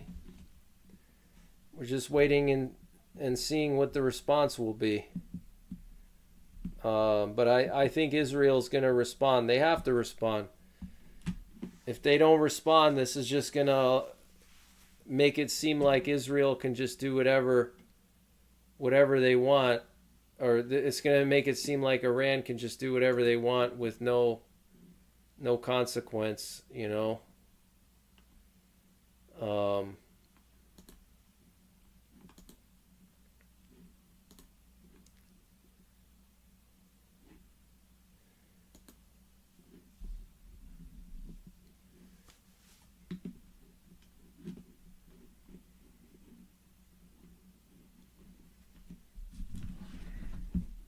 Just share something here with you guys. One moment.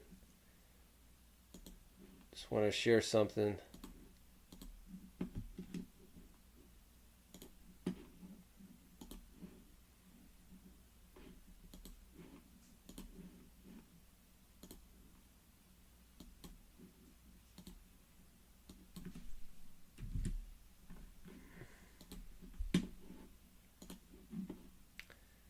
So here's the Twitter page of the Israeli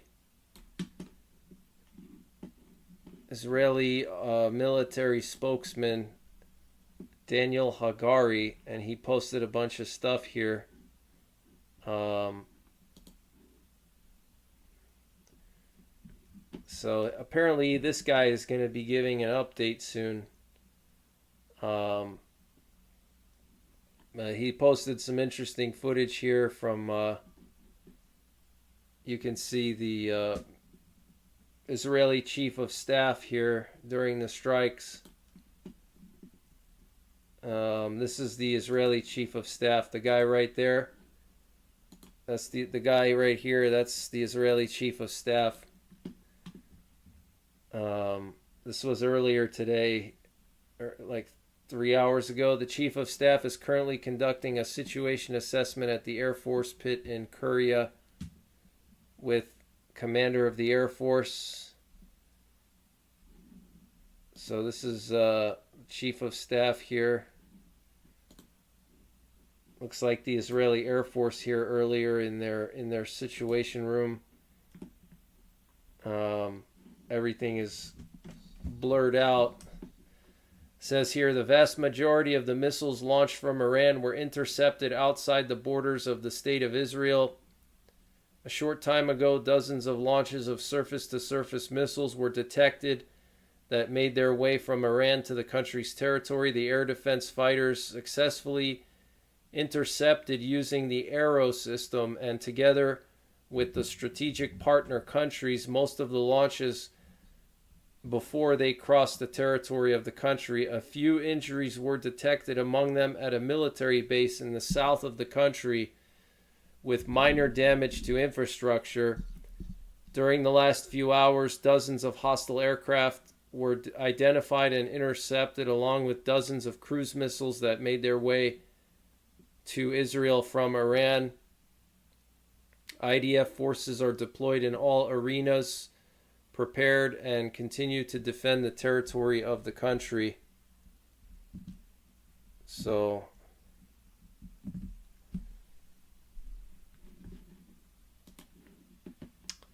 looks like we have this footage here of an Israeli fighter pilot gearing up. Interesting. I haven't seen this yet.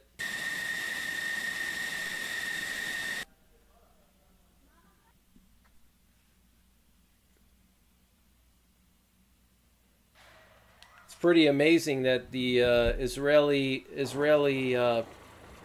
military press corps is able to put together these nice edited videos so quickly in the middle of a crisis. Look at this, guys. This is like top-notch editing. I mean, they got some really good footage here, and they've edited. Look at how they have really good people there at the press corps in the Israeli military.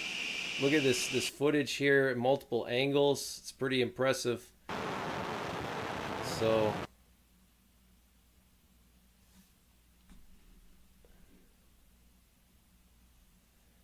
is this live? Yeah, this is live right now. This is live. Yep.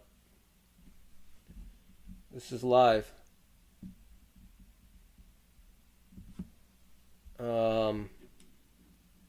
So he's supposed to make a statement soon, this guy, Hagari. He's supposed to be releasing a statement. This is a statement he released earlier, 5 hours ago.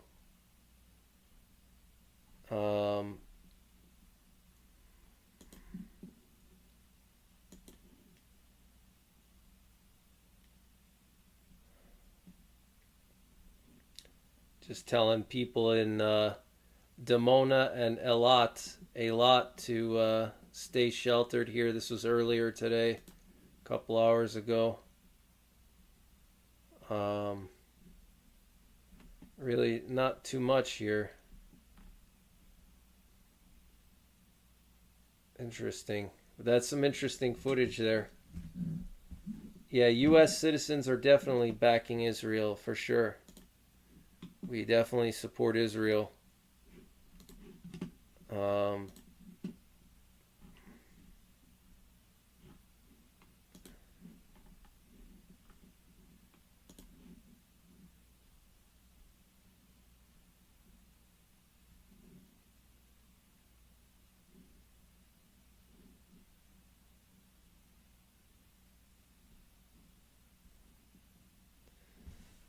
So,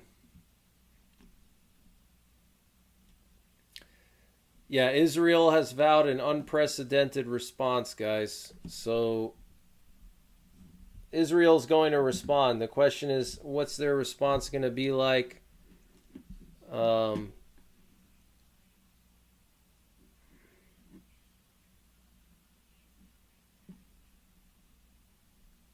You know, what's the response going to be like is the big question.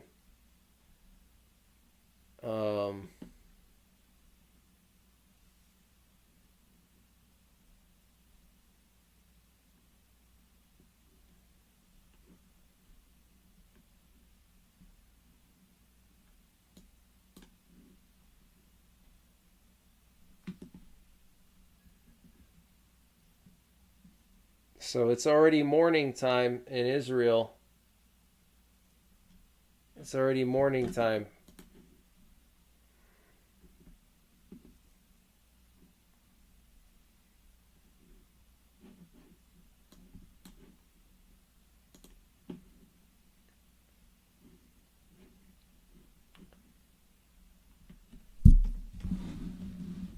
Sadly, it looks like the Samson option will be used. Yeah, the Israel has to respond. If Israel doesn't respond, then Iran is just going to continue doing what, they're going to keep attacking. If Israel doesn't respond, they're just going to keep attacking. So they have to respond,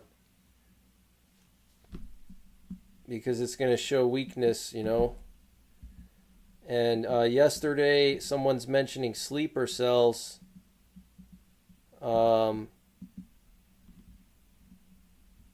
Somebody's mentioning sleeper cells.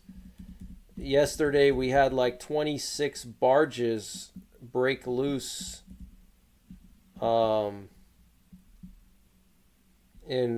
Pennsylvania on the Ohio River. So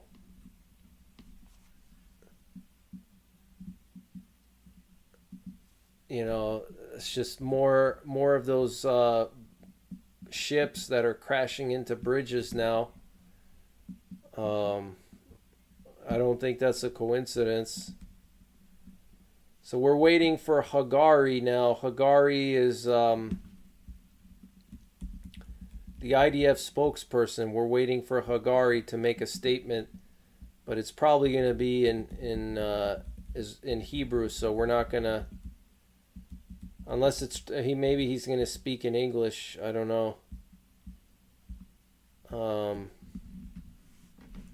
We're still waiting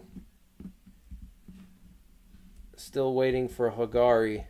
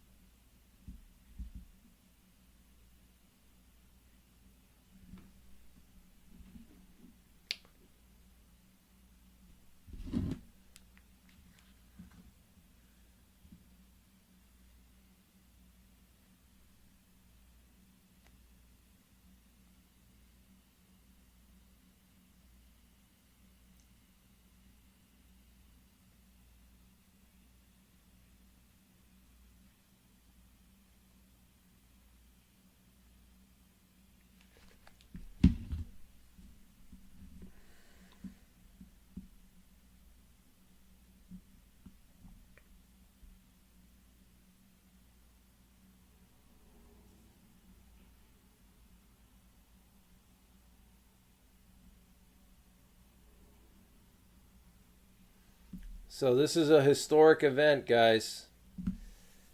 We're waiting for Daniel Hagari to give his statement. He's the official IDF spokesperson. It's 7 a.m. in Israel right now.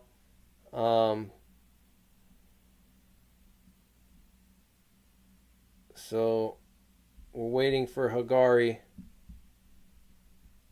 to give his statement, and I'll share it with you guys here when he does.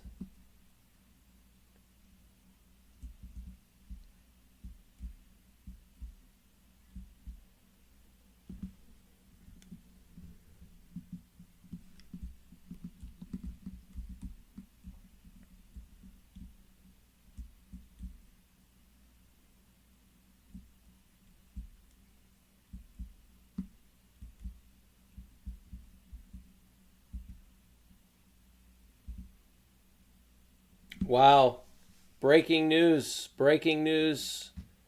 Netanyahu, the Prime Minister, Benny Gantz, I think he's one of the defense ministers, and Yoav Gallant and the heads of the Israeli military have been in consultation for the last 2 hours regarding their response.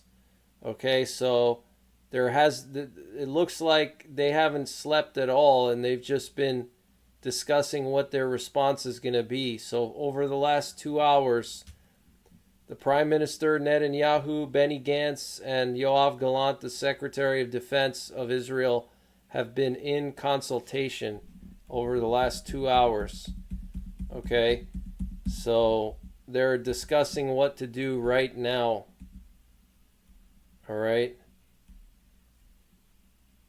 So, this is very serious, guys. Very serious.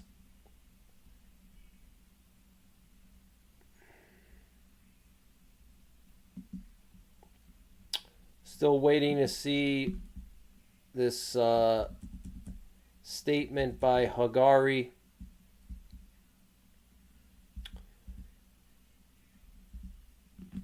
Tehran's airport is still closed until Sunday at noon local time. All flights at the Mehrabad airport in Tehran will be canceled until noon. So it's possible Israel could launch their response now.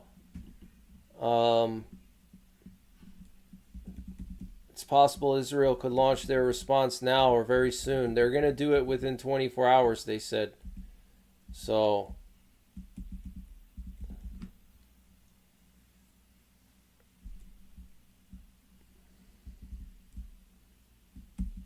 breaking news, Prime Minister of Israel and the Defense Minister of Israel and the military leaders in Israel have been in discussion for the last 2 hours on the response, what the response should be, and we're hearing that Tehran's airport has been closed until noon. Okay, so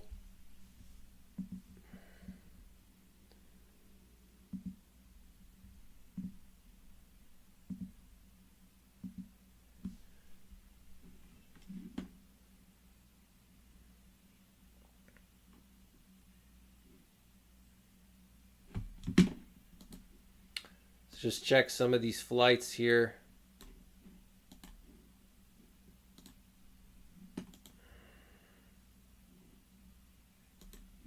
See what's going on with the flight tracker. Unusually quiet, guys. Unusually quiet. This is an interesting one. Look at this. This plane is flying very low. It doesn't have any information about it. It just has this weird call sign. Looks like it might be heading to Colorado Springs. Could be a VIP plane of some kind.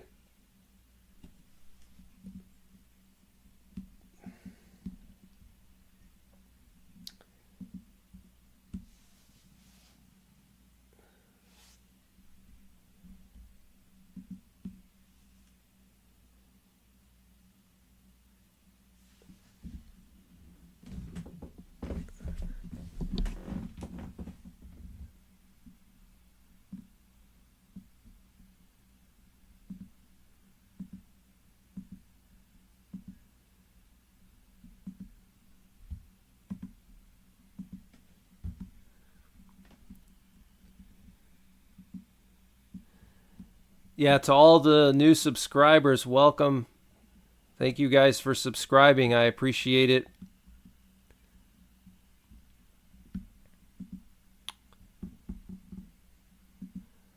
Roaming Prepper, good to see you, Roaming Prepper. Hope you're doing well.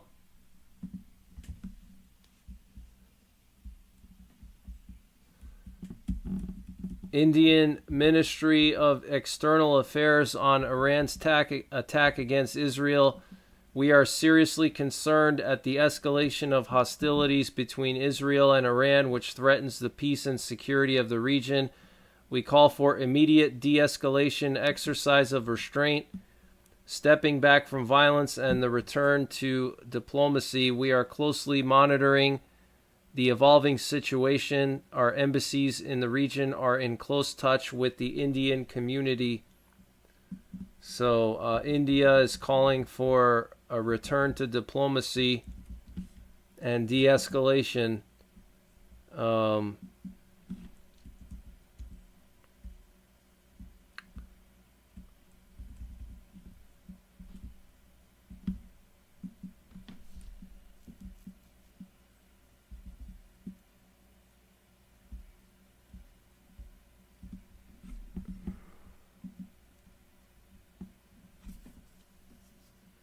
So the IDF is now officially saying that their Nevatim airbase has suffered a direct hit from one of the Iranian ballistic missiles. The missiles impacted an open area, causing light damage.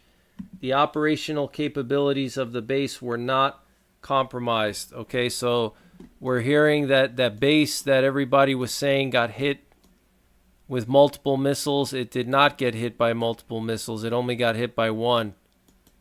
And it hit an open area. That's what Israel is saying. Whether that's true or not, we don't know. But that's what Israel is saying. We have a U.S. Army Apache helicopter flying along the border with North Korea right now. Look at that. This is the DMZ. U.S. Army Apache. Interesting.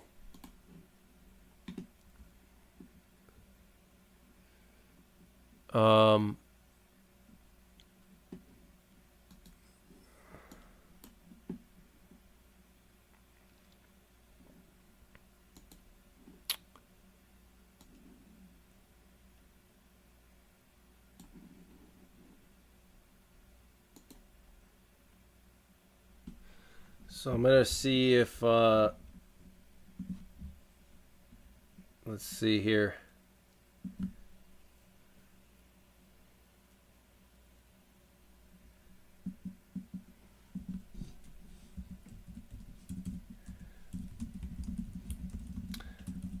There's a lot of rumors that Biden made it clear to Netanyahu that the U.S. would not participate in any response. We'll have to wait and see if that's true.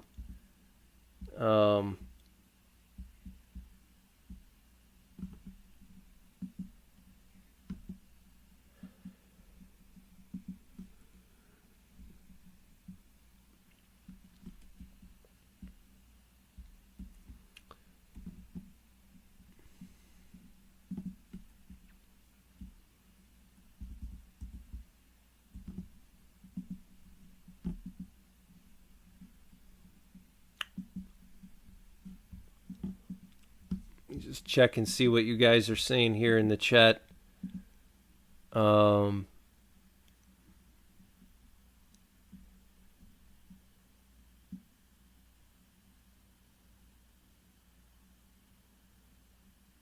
India can call for de-escalation after Israel responds. Yep. That's right.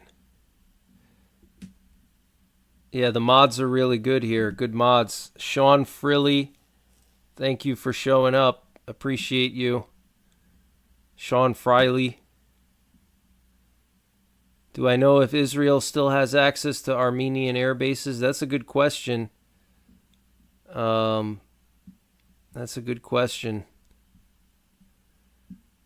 I don't know, to be honest. I wish I knew. I could give you a definitive answer, but I don't know.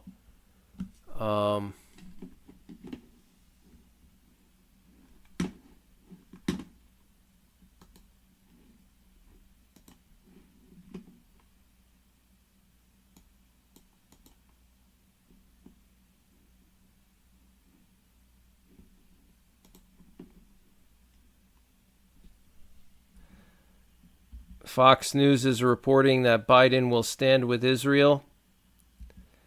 ADS-B is showing an unknown aircraft just launched from Tel Aviv. Interesting, I'll check that out. Shannon Sissel says, love you, Greg. Thanks for keeping us updated. No problem. Thanks for the support. Watch out for sleeper cells in the U.S. Oh, yeah, definitely. They're already here. What's going on with the Russians? It's quiet right now in Ukraine. So far it's quiet. There was some drone attack on Kharkiv earlier. We have some breaking news coming from Ukraine, actually. All reactors at the Zaporizhzhia nuclear power plant have been put into a state of cold shutdown. All 6 reactors of the Zaporizhzhia nuclear power plant have reached a state of cold shutdown for the first time since October 2022, the IAEA said in a news release. Wow. So that's pretty serious. Let me see if I can get that up on the screen.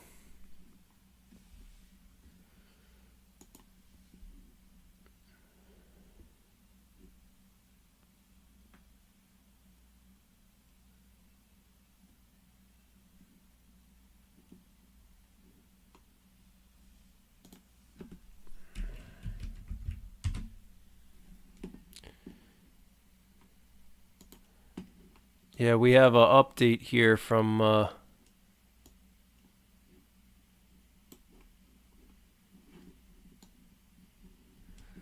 we have an update on the situation in Zaporizhzhia nuclear power plant.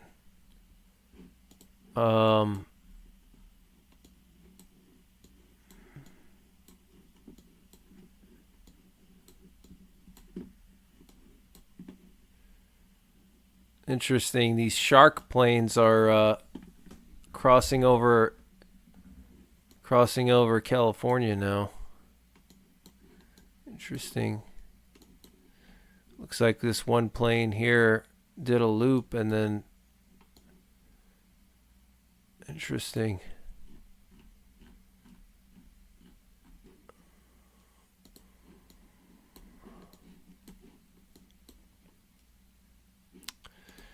So we have this update here from the IAEA. All 6 reactor units of Ukraine's Zaporizhzhia nuclear power plant are now in cold shutdown for the first time since late 2022 after Unit 4 reached this operational state earlier today. Director General Rafael Mariano Grossi of the IAEA said, in line with the ZNPP's plans previously reported by the IAEA, the plant started transitioning Unit 4 from hot to cold shutdown on Friday morning, a process that was completed at 7:30 a.m. today. It decided to take this step after the nearby town of Enerhadar, where most plant staff live, recently ended the winter heating season. So, looks like a planned shutdown. So they shut down the final reactor. So nothing really crazy about that. It was a planned shutdown. So nothing too crazy about that. But they're still only running one external power line. So there's only one power line connecting the entire nuclear power plant to the Ukrainian power grid.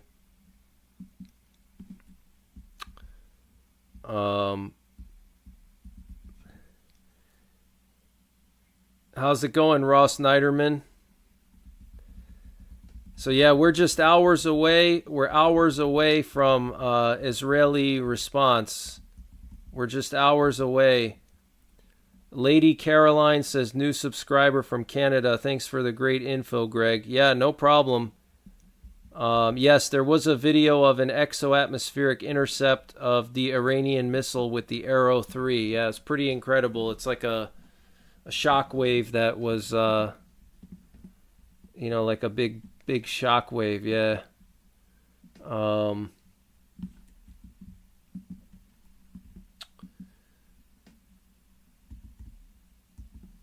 pretty cool video. So the IDF spokesperson was supposed to release a statement 30 minutes ago. I don't know if I missed it or not.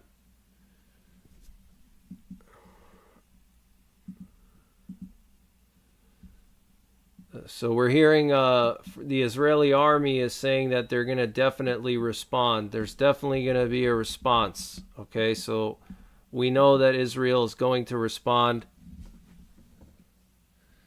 Secretary of State Anthony Blinken said he's going to hold consultations with allies and partners about the Iranian attack on Israel. So this is it, guys. This is it. This is historic. There's no turning back now. There's no turning back.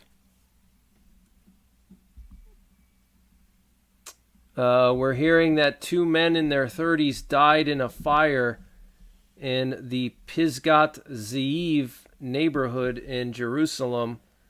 7 victims were taken to the city's hospitals with burns after inhaling smoke, including 2 in serious condition. So the casualty counts are coming in now.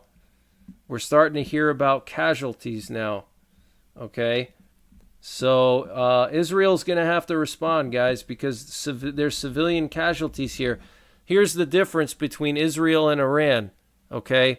When Israel struck the Iranian embassy, there were no casualties of civilians. It was only the Quds Force commanders, which are total scumbag people.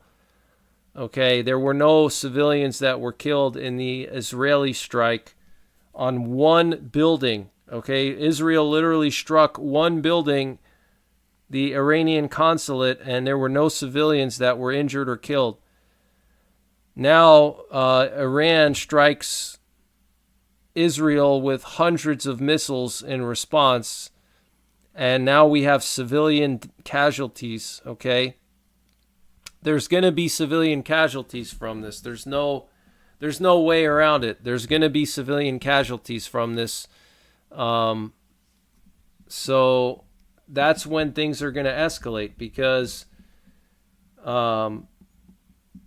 Israel's going to have to do something. If their civilians were killed, they can't just sit around and do nothing. So the Israeli military spokesperson is giving a press conference now, but unfortunately we can't listen to it because it's in Hebrew. So unfortunately we're not going to be able to listen.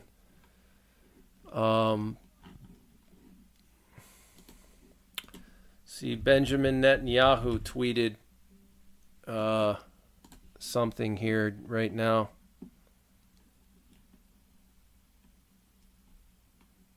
See, Netanyahu just tweeted.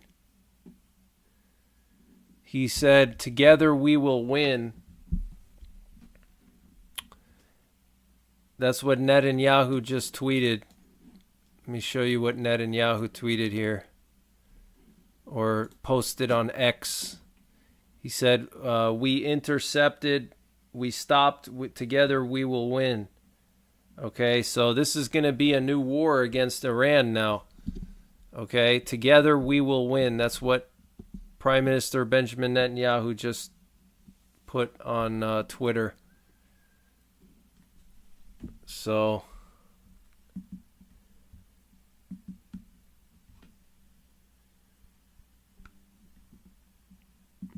looks like U.S. shipbuilders will be getting Australian steel. Interesting. What's going on, Smoky Mountain Prepper? Yes, Iran also killed civilians in Jordan. Yep, that's correct. Yep, there were some civilians killed in Jordan. So, yeah, they're going to have to respond. But, yeah, we're hearing of civilian casualties here in... we're hearing about civilian casualties in Israel.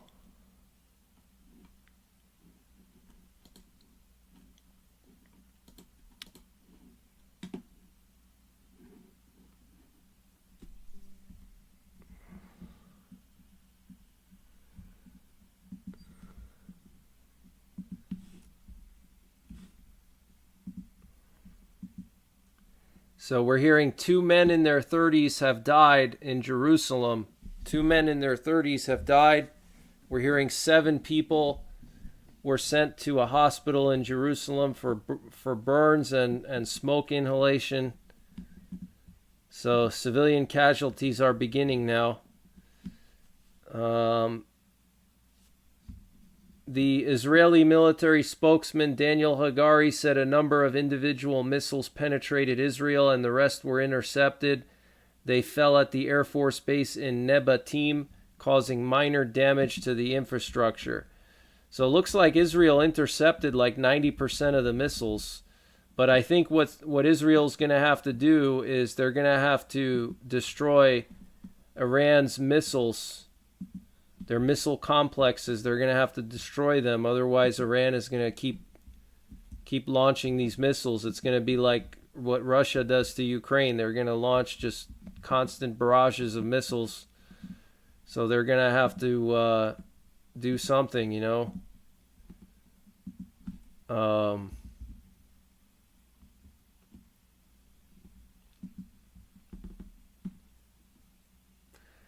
We have the Defense Minister Yoav Gallant releasing a statement. He said, I have recently completed an operational situation assessment with senior members of Israel's defense establishment. The state of Israel was attacked by Iran with hundreds of missiles and drones, and the IDF thwarted this attack in an impressive manner. Together with the U.S. and additional partners, we managed to defend the territory of the State of Israel. Very little damage was caused. This is the result of the IDF's impressive operations. The campaign is not yet over. We must remain alert and attentive to the instructions published by the IDF and Homefront Command. Homefront Command is like their civil defense. We must be prepared for every scenario. Having said this, we have thwarted the most significant wave of the attack, and we did so successfully. Okay, so that's what the Israeli defense minister just said.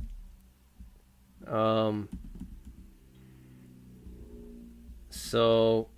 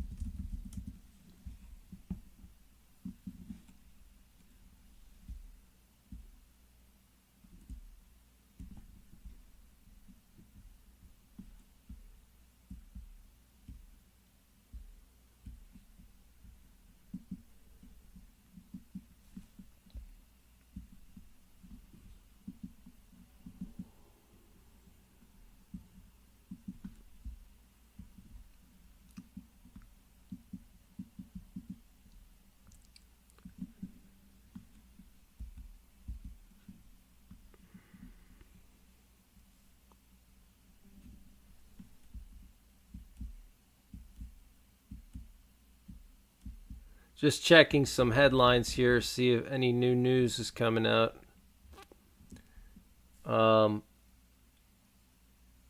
Wow. So, according to Israel, they shot down basically every missile with the exception of 7 ballistic missiles. So only 7 ballistic missiles were able to penetrate. 185 drones were shot down. 103 out of 110 ballistic missiles shot down. 36 out of 36 cruise missiles were shot down. And 7 ballistic missiles impacted Israeli territory.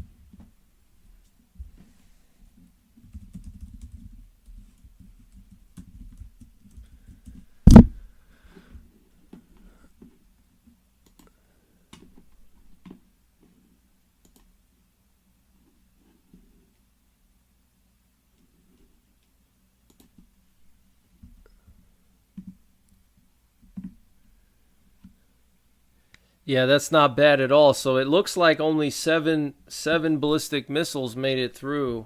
That's what it looks like. I mean, if that's true, that's actually really good. That's pretty amazing.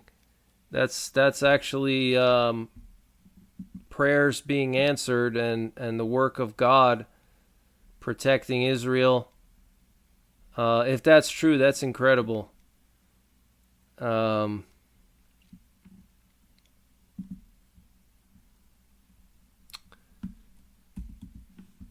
so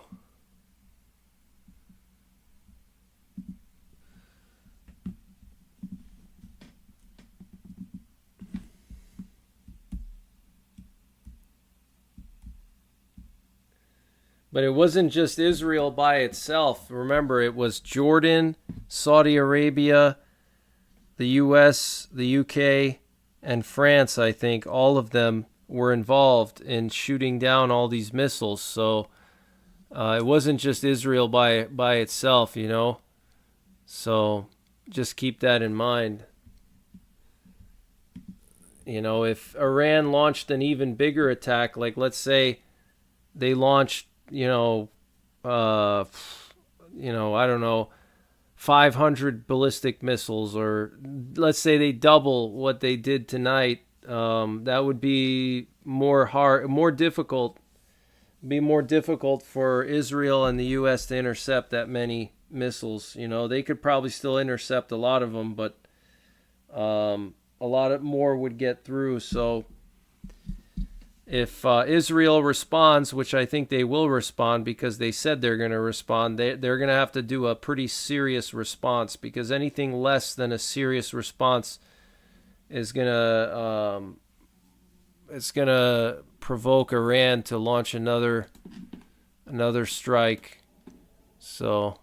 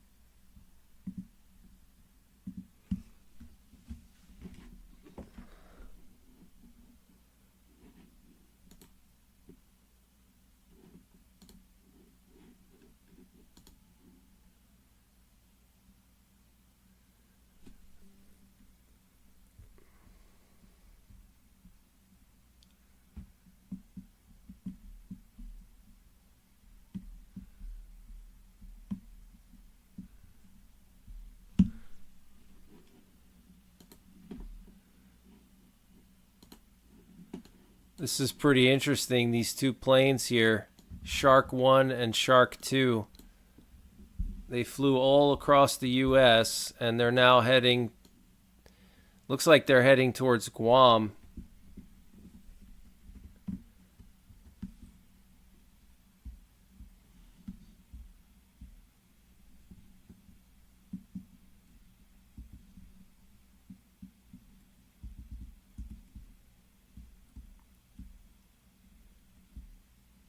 Pretty interesting.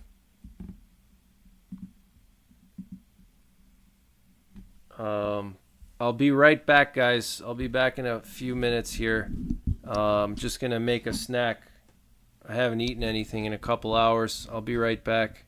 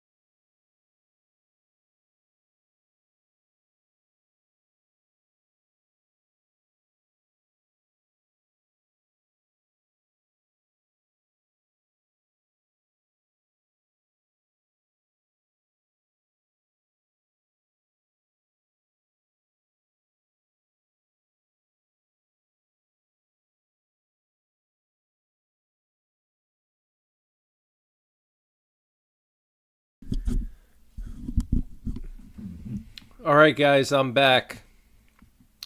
I had to get something to eat. I was really hungry.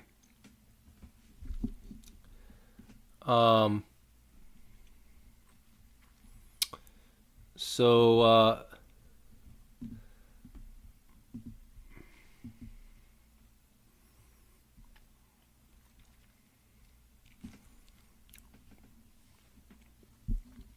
thank you, Night Owl 1996. I appreciate that.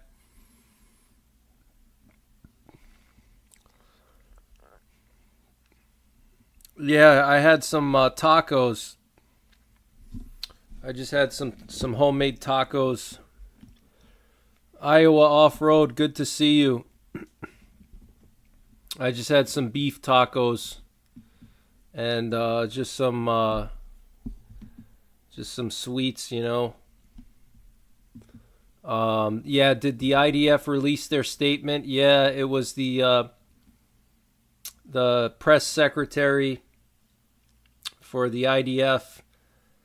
He spoke in Hebrew, though, so I'm not sure if there's going to be an English version just yet.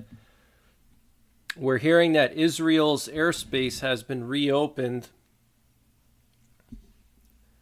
So Israel's airspace has reopened.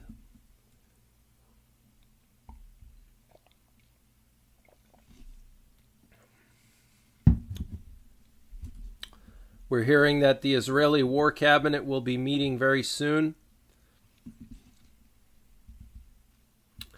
The Israeli War Cabinet is going to be meeting very soon.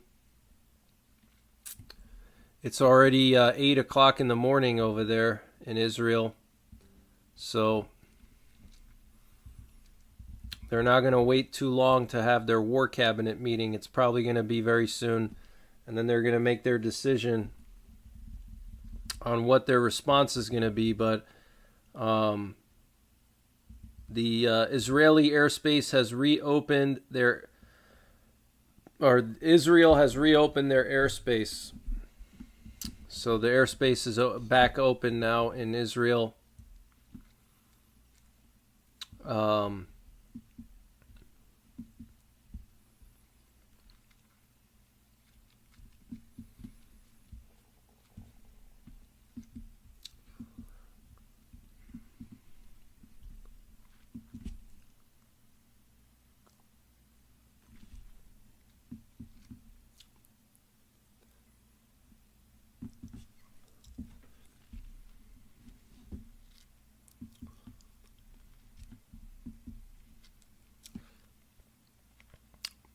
Yeah, we definitely have to pray for Israel. Yeah, the UN meeting is going to be at 4 p.m. Eastern time. Yep.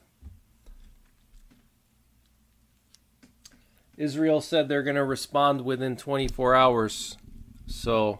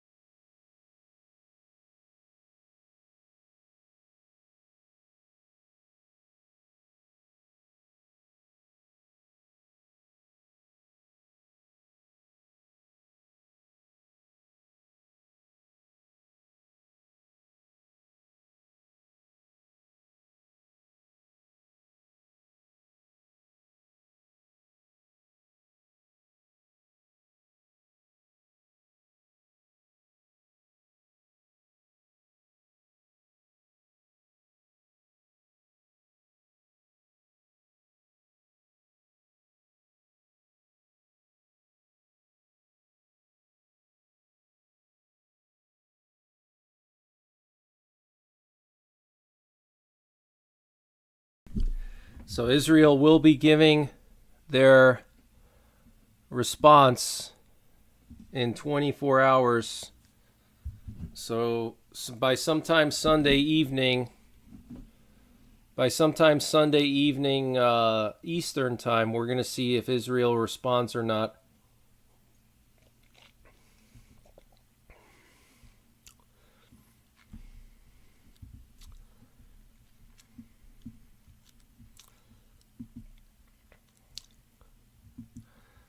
Please no talk about Ukrainian biolabs. Any messages with Ukrainian biolabs will be deleted and timed out.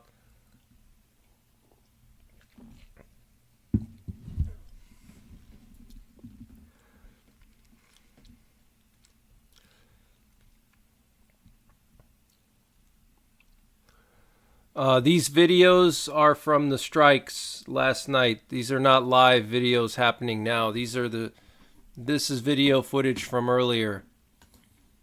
So it's not live. All the webcams in Israel have been shut down. I wish I could share live footage with you, but we don't have any live footage. It's all been closed. All the live cameras are down. There's no live cameras. No, the videos are not live. No.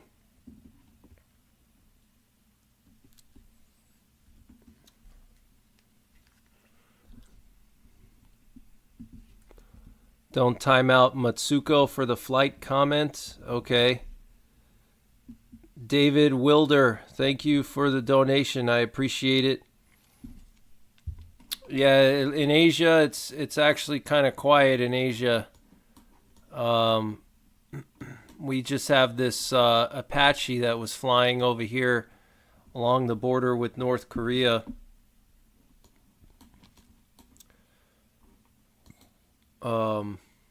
We have this U.S. military, U.S. Navy VIP plane that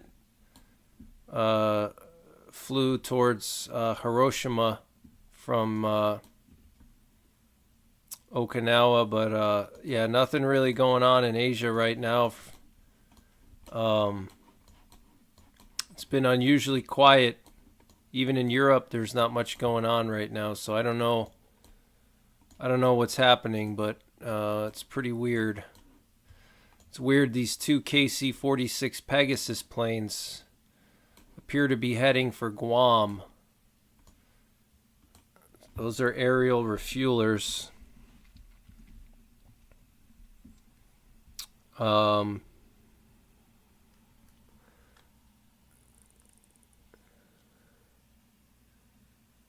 Yeah, why can't anybody talk about Ukrainian biolabs? Because it's a lie and it's fake news. And I'm not going to promote fake news on my channel. The biolabs, that's fake news. Okay? So no talk of biolabs in Ukraine.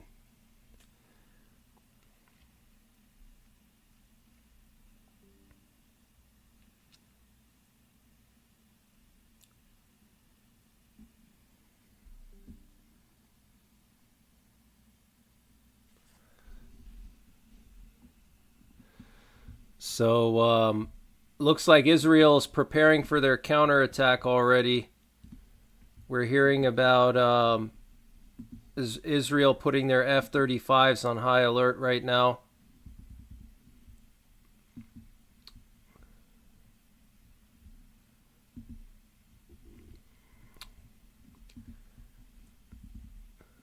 Israeli Minister of National Security Ben Gvir has stated that last night's defense against the Iranian strike was impressive, but now there must be a crushing attack against Iran in response.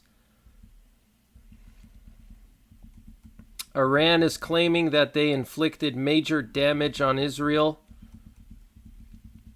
Romania condemns the attack of Iran against Israel.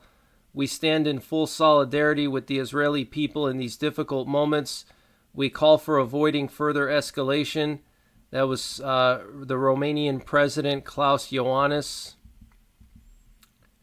The Iranian attack is most likely over, it appears, just so you guys are aware.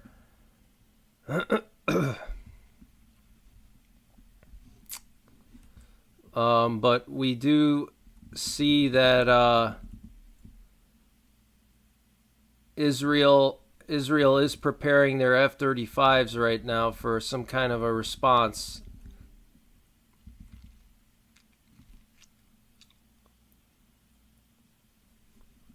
Russian Foreign Minister Sergei Lavrov told his counterpart, the Iranian Foreign Minister in their phone conversation this morning that he strongly condemns Israel's strike on the Iranian consulate in Syria.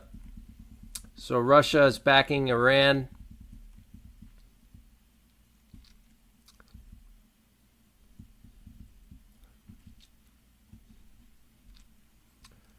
So we are hearing of civilian casualties in Israel right now. 2 people died in Jerusalem, apparently. So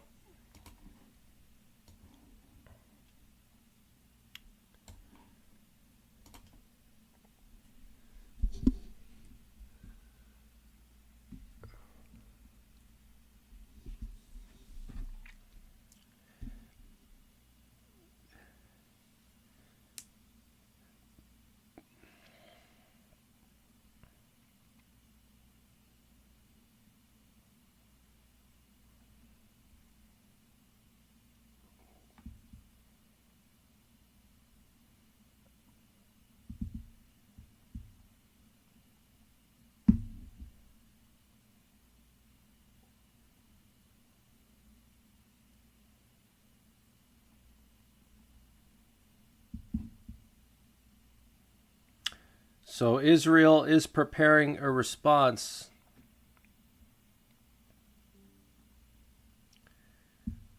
Israel is preparing a response.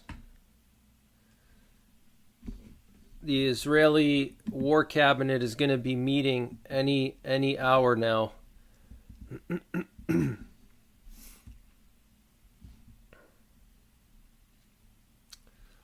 We have some video footage here showing Israeli F-35s landing at the Nevatim Air Base. Let me see if I can get that up on the screen. Let's see here.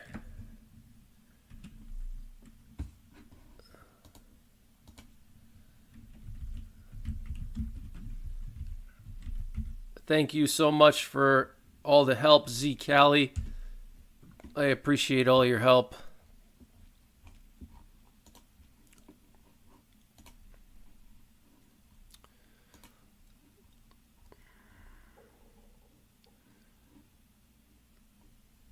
So we're hearing that the Nevatim Air Base, the one that everybody was saying got hit by Iranian missiles, only suffered minor damage, and the base is continuing to function. So overall, it looks like this attack by Iran was basically thwarted.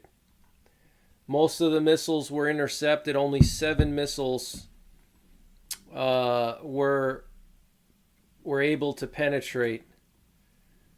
So let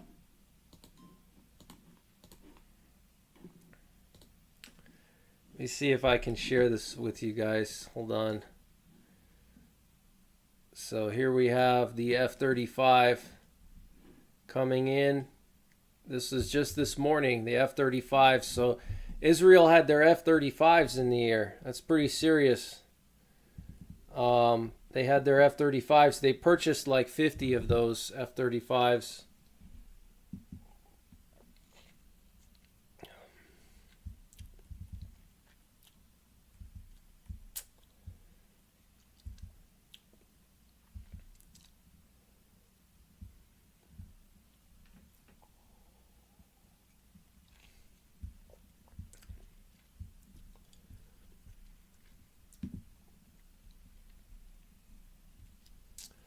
So we're just waiting for the Israeli War Cabinet to convene. They're going to be convening any minute now.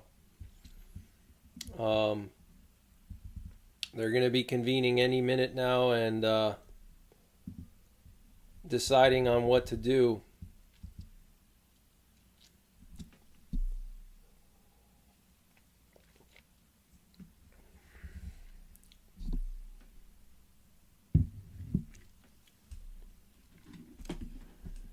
So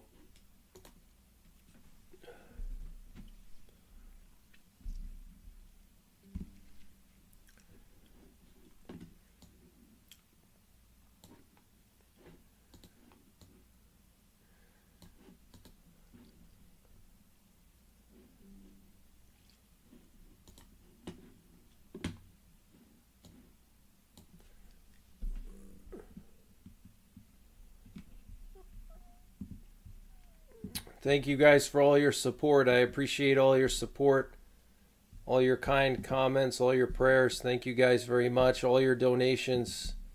You guys are the best. Thank you very much.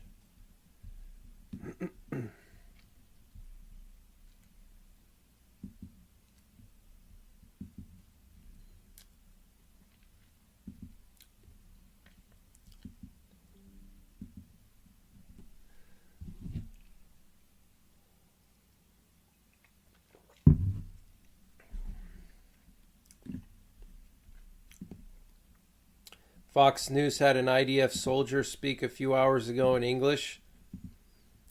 Aldo says you are the best. Oh, thank you so much, Aldo. Yeah, I am dedicated. That's true. I am dedicated. Yeah. I mean, this is historic, you know. I wouldn't want to miss out on covering this because then I would regret. Then I would regret not covering it. You want to see the radiation map? Yeah, I can put the radiation map up. That's a good idea. I checked the radiation. There's nothing really spiking at the moment.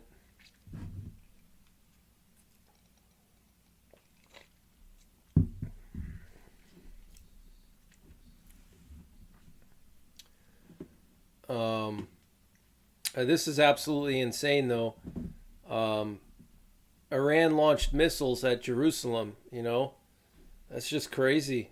That's absolutely insane.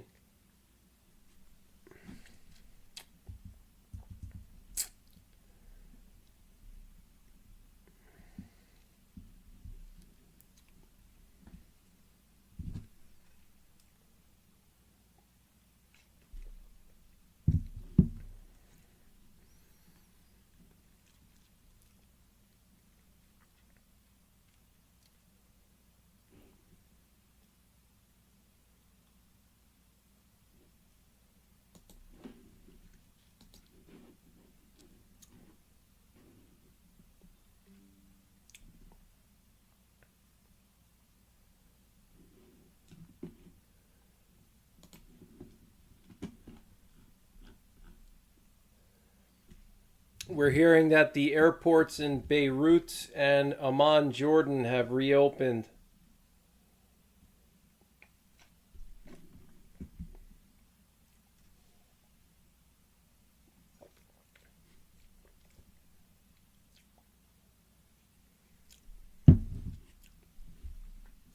What's going on, powerful preps?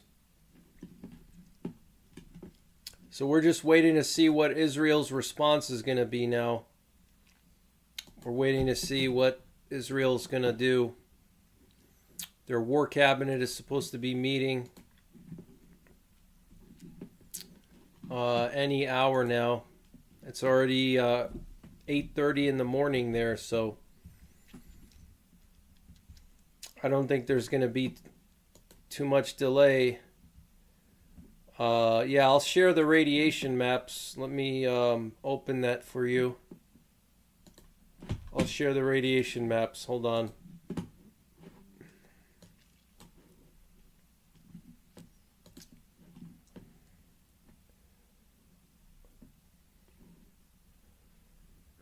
Let me get those maps up on the screen.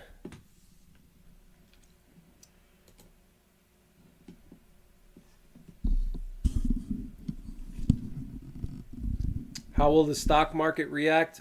I'm sure it's not going to be good.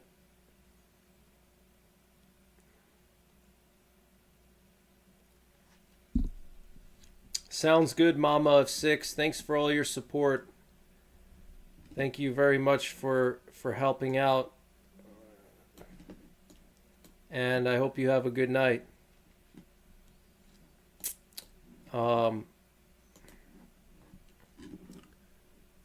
Let me share this radiation thing.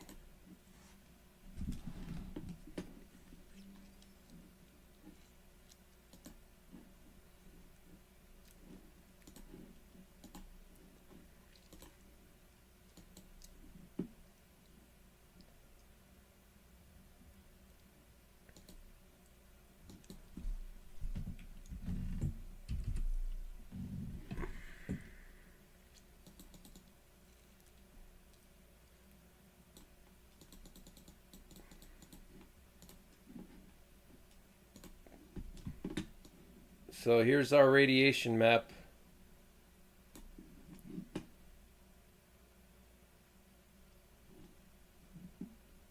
Let me see here.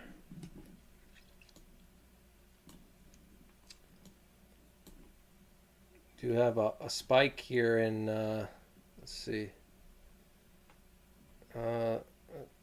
some kind of unusual spike there in Italy. To keep an eye on that. Looks pretty good though across Europe right now.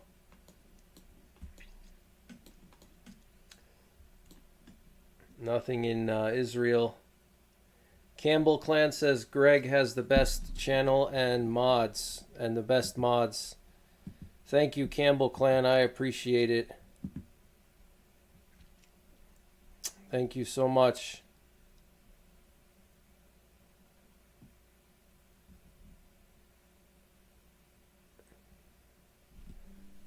So,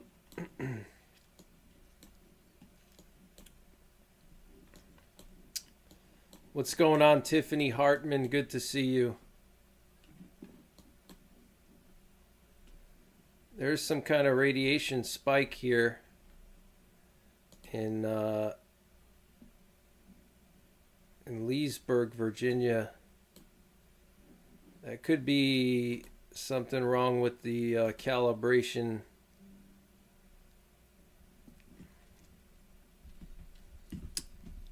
I'll keep an eye on it. Some kind of spike here.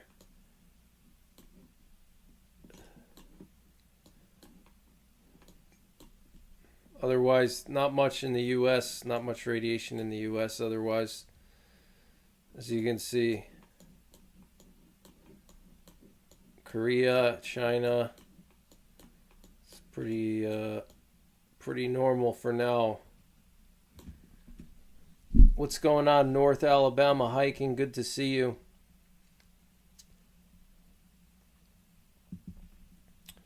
Yeah, I try to stay humble. It's important to be humble, you know. There's a lot of people out there that claim to know everything, and they claim to be experts, and they think that they know better than everyone else.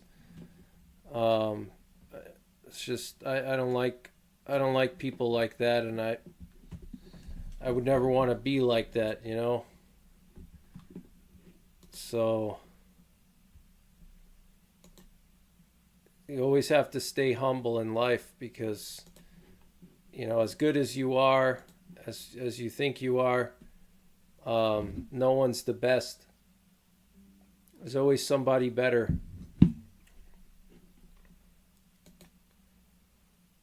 And there's always something you can learn from someone else too.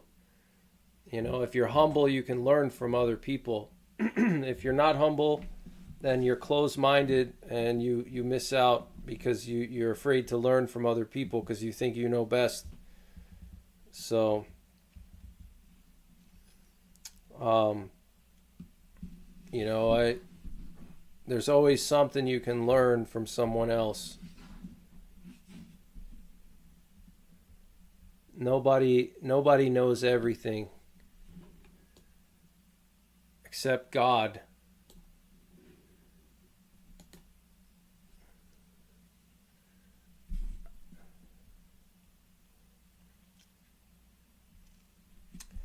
Yes, Israel does have an F-35 squadron. They also have F-15s. They have nuclear strike capabilities.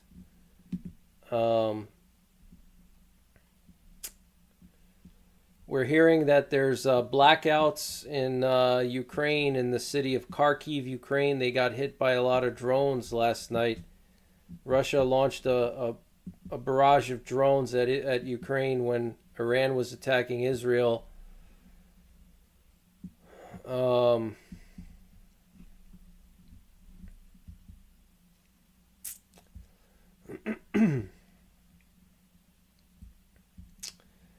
Israeli Army spokesperson Rear Admiral Daniel Hagari says 99% of the 300 or so projectiles fired by Iran at Israel overnight were intercepted by air defenses. So, very good news. So overall, it looks like Israel dodged a bullet on this one. Only 7 missiles penetrated. That's pretty impressive. And I think that's the work of God, in my opinion. So, what's going on, Soil radio operator? I hope you're doing well. So Israel only 7 missiles penetrated. So that's the good news. I know a lot of times I give bad news out. It's a lot of negative news, but some of the good news is that only 7 missiles made it through. So that's great. Out of like 300 plus, only 7 made it through, and they didn't hit any major civilian targets. There were two people that were killed in Jerusalem, apparently. So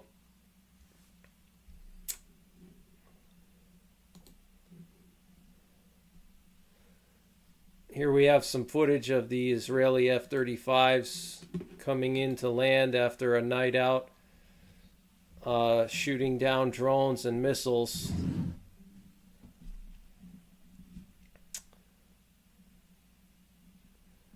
The airspace over Israel, Iraq, Jordan, and Lebanon has now officially reopened to commercial traffic. Maggie K says, I appreciate your calming tone during such trying times. Yeah, we have to be calm. Calm is the way to be. You have to be calm under pressure. You can't lose your nerves. Can Iran hit the U.S. with their missiles? No, they can't hit the U.S. Too far away. No, they can't hit us with their missiles. No.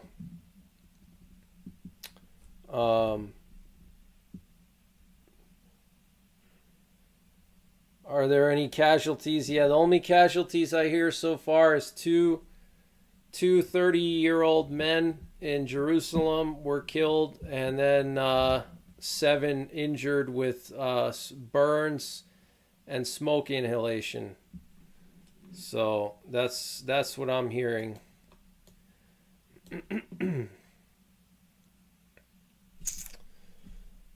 That's all the casualties I have at the moment. Yeah, minimal damage, very minimal damages from what I'm hearing. So we'll have to wait and see how Israel responds. But again, the reason why all these missiles were intercepted was because there was a coordinated effort, with Israel and allies. They all worked together to try to shoot these missiles down. I don't believe if Iran did this again, I don't believe that it would be as easy for Israel to intercept all those kinds of missiles by themselves. It's because we had the U.S. The U.S. had multiple Aegis warships. Aegis warships have the SM-6 interceptors that can intercept ballistic missiles. So we had Aegis warships in the northern Red Sea. We had also French fighter jets, British fighter jets, U.S. fighter jets, Jordanian fighter jets, Israeli fighter jets. They were all flying in the area to shoot down these missiles and drones. And then, of course, Israel has their own missile defenses as well. So it was a big coordinated effort with allies, If Iran launched an attack like this, but bigger, then potentially more missiles would have gotten through for sure. So, but Israel is going to respond. They're saying that they're going to launch a counterattack. So, and Iran has already vowed to launch a severe retaliation if Israel responds. So,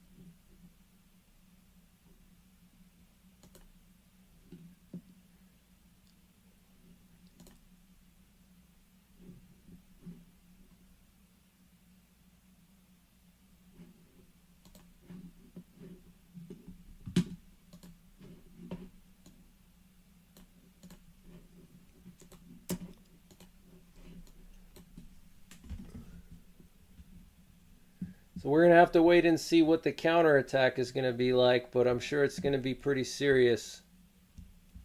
I'm sure we're going to see a pretty serious counterattack.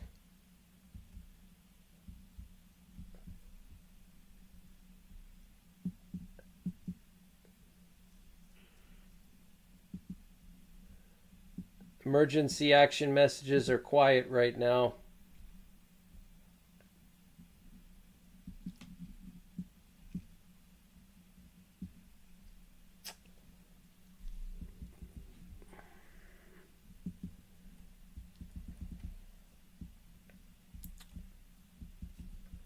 U.S. Secretary of State Anthony Blinken will be consulting with allies and partners in the region and around the world in the hours and days ahead following the Iranian retaliatory attack on Israel. He said in a statement dated Sunday, "The U.S. condemns Iran's attack on Israel in the strongest terms," Blinken said. "While we do not seek escalation, we will continue to support Israel's defense. And as the president made clear, we will defend U.S. personnel." So the Israeli military is saying that 99% of the more than 300 projectiles fired at Israel by Iran were intercepted. We talked about that already. So I think Israel is going to launch a big attack now on Iran, and they're going to consult with the U.S. before they launch their attack. They're going to try to get the U.S. to help them, obviously.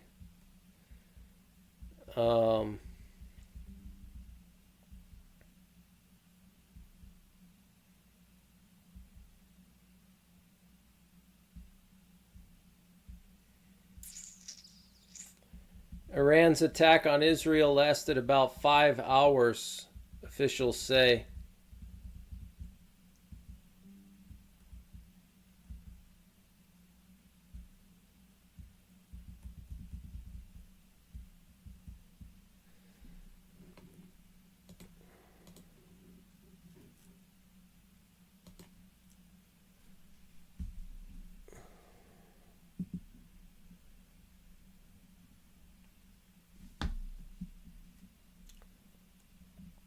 Any chance for a pause for peace? I don't know. It's possible. It's possible. We'll have to wait and see. It's really hard to say what happens. It's really hard to say.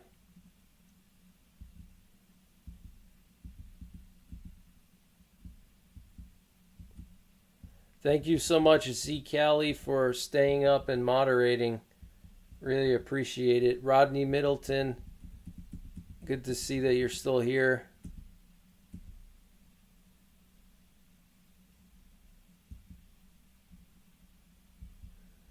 Make Leviticus 2013 great again. Next time Iran sends their projectiles, the UPS plane is going to have to make lots of moves to dodge them left and right. Yeah, I think that was a mistake on the flight tracker. I think that was a mistake on the flight tracker, that UPS plane that was flying over Israel in the middle of the attack. I don't think that was really a UPS, but I think that was a mistake. I think the flight tracker just, was screwed up. Thank you so much, Pamela. I'm glad that you appreciate me.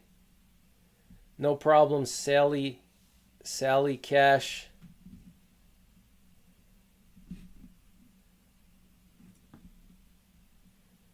Mike's out fishing. Oh, you were a moderator? What was your name? I don't remember. Paula Grateful No End says, "Greg, thank you for your calming voice." No problem. No problem. Yeah, the U.S. has turned off most of their transponders. Yeah, it's super quiet. There's really nothing over the U.S. right now. It's really really strange. So yeah, they're flying with No transponders. Same thing in the Middle East. We have this aerial refueler here in the air.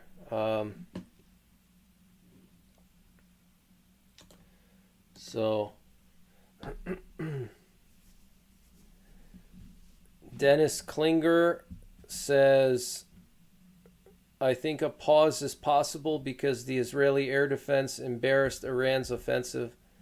Yeah, it's very possible. Yeah, we'll have to wait and see what happens. We'll have to wait and see. Israel is vowing to counterattack, but it is possible they might not, or they could also delay their counterattack. Like, they're not going to do it immediately. They may do it in a couple of days or maybe in a couple weeks. It's hard to say. Anything can happen at this point, so I wouldn't rule anything out. But from my sources that I've seen tonight is that Israel said that they were going to retaliate within 24 hours. That's what they said. And they said they made it clear that they will retaliate. So that's where things can really get crazy, because Iran threatened and said, if you respond to our response, then we're going to respond back with a much more severe attack. So anything short of a full-scale attack by Israel would be, Israel would have to take out all their ballistic missiles. It's really the areas where Iran launched the ballistic missiles. I think that's where Israel is going to focus on. They're going to try to destroy Iran's ballistic missile launch sites so they can't do something like this again, or severely reduce their capabilities, But Israel has really good capabilities. Their intelligence is incredible, so they'll be able to see where these missiles were launched from, and then they can respond and they can destroy those launch sites, So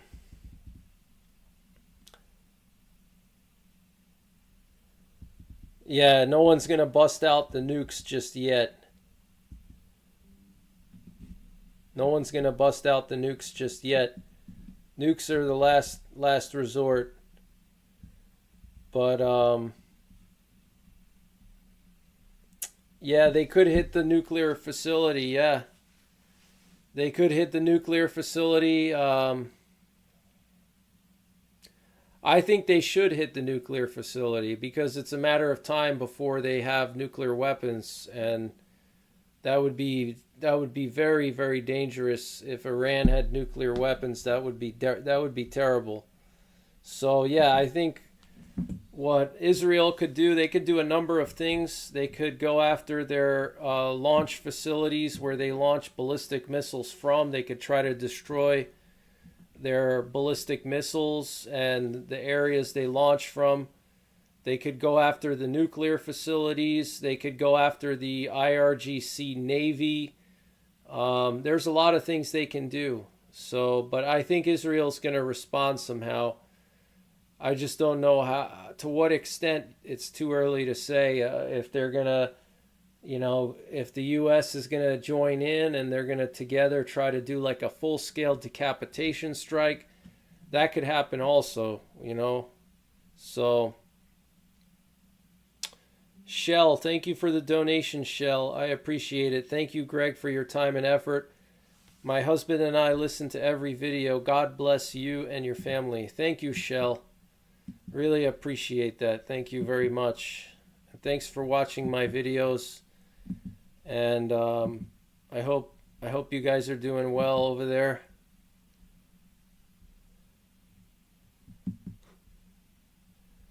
Thanks to the moderators, Z Cali.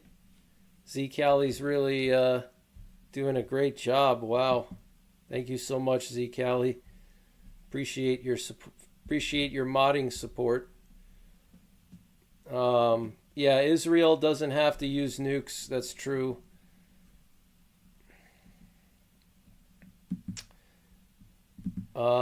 Christopher James says, I know Isaac Diaz in person. Let me see. What did he say? Isaac Diaz. Let's see here. Yeah, there's already sleeper cells in the U.S. They're already here. They're already attacking us. Look at the bridge attack. The bridge attack in let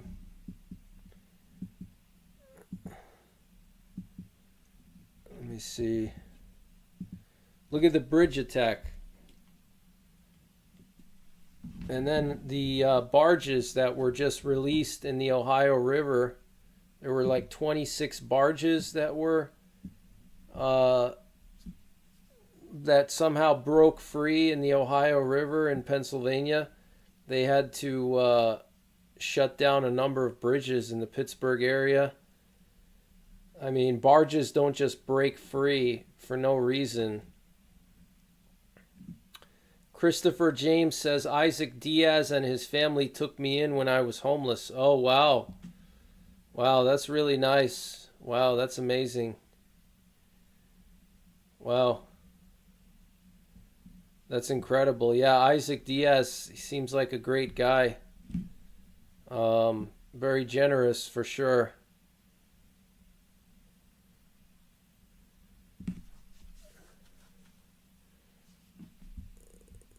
Z. Callie says she's nocturnal. David Wilder says prayer should always be the first of the 4 P's. Yes, you're right. Prayer should be number 1. Trust in God, trust in Jesus Christ.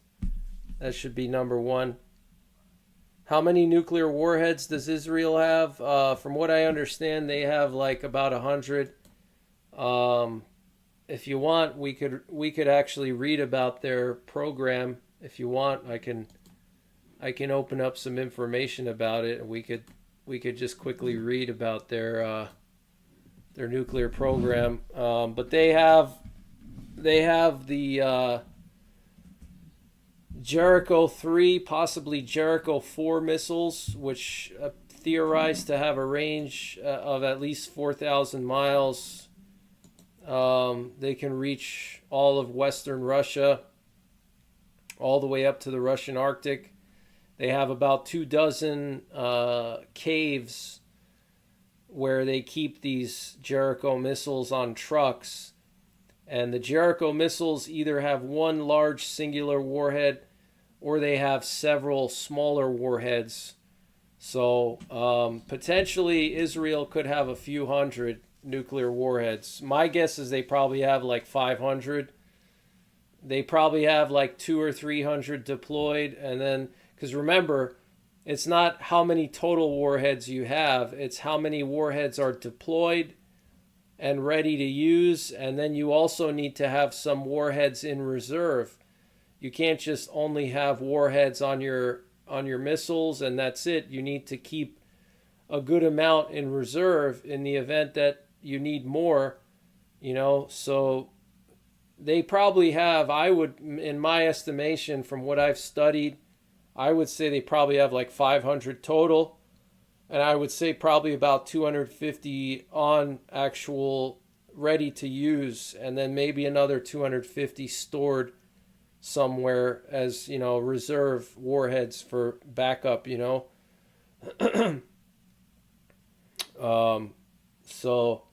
but nobody really knows for sure. We do know that they have 2 air bases where they keep nuclear warheads, and they have F-15s and F-35s at those air bases for delivering those warheads. And then they also have, like I said, the base that has all the Jericho missiles, which is like in central Israel. They have that base there with all the Jericho missiles.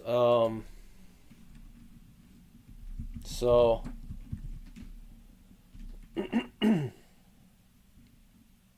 do I think that Iran, China, North Korea, and the sleeper cells will do one big move and start World War III? I think that's very possible, yeah. I think that's very possible. I think that's actually what would happen is if we were to go to war, I mean, they've already told us, China officially said that if there was ever any kind of war in Taiwan, China said that they would launch a massive cyber attack against us. So, so that's definitely something that could happen. Let me see here.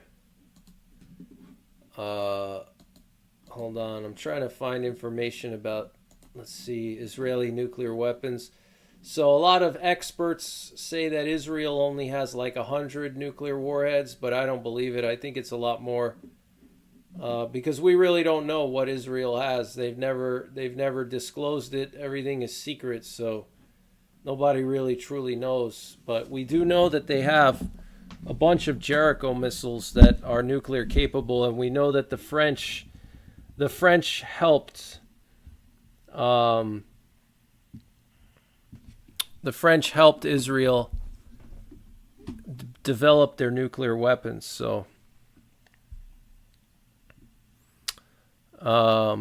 Perhaps there won't be a response prior to the UN meeting. Yeah, that's very likely that they may wait for the UN meeting. It's hard to say. I mean, it's hard to say, but that theoretically that's what would happen. Yeah.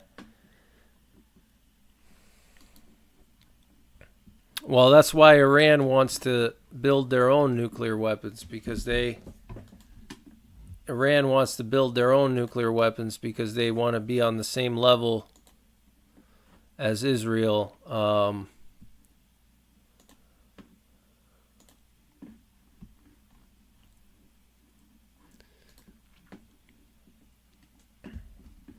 me see if I can just share something with you guys. Maybe I'll just show you guys some stuff here.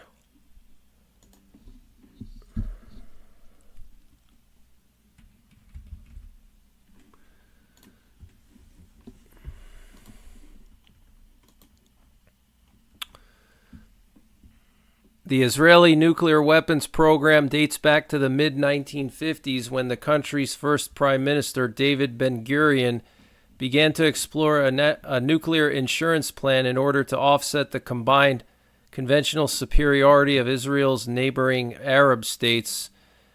As historian Avner Cohen writes, Ben-Gurion's determination to launch the nuclear project was the result of strategic intuition and obsessive fears, not of a well-thought-out plan.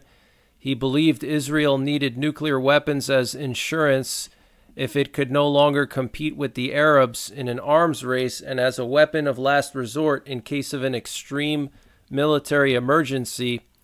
Ben-Gurion tapped Shimon Peres, who would later become Israel's prime minister, to lead Israel's nuclear weapon program. Under Peres's stewardship, Israel purchased a substantial package including a research reactor and plutonium separation technology from France in 1957, as well as 20 tons of heavy water from Norway in 1959. The ground broke for the Negev Nuclear Research Center near Dimona in early 1958. So they've been building weapons since the late 50s, guys. Their nuclear weapons program is basically almost as old as ours, okay? So they've been building weapons for a long, long time. Although the Negev Center was always intended for the development for nuclear weapons, the United States did not become aware of its true purpose for another decade, even after U.S. intelligence became aware of its construction in 1958. This was largely due to a highly successful Israeli deception and disinformation campaign aimed at convincing U.S. inspectors that the complex was for civilian use. The deception campaign included lying to U.S. officials by first telling them that the Negev Center was the site of a textile factory, Next, they said the Negev Center was instead a purely civilian research center that did not contain the chemical reprocessing plant it would need to produce nuclear weapons. They even say here that a false control room was constructed at Dimona, complete with false control panels and computer-driven measuring devices that seemed to be gauging thermal output of a 24-megawatt reactor in full operation.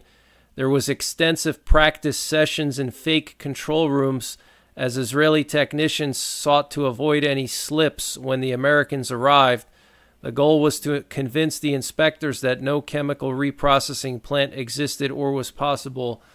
So, wow, they were trying to hide it from the U.S.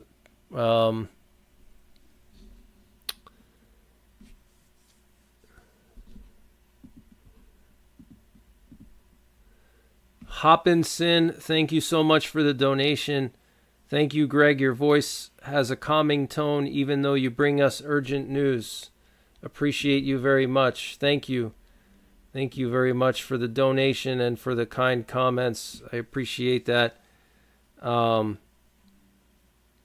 Israel's intel operations are top-notch. So, nobody knows the exact size of Israel's stockpile, but most estimates put it at between 75 and 90 warheads. Some estimates are as high as 400 warheads. But we do know that they have Jericho missiles, they have the F-15s, and now F-35s that they can use for dropping nuclear bombs. So they have some gravity bombs. They also have the Tel Nof and Hatzarim air bases, which Israel uses for their nuclear strike roles. And then the Sdat Micha Jericho missile base. I want to share this with you guys. I want to share this because it's pretty cool. So you can actually see for yourself. You know, while we're at it, we'll look at Iran also. We'll look at some of the Iranian facilities. Let me see here.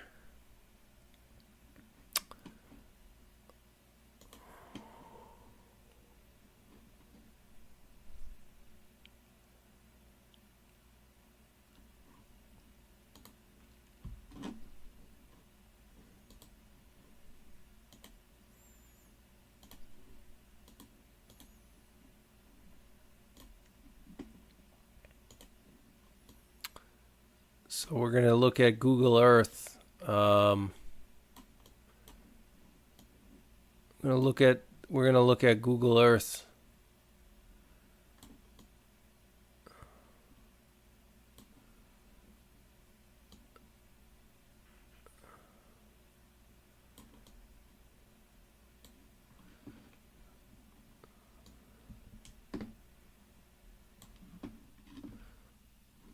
So maybe I'll maximize the screen so we can look at it in a bigger, look at it a little bit in more detail here.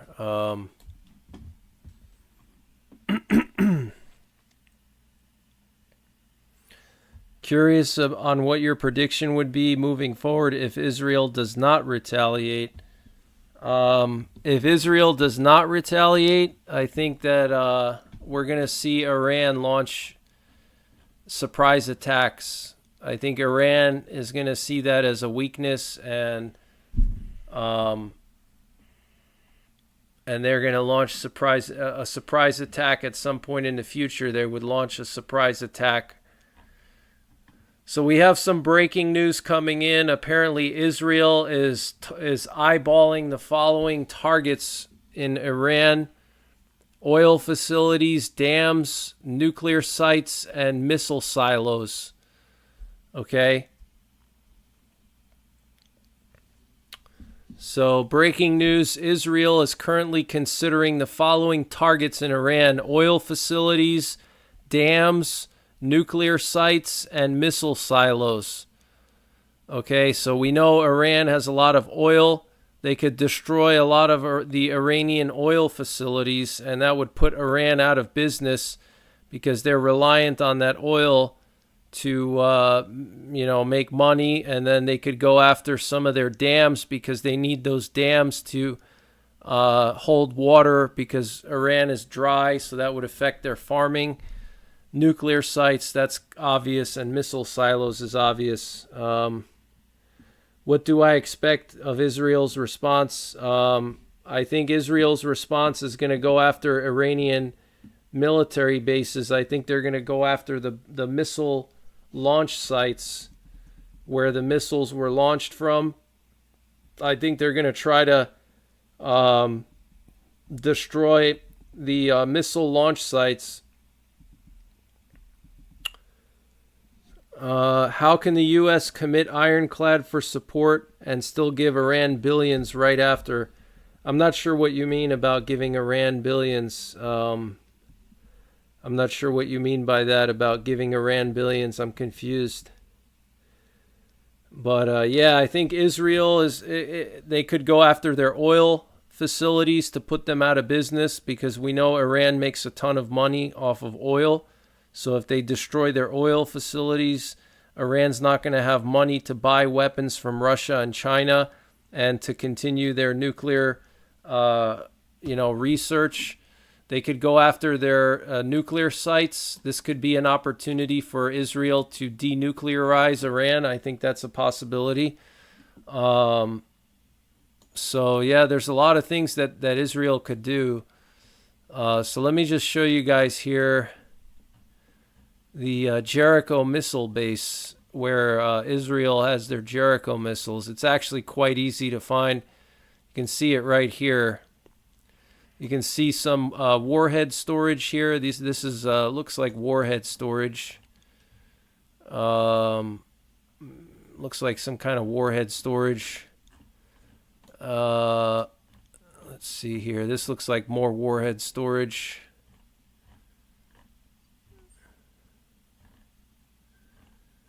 This is in Sadat Micha. I don't know if I'm saying that right. But this is where they have their Jericho missiles. Canvas and Crime, thank you for the donation. Thank you for always being so kind and knowledgeable. Your work is appreciated.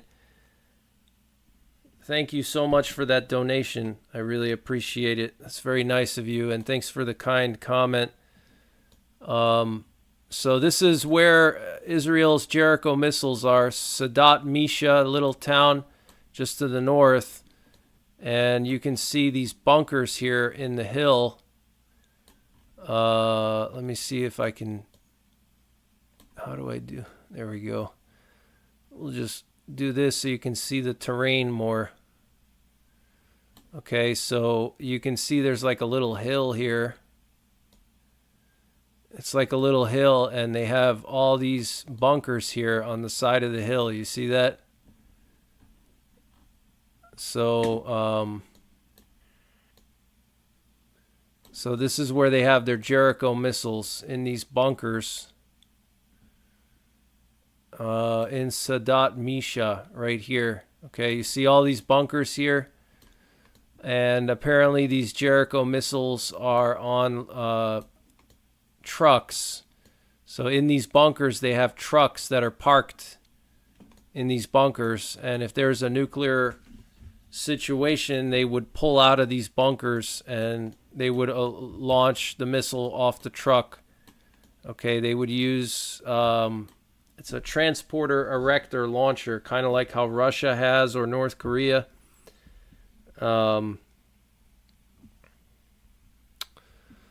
So here you can see just in this one area. Let me see if I can. So in this one area, we have 1, 2, 3, 4, 5, 6, 7, 8, 9, 10, 11. We have 11. Actually, there's more here. 12, 13. So just here in this one area, we have 13 bunkers, which means there's 13 trucks with Jericho missiles. I'm assuming there's one truck per bunker, so that's 13 right there. And each one of those Jericho missiles could have multiple warheads on them too. And then let's see, where was the other one? There was some more here. Is it down here? And there's some more over here. 1, 2, 3, 4, 5, 6, 7, 8, 9, 10, 11, 12, 13. Looks like 26 between these two areas. They're building some more over here. Looks like they're excavating for some more. You can see that hardened bunker there. Okay. So, yeah, they have a lot. Israel has a ton of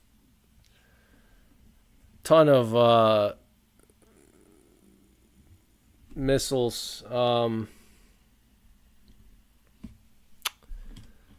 And then they have their F-16s and F-35s that they can drop nuclear gravity bombs. And then they also have the Popeye missiles.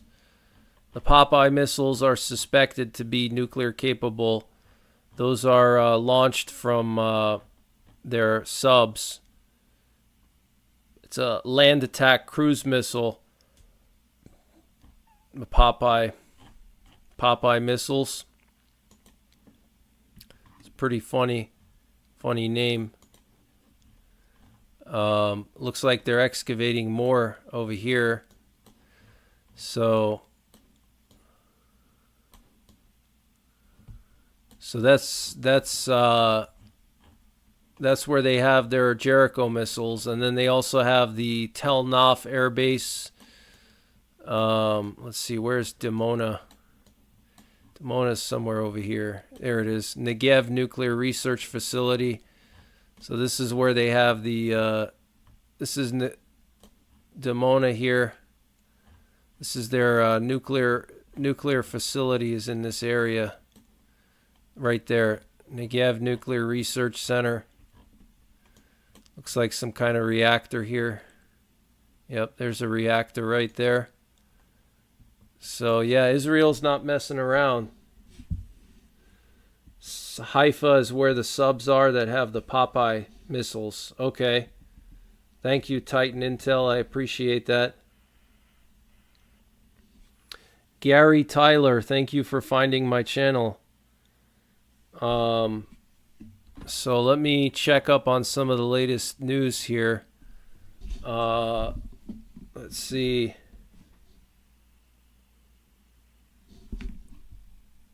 Let's just check some of the latest news.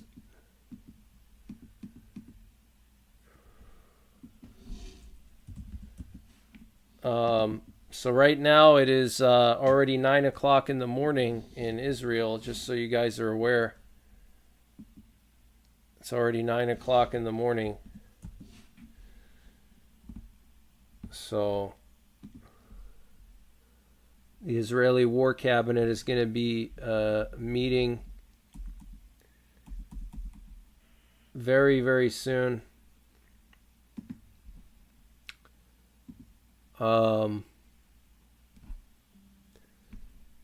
Thank you so much, Peggy. That's very nice of you to say, Peggy. Thank you very much.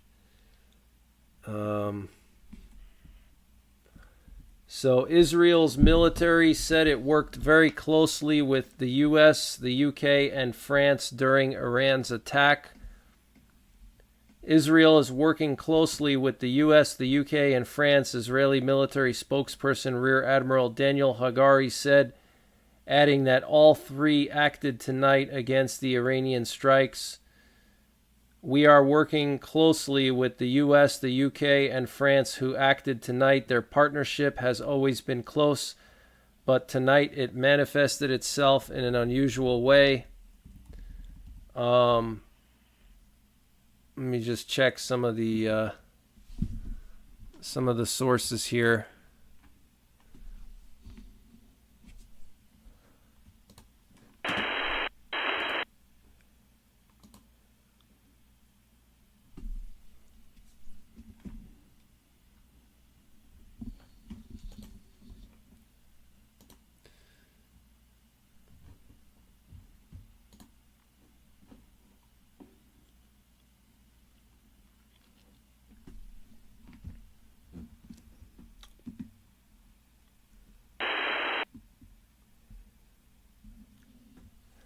Yeah, so we're hearing that Israel is eyeing the following targets for retaliation: oil facilities, dams, nuclear sites, and missile silos. Okay.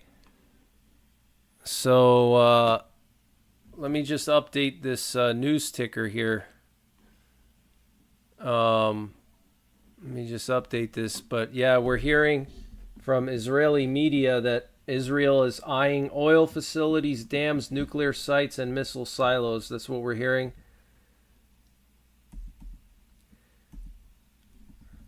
A number of experts believe that as a retaliatory strike, Israel could disrupt Iran's nuclear program by hitting several relevant facilities. I'm going to show you guys in a second here some of the Iranian nuclear facilities.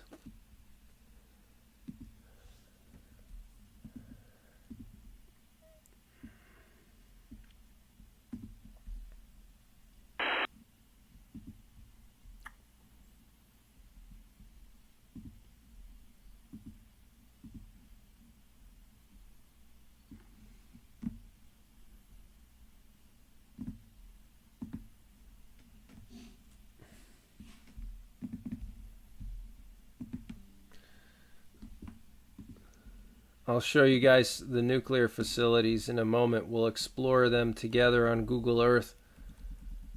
Let me just check some of the latest headlines here first.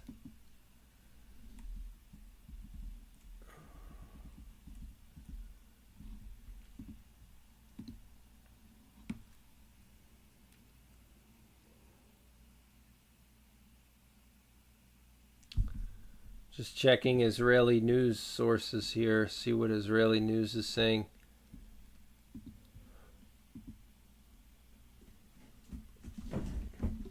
The IDF spokesman said that French military assets were involved in the defense of Israel against the Iranian attack. France has a good military.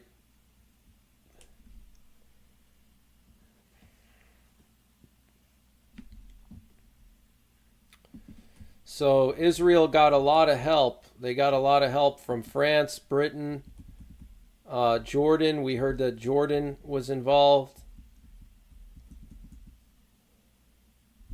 So this is the first ever direct attack on Israel by Iran. This is historic. First ever attack directly by Iran. So that's huge.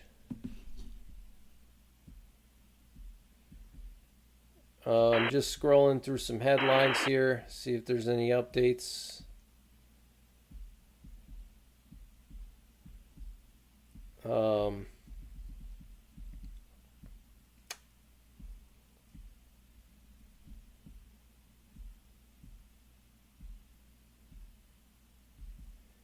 Ukraine will be getting a third Patriot missile defense system from Germany. This will bring the total number of Patriot batteries in Ukraine to 4. One is currently around Kiev. The third one is going to be for the front line. Another one is at an airbase, and the fourth may be for Kharkiv or Odessa. So it looks like they're going to deploy a fourth air defense, Patriot missile air defense in Kharkiv or Odessa. That's what it's looking like right now. So,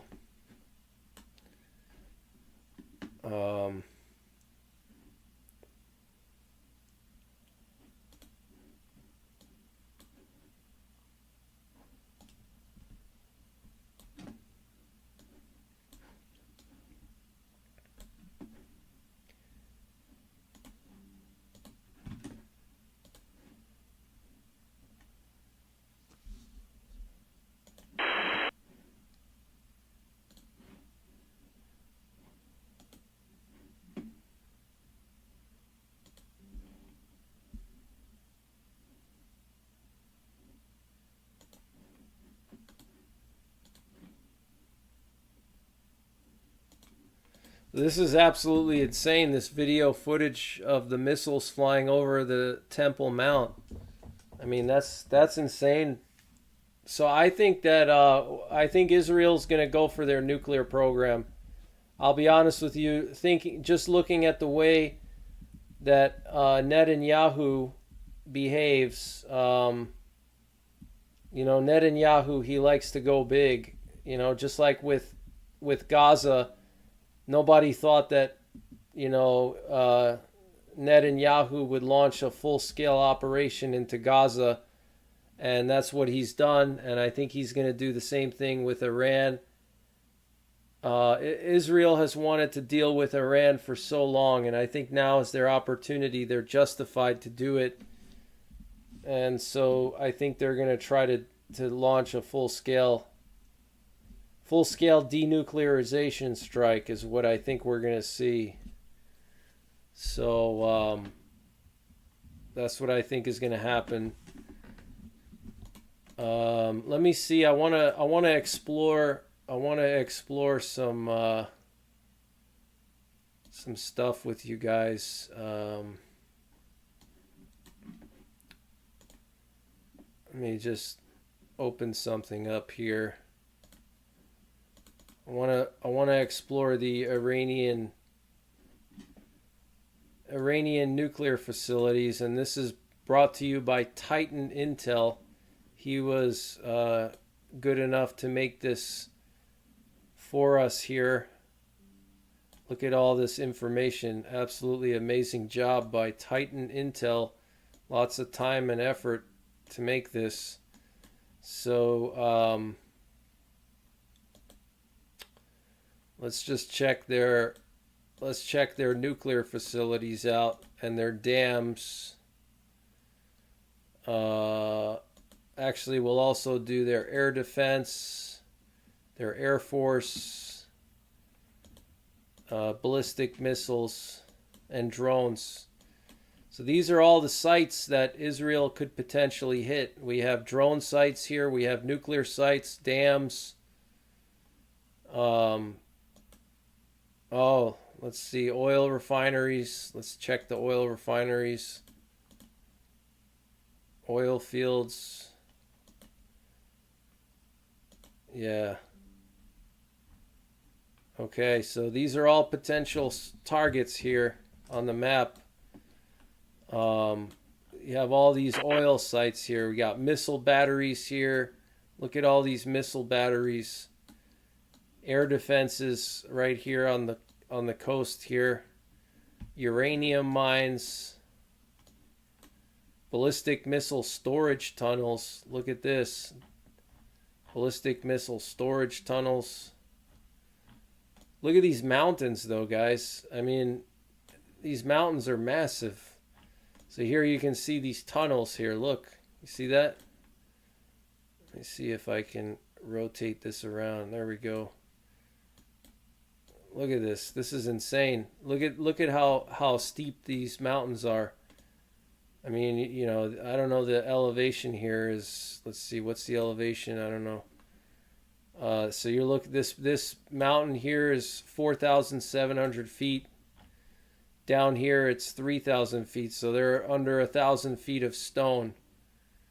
But here they have some kind of hardened launch pad. Okay, so this would be a target for Israel, but they would need some pretty serious firepower to destroy this, because this is all hardened concrete. And then they have a tunnel here. You can see this tunnel. They could destroy the entrance to that tunnel. They have these hardened launch pads. I don't know if those are silos. I can't tell because there's a shadow. That looks like a silo. That looks like a silo door. That looks like a silo, but I could be wrong. I don't know. Let me see. There's another tunnel here. Look at the tunnel. Goes right into the mountain there.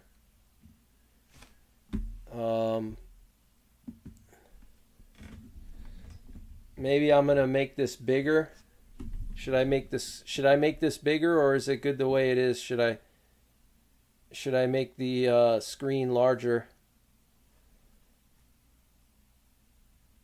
If BB needs help picking targets, I'm available. That's funny. Yeah, they need low-grade nuclear weapons, and that's why they need the U.S. involved. If they were to do something like this, they need the U.S. involved, because the U.S. has the firepower. Israel has a lot of firepower, but they don't have enough to take all these targets down. But honestly, this looks like a silo to me. And then you have the tunnels here. Look at the tunnel there. I mean, this is just insane. Look at that tunnel there. 1, 2, 3, 4, 5, 6, 7 silos here. And then you have the tunnels. So that would be like one target. And it's just one target. There's like dozens of these across Iran. Let me see, where else? Look at these mountains, though. These mountains are huge. Thousands of feet of rock. Let's see, where else? Where else are we going to look at? Some kind of missile base over here. What's this? We got a missile. Oh, yeah. Look at this. You got a missile base here. Some kind of missile base. Let's turn this around. Look at these bunkers here, guys. Look at this. This is like something out of Call of Duty, these facilities here.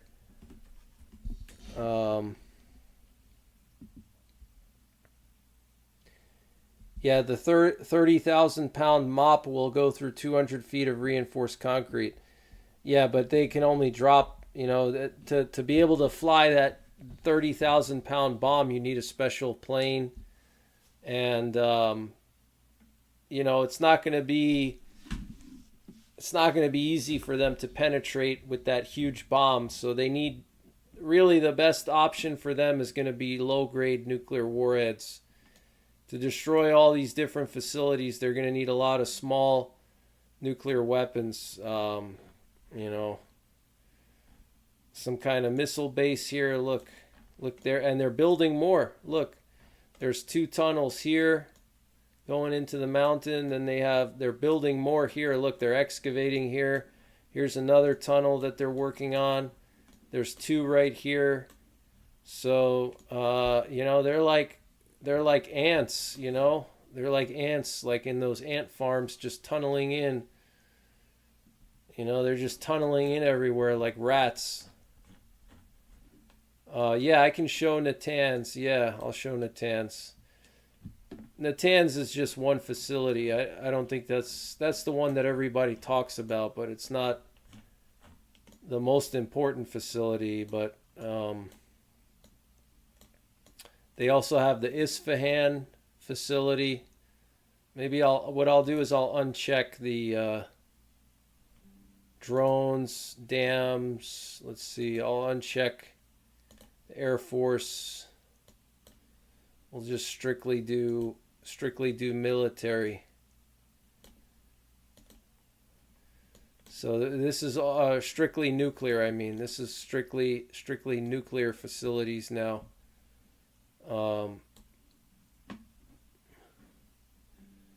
Strictly nuclear facilities. Whereas Natanz is somewhere over here. We have this facility in Isfahan. Where's Natanz? It's somewhere over here. They have some kind of thermal reactor here. Look at that nuclear facility. Tel garage. They have a Tel garage, transporter, erector, launcher.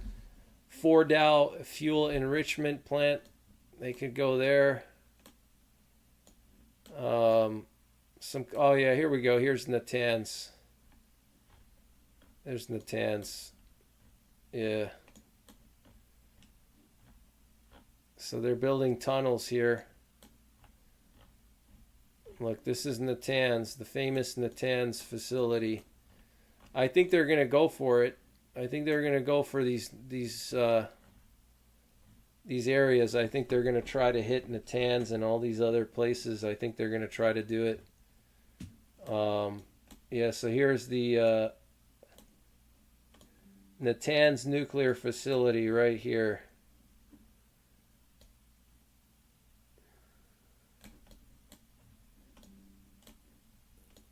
Some kind of underground cascade halls. Interesting.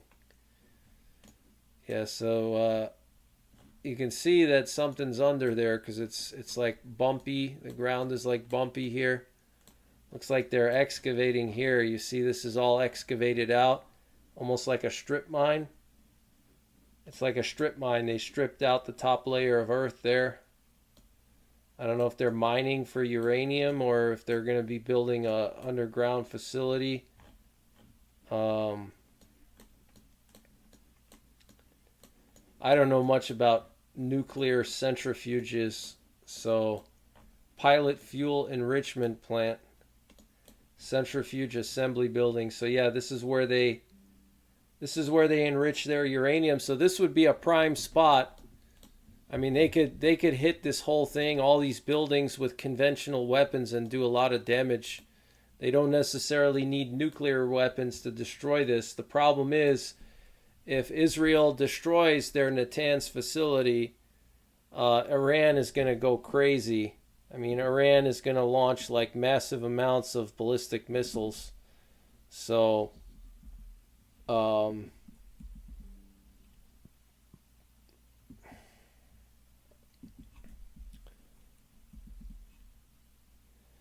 Carrie says, I watch Greg on Gomi TV every day. I am so thankful God's warriors who stand up for the truth and are not afraid to. God bless you, Greg. Thank you, Carrie.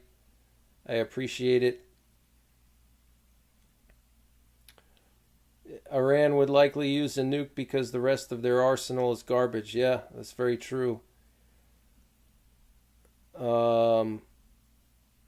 Z Cali says, I maintain my statement, not going to pick a fight over it.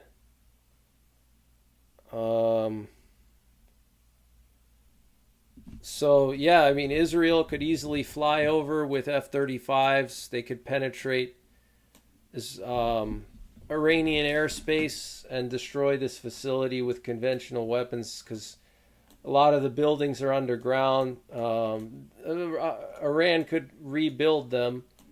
It wouldn't take super long for them to rebuild this stuff.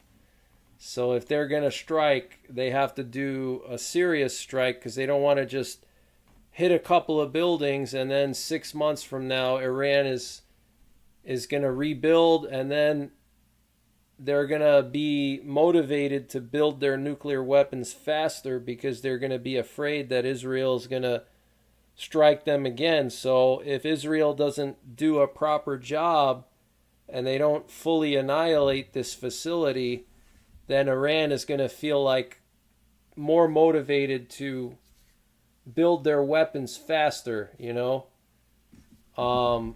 So it's kind of like if they decide to do this, they have to go all out. They can't half-ass it. Because if they half-ass it, number one, Iran is going to respond regardless.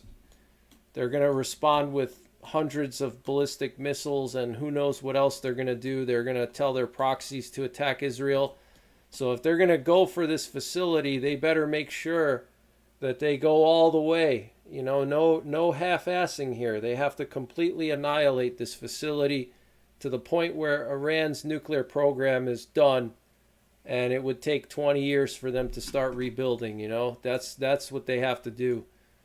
But yeah, they could probably launch standoff missiles at this facility from, you know, a couple hundred miles away without even penetrating Iran's airspace. Because let's just measure the distance here. Let's measure the distance. So, I mean, Natanz, you know, let's say that they use Saudi Arabian airspace. Where is that thing? Natanz.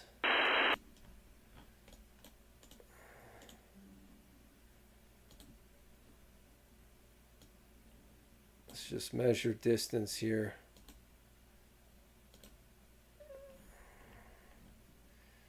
So in a straight line to the Persian Gulf, it's only 270 miles.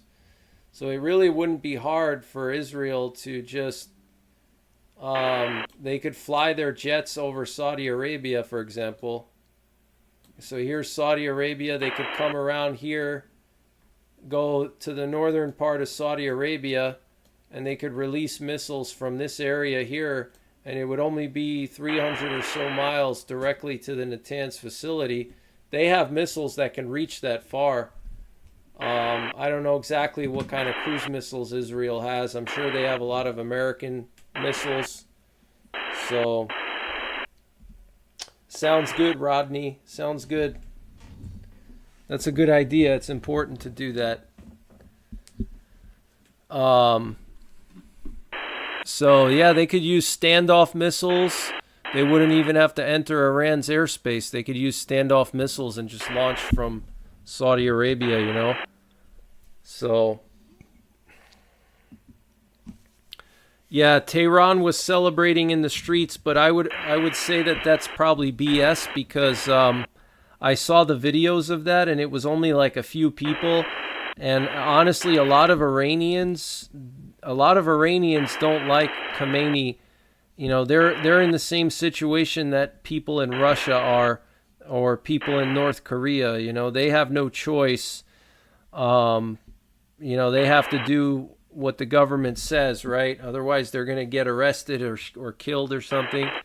So, I mean, you remember in 2009 when the Iranian people were trying to overthrow the government, and at the time Obama was president, and Obama trying to reset American relations around the world, and his whole big thing was, oh, America is not going to be the policeman of the world, and we're not going to get involved in anything anymore.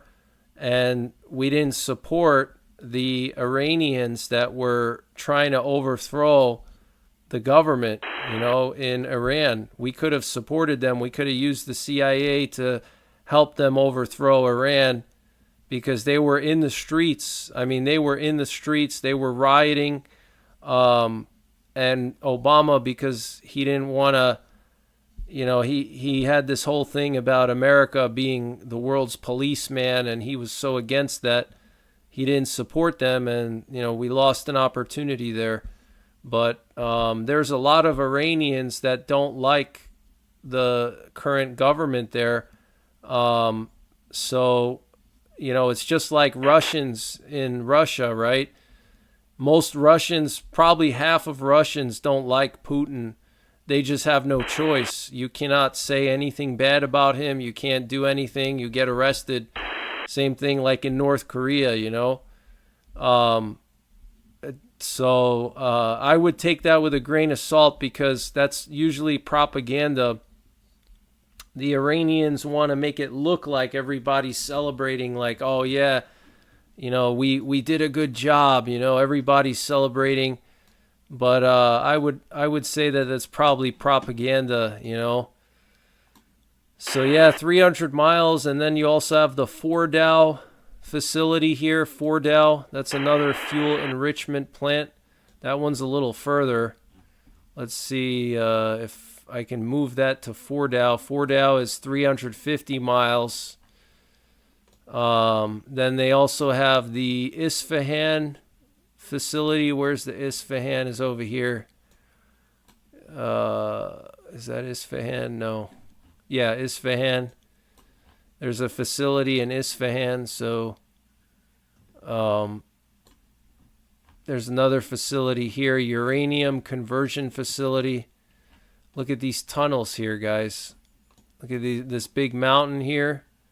6,000 foot mountain, guys. Look at that, 6,000 feet. The bottom of the mountain is 5,300, so it's under 1,000 feet of rock. These tunnels here, look. Okay.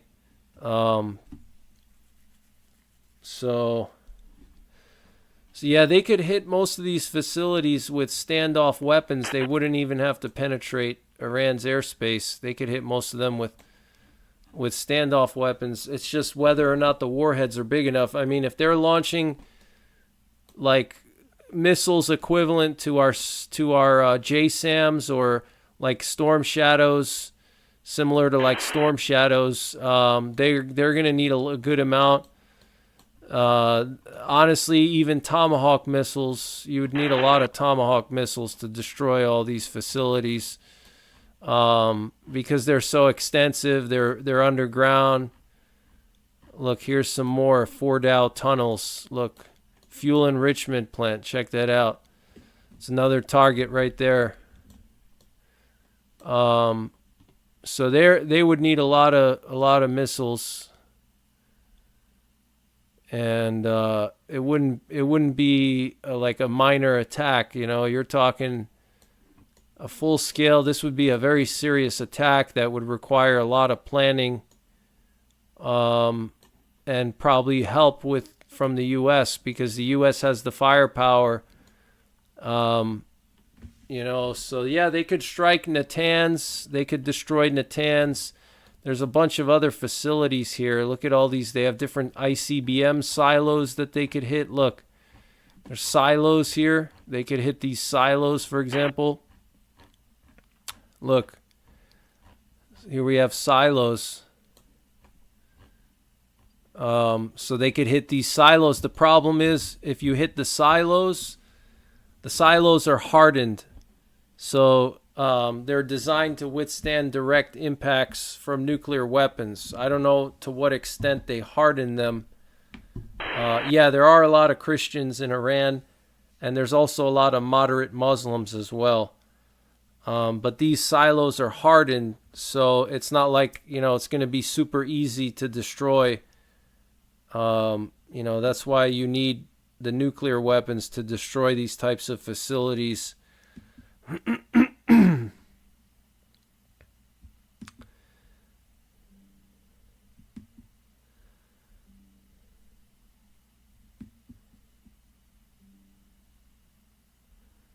So we're hearing that there's going to be a virtual meeting today of the G7 leaders. There's going to be a virtual meeting. So they're going to just have a virtual conference, you know, with computer screens, like a Zoom call. They're going to have a Zoom call about whether to nuke Iran or not. Isn't that pretty funny? Could you imagine doing that? Having a Zoom call? No, this is not Tehran. This is Iran. This is not Tehran. This is Iran. So,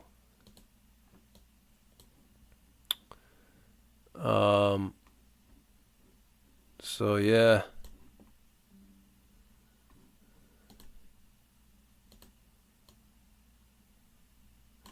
Yeah, big shout out to Titan Intel for providing me with this info. Very good stuff. Thank you, Titan Intel.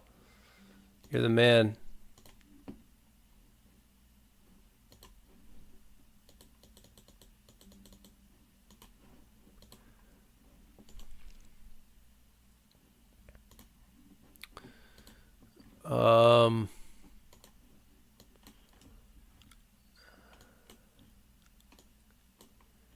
See what we got going on here in Europe.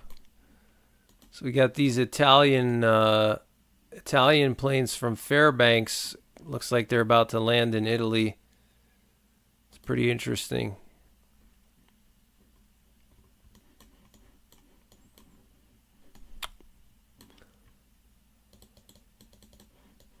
It's quiet over the US, quiet over Asia too. Unusually quiet. A lot of planes flying with transponders off. I think what I'm going to do actually is I think I'm going to just turn on the general flights and we'll see. You can still see a lot of planes avoiding this area. You see here the huge no-go zone here over Iraq, Israel, Jordan, Syria, Iran. All of these planes are avoiding. Yeah, the U.S. and Jordan did destroy some of the drones. Yes, they did destroy some of the drones. There's a lot. Here's some more silos. Look, they have more silos here. I mean, Israel should just annihilate all these freaking silos. Just destroy them all. Here's more silos. You know, Iran has all these freaking silos. Here's some kind of tunnel here. It's just endless. Look, there's another tunnel right there. Iran has endless amounts of tunnels and silos and underground facilities. You know, they're like rats, you know. There's another facility there. Underground facility. But yeah, to destroy these silos, you need a strong enough warhead to destroy them, because they're hardened concrete, you know, reinforced concrete, so it's not going to be easy to destroy them. Okay, Pamela, have a good night. Shell says 3,700 viewers at 2 a.m. in the morning. Yeah, it's insane. It's absolutely insane. So yeah, they have all these silos here. More silos here. You know, this is just one facility, and then there's dozens of facilities like this, you know. So let's just check out some other ones here. But, you know, some kind of nuclear research, another one. Bonad Research Facility. Bonad. That's a funny word. Bonad. Almost sounds like boner. Boner Nuclear Research Facility.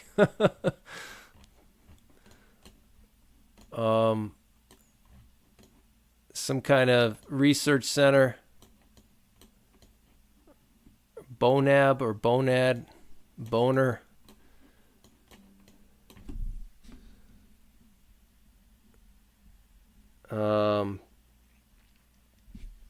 Iran's top military official declares success in Israeli operations, says operation concluded, no intent to continue. So Iran is saying no intent to continue any strikes. The Boner Nuclear Research Facility. Yeah, so they're going to have to take this thing out. That's another one. Steel complex over here. Man, there's just so many targets. I mean, for an Air Force guy or somebody operating missiles, this is like a kid in a candy store, because there's just so many targets here. You could just have a field day, you know. Could you imagine like John Bolton, if he was president? He would have a boner over the Boner Nuclear Facility. I mean, he would have a boner just looking at this map, all these targets to destroy. But yeah, I mean, you could just have a field day launching strikes on all these facilities. Here's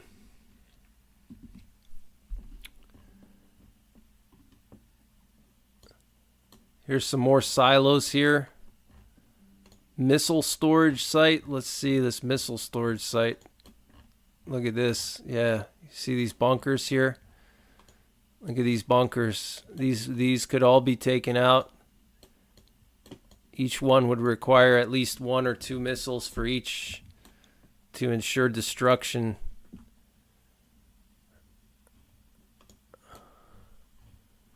Some kind of missile storage site here. Another missile storage site. Look at this. This is just crazy. It's just like endless amounts of these tunnels everywhere. Look at that. It's just insane.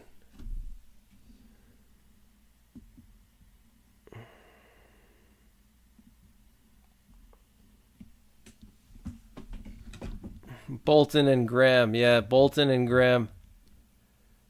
Yeah, we do have to get rest and recover. That rest and recovery is important, definitely. We definitely have to rest and recover. That's critical. Let's see, where else should we go? tank production factory. Some other nuclear facility here. Iraq nuclear facility. Look at this thing. This is insane. Hydrogen sulfide plant. This could all be taken out with conventional weapons. Oh, there's a reactor here. Look. See that reactor? There's the dome. 40 megawatts. This looks like it could be civilian, though. This could be a civilian nuclear facility. But yeah, Natanz is really, they want to take Natanz out because Natanz has the enrichment. That's where they enrich everything. Let's see some of these transporter erector launcher sites.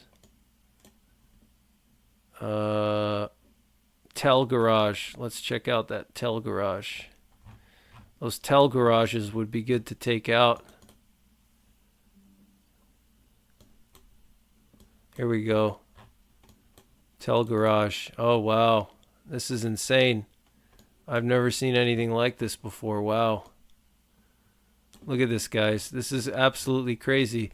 So you have this mountain here, and all around the mountain you have these, similar to what Israel has. Israel has, I was just showing you guys in Sadat Misha, where they have the Jericho missiles.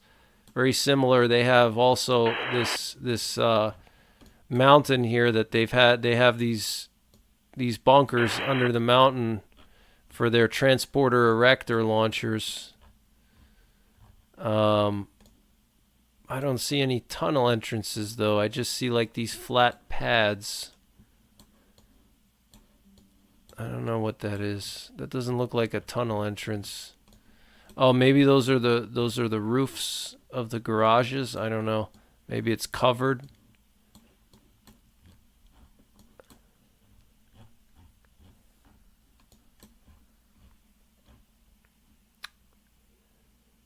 Yeah, Iran has been very busy for a while. Oh, there's a testing area here. Yeah, they've been extremely busy. Oh, yeah. They've been tunneling like rats.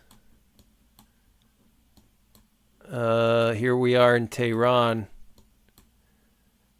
SAM production site. Let's see here. Oh, there's some tunnels right outside of Tehran. That's pretty interesting.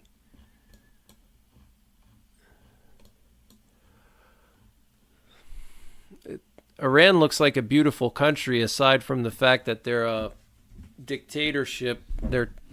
I've seen pictures of Iran. It looks like a beautiful place. Nice mountains, and the northern part of Iran is actually green because they get rain from the Caspian Sea. Look, the northern part of Iran is actually like green. You know, we do like a street view here. You know, it's actually, they actually have like palm trees and stuff. They have like actually nice beaches here. It's really unfortunate that these beautiful countries are all controlled by dictators, you know, just like Russia, for example. Russia's beautiful, but you know, you're not going to want to move to Russia. Look how green it is. This is in Iran. It doesn't look like Iran. It's so green. Look at that. That's crazy. This is right on the Caspian Sea. So, I mean, there's like weeds here. Look at all the weeds. You think of Iran, you think bone dry.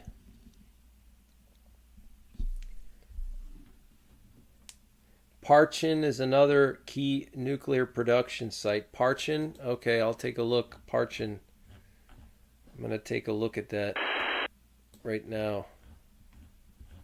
Yeah, Natanz, they could destroy Natanz with standoff weapons, Tomahawk missiles, and air-launched cruise missiles. Where's Parchin? Let's see, where is that?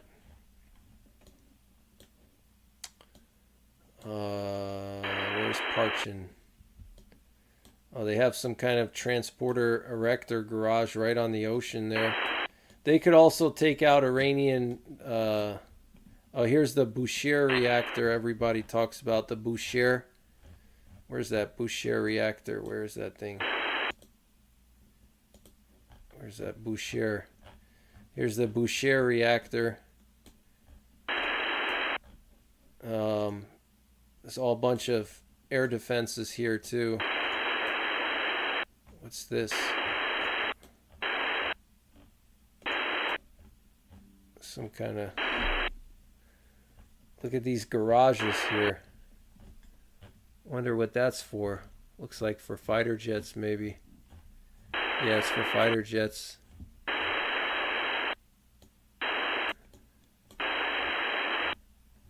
Oh yeah, there's the Boucher reactor. Right on the ocean there. They could take out the Boucher reactor. They could take this sucker out. Look at that juicy target. What will be the main target? I think the main target, in my opinion, logically they should go after the nuclear facilities, but in addition to that, I think they're going to want to degrade Iran's ability to launch missiles at them, because the nuclear facilities are great. You definitely want to take the nuclear facilities out, but they're gonna want to degrade Iran's ability to launch missiles at them again. So that means taking out their radars, taking out their air defenses, taking out missile facilities, some of the ones I was showing you here, you know, maybe some of the missile storage sites. Then after that, they can go for the nuclear facilities, and they can also go for the oil facilities, because oil obviously is a big component of Iran's economy. So if they want to starve the Iranian government and their ability to produce all these weapons, then obviously taking out their oil would make sense, you know. But you're talking thousands of targets here. You know, that would be a huge strike, and I don't know if Israel could do it alone, because you're talking, I mean, just to take out the Natanz facility, you're going to need probably 100 missiles just to take out Natanz. Penetrators, you know, you're going to want some earth penetrators, you're going to want some air bursts, and then that's not talking about the reactors with containment domes. The containment domes are made of thick concrete. You're going to have to break through that. Then you have the tunnels, you know, thousands of tunnels. So it would be a pretty extensive strike. I think Israel can pull off a pretty good punch, but they would definitely need some U.S. assistance in it to really make it, you know, to really set back Iran a long way. They would need the U.S., in my opinion. The Parchin coordinates are 35 degrees and 51. Okay. Do you have the Parchin on this map, or is it somewhere else? Is it on this map here? Can I look up a NOTAM?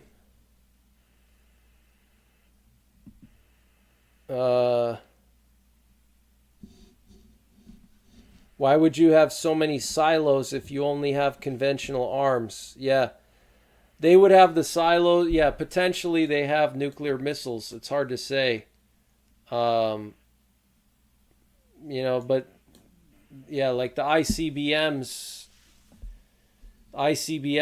they could be nuclear armed. Yeah, it's possible that Russia gave them nuclear weapons. So, you know, it's very, very possible. Parchin, you said 35 degrees and 51 east. So it's going to be like somewhere in here. Atomic warehouse. 5132. 51 or 35, 32, 51, 45. So it's going to be like over here. Oh yeah, there it is, Parchin. Oh yeah, Parchin, secret nuclear program. Look, another freaking nuclear facility. Look at this. This is just ridiculous, guys. And oh, and there's a dam here. Look, they can take this dam and blow it up. Look, they could blow this dam and this whole research facility would be flooded out. Yeah, they have some kind of secret tunnel here. Look at this tunnel project. They're going to be building tunnels here. More tunnels. Wow. Look at these tunnels here. Underground facility. Parchin underground facility. Yeah, I mean, these facilities are insane.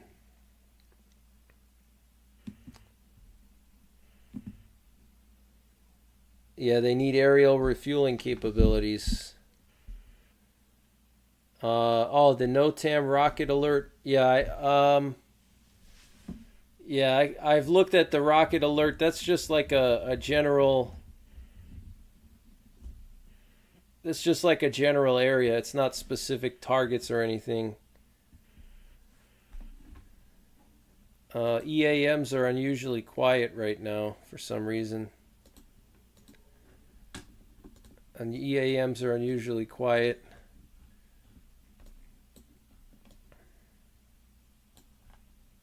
Look at this facility. It's a nice juicy target. All these buildings here. You can overlap all the multiple missiles here. Could just level this whole thing. Just overlap the blast radius. Just level that whole thing. Yeah, so this is insane. There's some kind of portal here, look. Or some kind of garage. Look at that thing. Look at that. That's interesting. I wonder what's in there.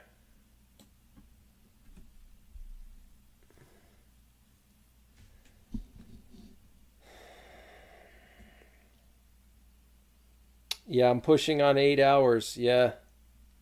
Yeah, that's the NOTAM they deleted. That's correct. Yeah, they had that NOTAM up and then they deleted it. Yeah, which is very suspicious. It's very suspicious that they would just suddenly delete it. Very suspicious, yep.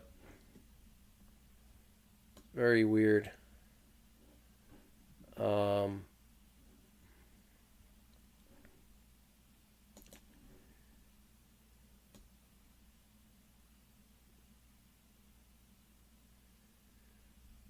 Wow, so Israel has its work cut out for them, that's for sure.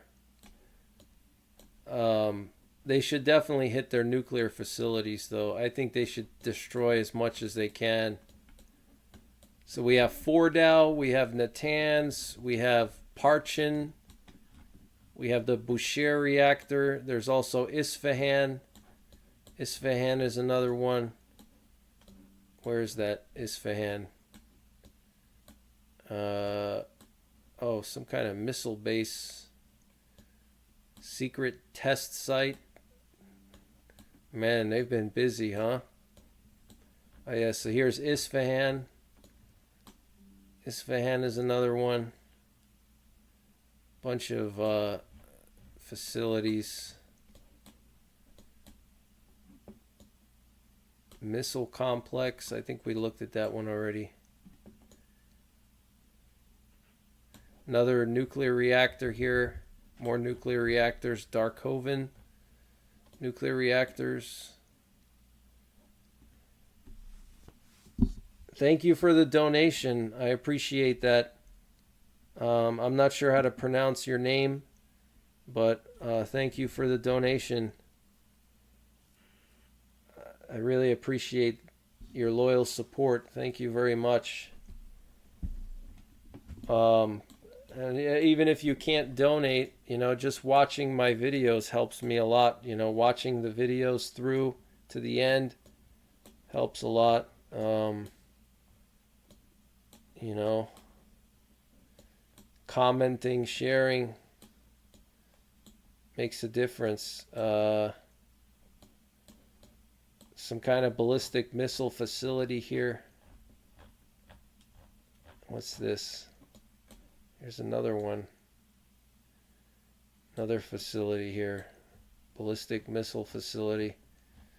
Yeah, here's some more tunnels here. Yeah, so Israel's not going to be able to take all these out. They're going to have to pick the highest priority ones because there's too many.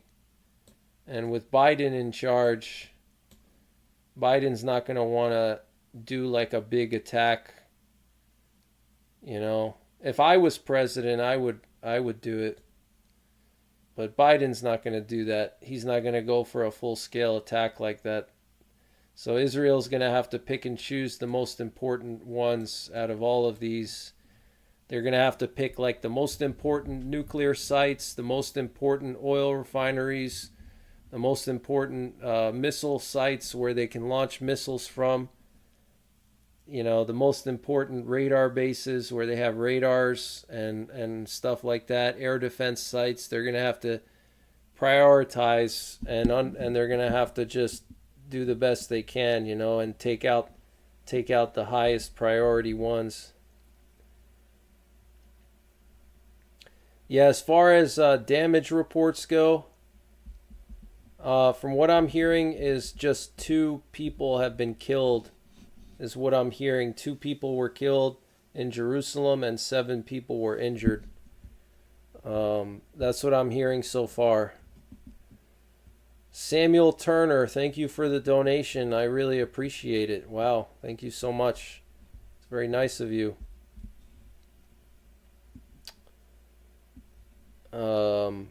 Does Iran supply weapons to Hamas? Oh yeah, they definitely do. They definitely do. No question.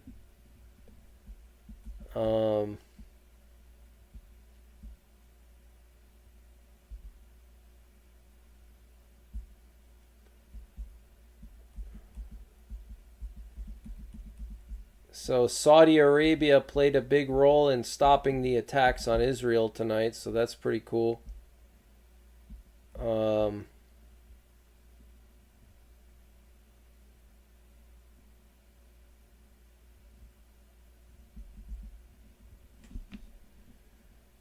Let's see if the Israeli War Cabinet met yet. Yeah, the flight tracker has been unusually quiet. We still have, as you can see, we still have a lot of civilian planes that are avoiding the area here. We still have a lot of planes avoiding the area. There's more planes popping up in Israel now. Look. The Ben Gurion airport is active, so we got some flights coming out of. We got some Ethiopian Airlines, El Al, Isra Air. So these are mostly Israeli domestic airliners, El Al and Isra Air, that are taking off now. They must have been grounded for a while.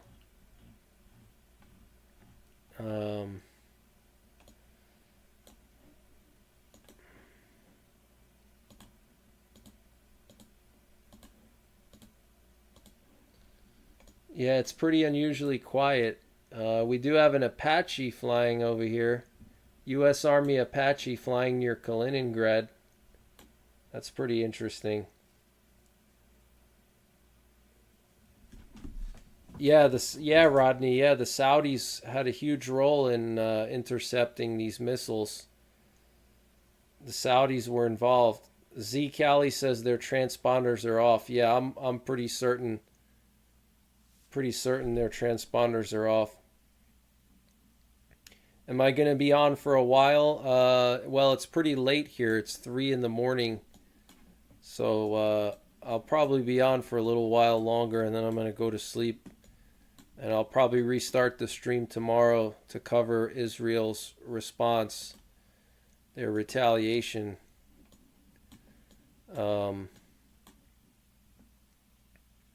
Yeah, I'm proud of the Saudis for stepping in also. I'm also proud of the Saudis. Yeah, it's quiet over the U.S. Look, so weird. The EAMs are quiet too, which is interesting. This is pretty interesting. We have a Polish government plane. Looks like is that Savannah, Georgia? Interesting. Polish government plane flying to Savannah, Georgia. That's interesting. Huh. Wow. Well, I don't know what's in Savannah, Georgia. That would a Polish government would be flying there for some reason.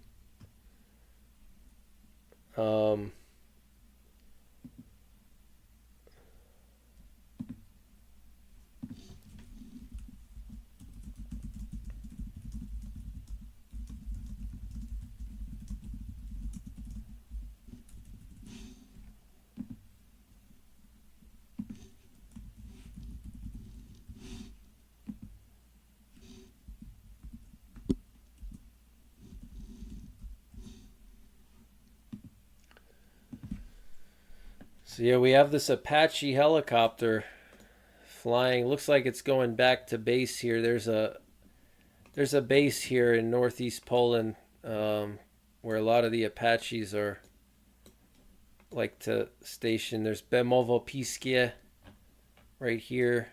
That's a major training ground and base in Poland. There's U.S. forces there. Interesting though.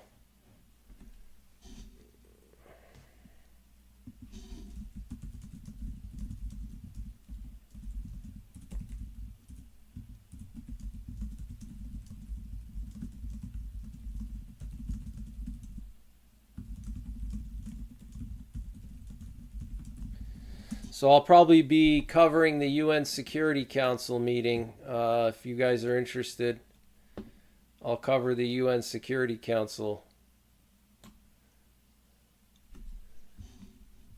I'll cover that live. So apparently there's historic cooperation between Israel and Jordan.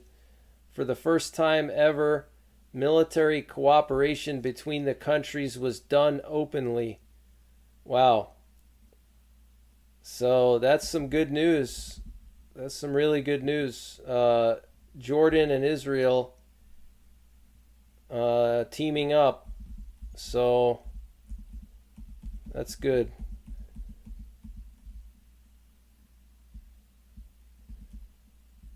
So yeah, I think Israel is going to go for, I think they're going to go big, and they're just going to go for I think they're going to go for the nuclear sites. I think they're going to go for some missile sites, some radars, air defenses. I think that's what they're going to do. I don't know if they'll go for the oil, because I think if they go for the oil, they may piss off people in other countries, because it's going to jack up the oil prices. So they may not go after the oil, but I think they're definitely going to go for missile sites,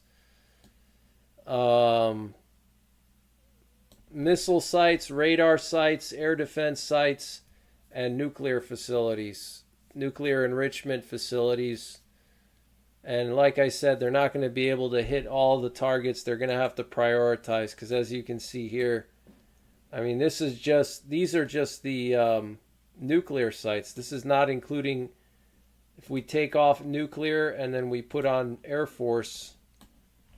You know, the Air Force, they have a ton of drone sites. Oh, drone sites. They could hit the drone locations here. Look at all these drone sites and missile bases.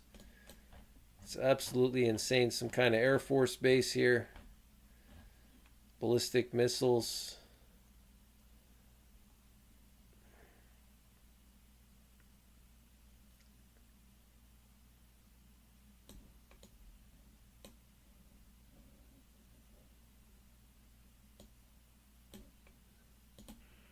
let's see their air defense, fire control. See, they could go after their. See, they have all these different air defense sites. They can go after these air defenses. They have all these radar facilities.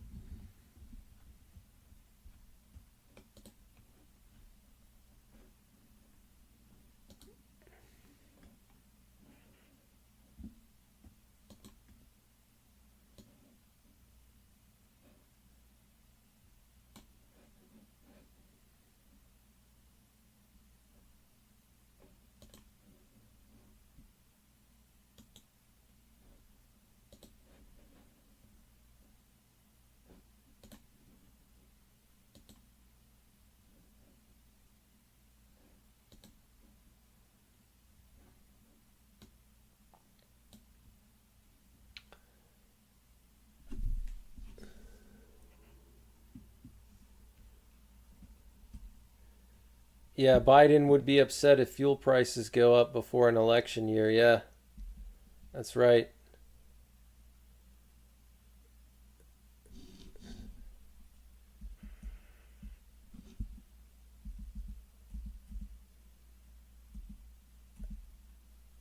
Do I see a Russian plane in Tel Aviv? I'd have to check. Let me check on that. Russian plane in Tel Aviv. I highly doubt the Russians are going to be flying to Israel. The Russians hate Israel. Military base outside of Savannah. I figured there was one. Do I think Israel will retaliate quickly? Yeah, they're going to retaliate. How quickly, I'm not sure, but they said they would retaliate within 24 hours. But depending on, what options they take, depending on how severe their retaliation is, well, it's going to make a huge difference on how long, because if they're going to go for a big strike, like if they go for the nuclear sites or they go for the air defenses and stuff, they're going to need a lot of prep time. They're going to have to really prepare. So they're going to need a lot of prep time. But if it's some minor strike, then maybe faster. It's really hard to say.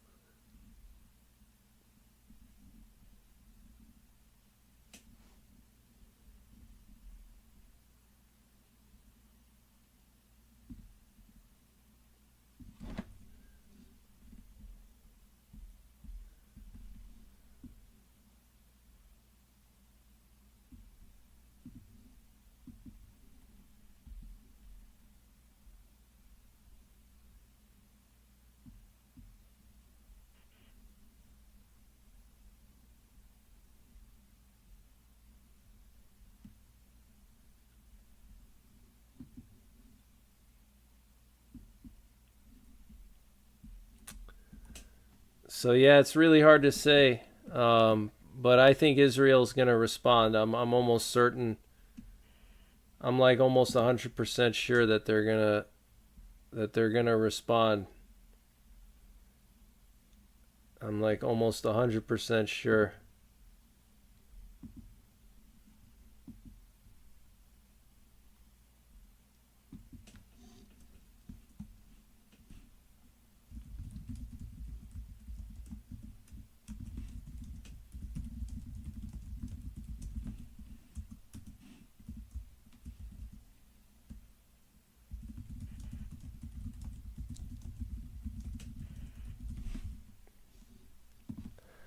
See, I might slow down the chat a little now that there's less people in here.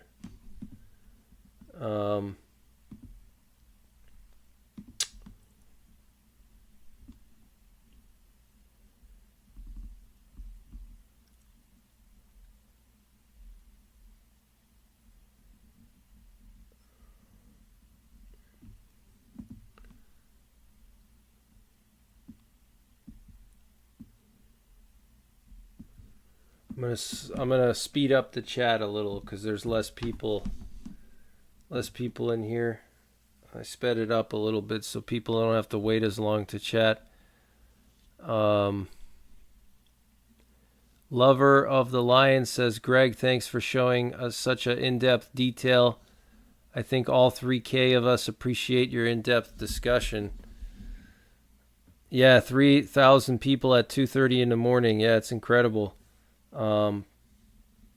Tonight was probably my biggest live stream ever. I've never had this many people in a live stream, actually.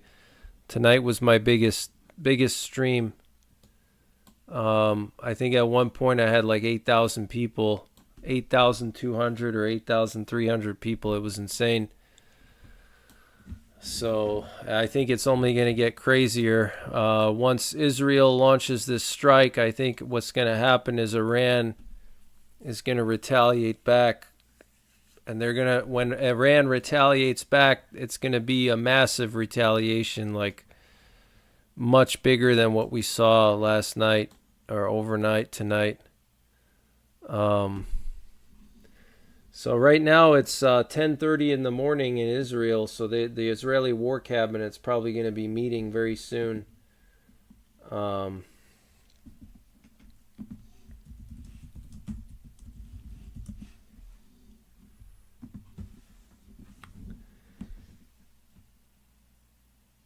Italy has called G7 leaders to a video meeting today to discuss Iran's attack on Israel. So they're going to do a video meeting.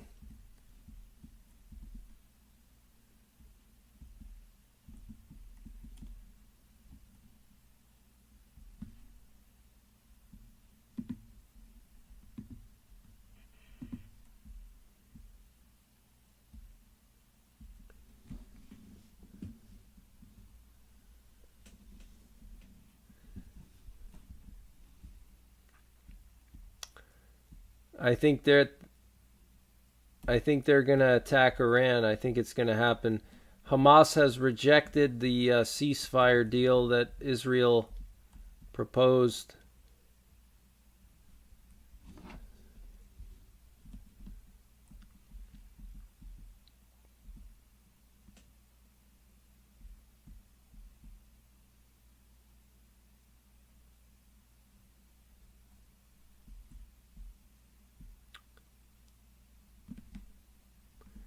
Israeli government spokesman says Israeli response to Iranian attack will be clear and decisive.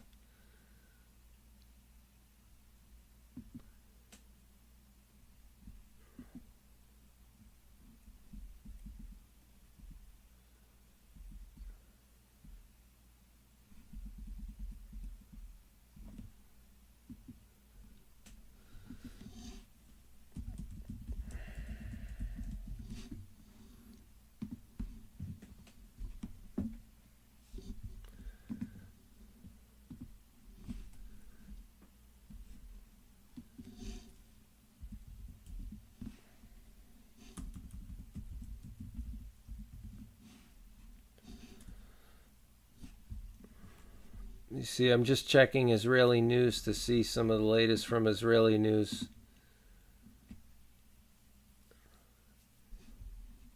Apparently flights from Eilat are still going to be canceled. They're not allowing flights in Eilat, which is in southern Israel.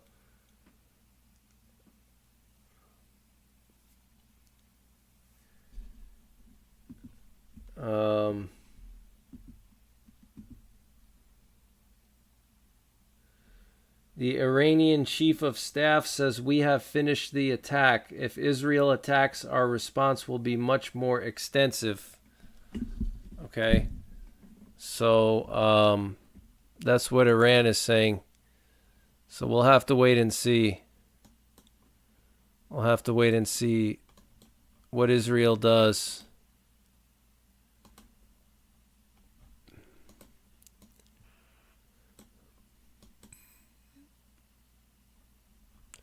We have a C-130 taking off from Turkey here, heading down to the theater. C-130.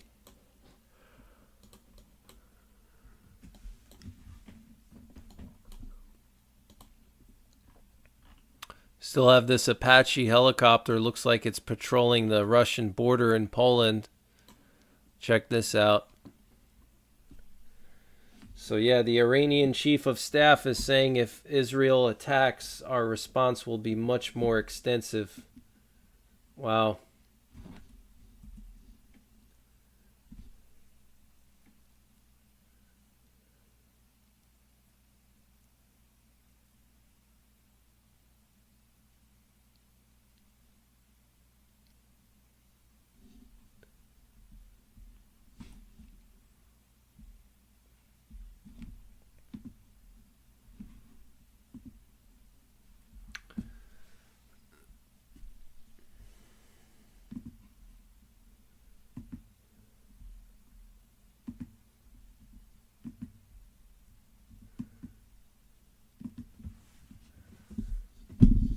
So,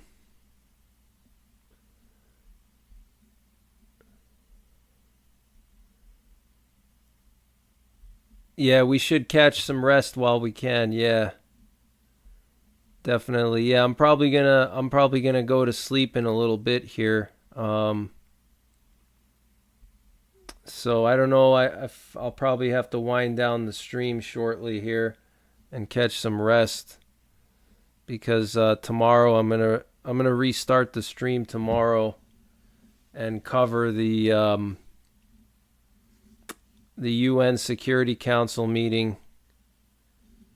I'll cover that.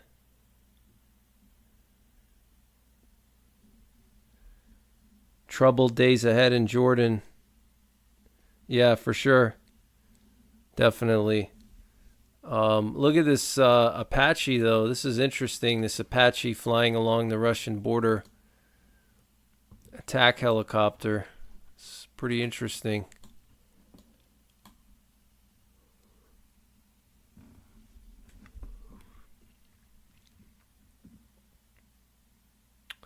Yeah, we're going to be insanely busy tomorrow. I agree. Yeah, I think I'm going to shut the stream down then. And I'll be back tomorrow probably, unless nothing happens, then I won't be back. But I'll most likely be back tomorrow to cover the outcome of the Israeli War Cabinet meeting and the UN Security Council, and we'll see if Israel does any kind of retaliation strike. So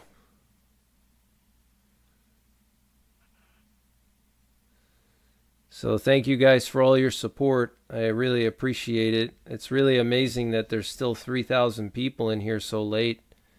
And thanks to all the moderators. You guys are awesome. Appreciate you very, very much.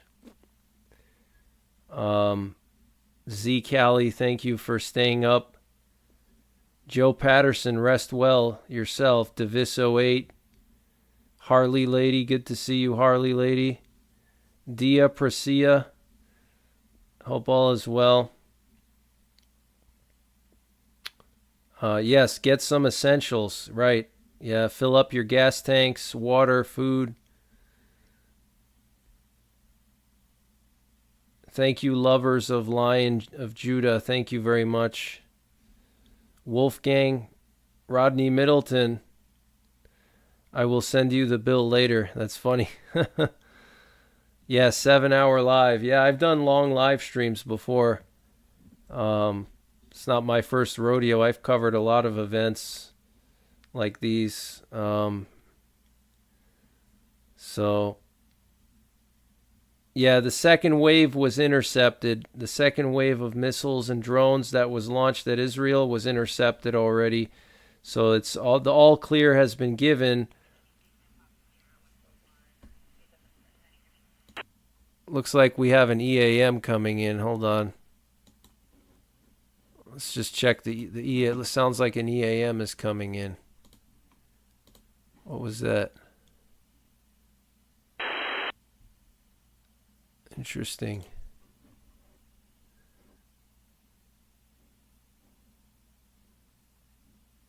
Sounds like an EAM was...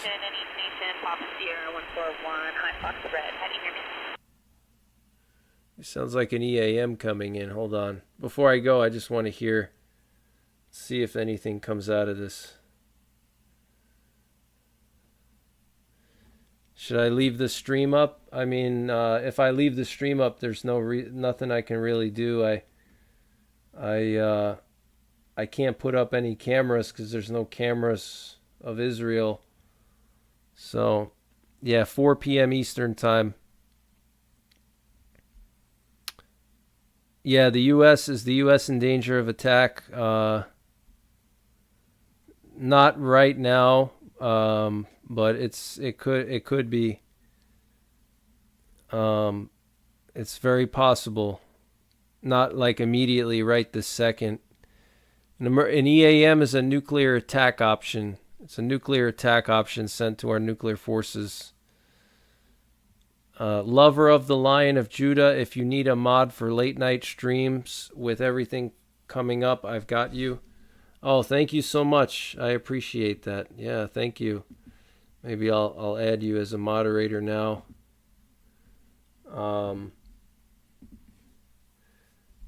Did The Simpsons predict this? That's a good question. I'll have to check up on that. That's a great question. Curious about that myself. Good night, Shell. Good night, Hugh. Good night, Terry, Eric, Nick P. Peace be with you. So yeah, I think I'm going to shut it down, guys. I'm going to shut it down, and I'll probably restart the stream tomorrow, potentially, depending on what happens. There's supposed to be a Security Council meeting tomorrow at 4 p.m., UN Security Council. So, and then the War Cabinet is supposed to be meeting.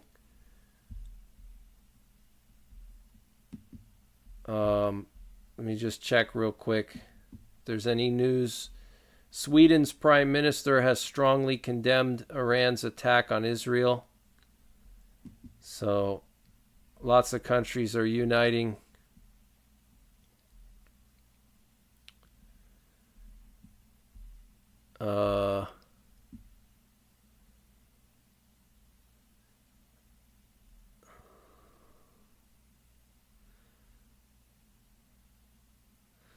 So yeah, that's pretty much it, guys. So I'll be back tomorrow probably, and I'll be covering this. So thank you, Titan Intel, for all the information. I appreciate all the info. These maps are incredibly useful, especially now. So, all right, guys. So have a good night, and I'll probably see you tomorrow. And until then, take care, God bless, and don't forget the 3 Ps: prepare, practice, and persevere.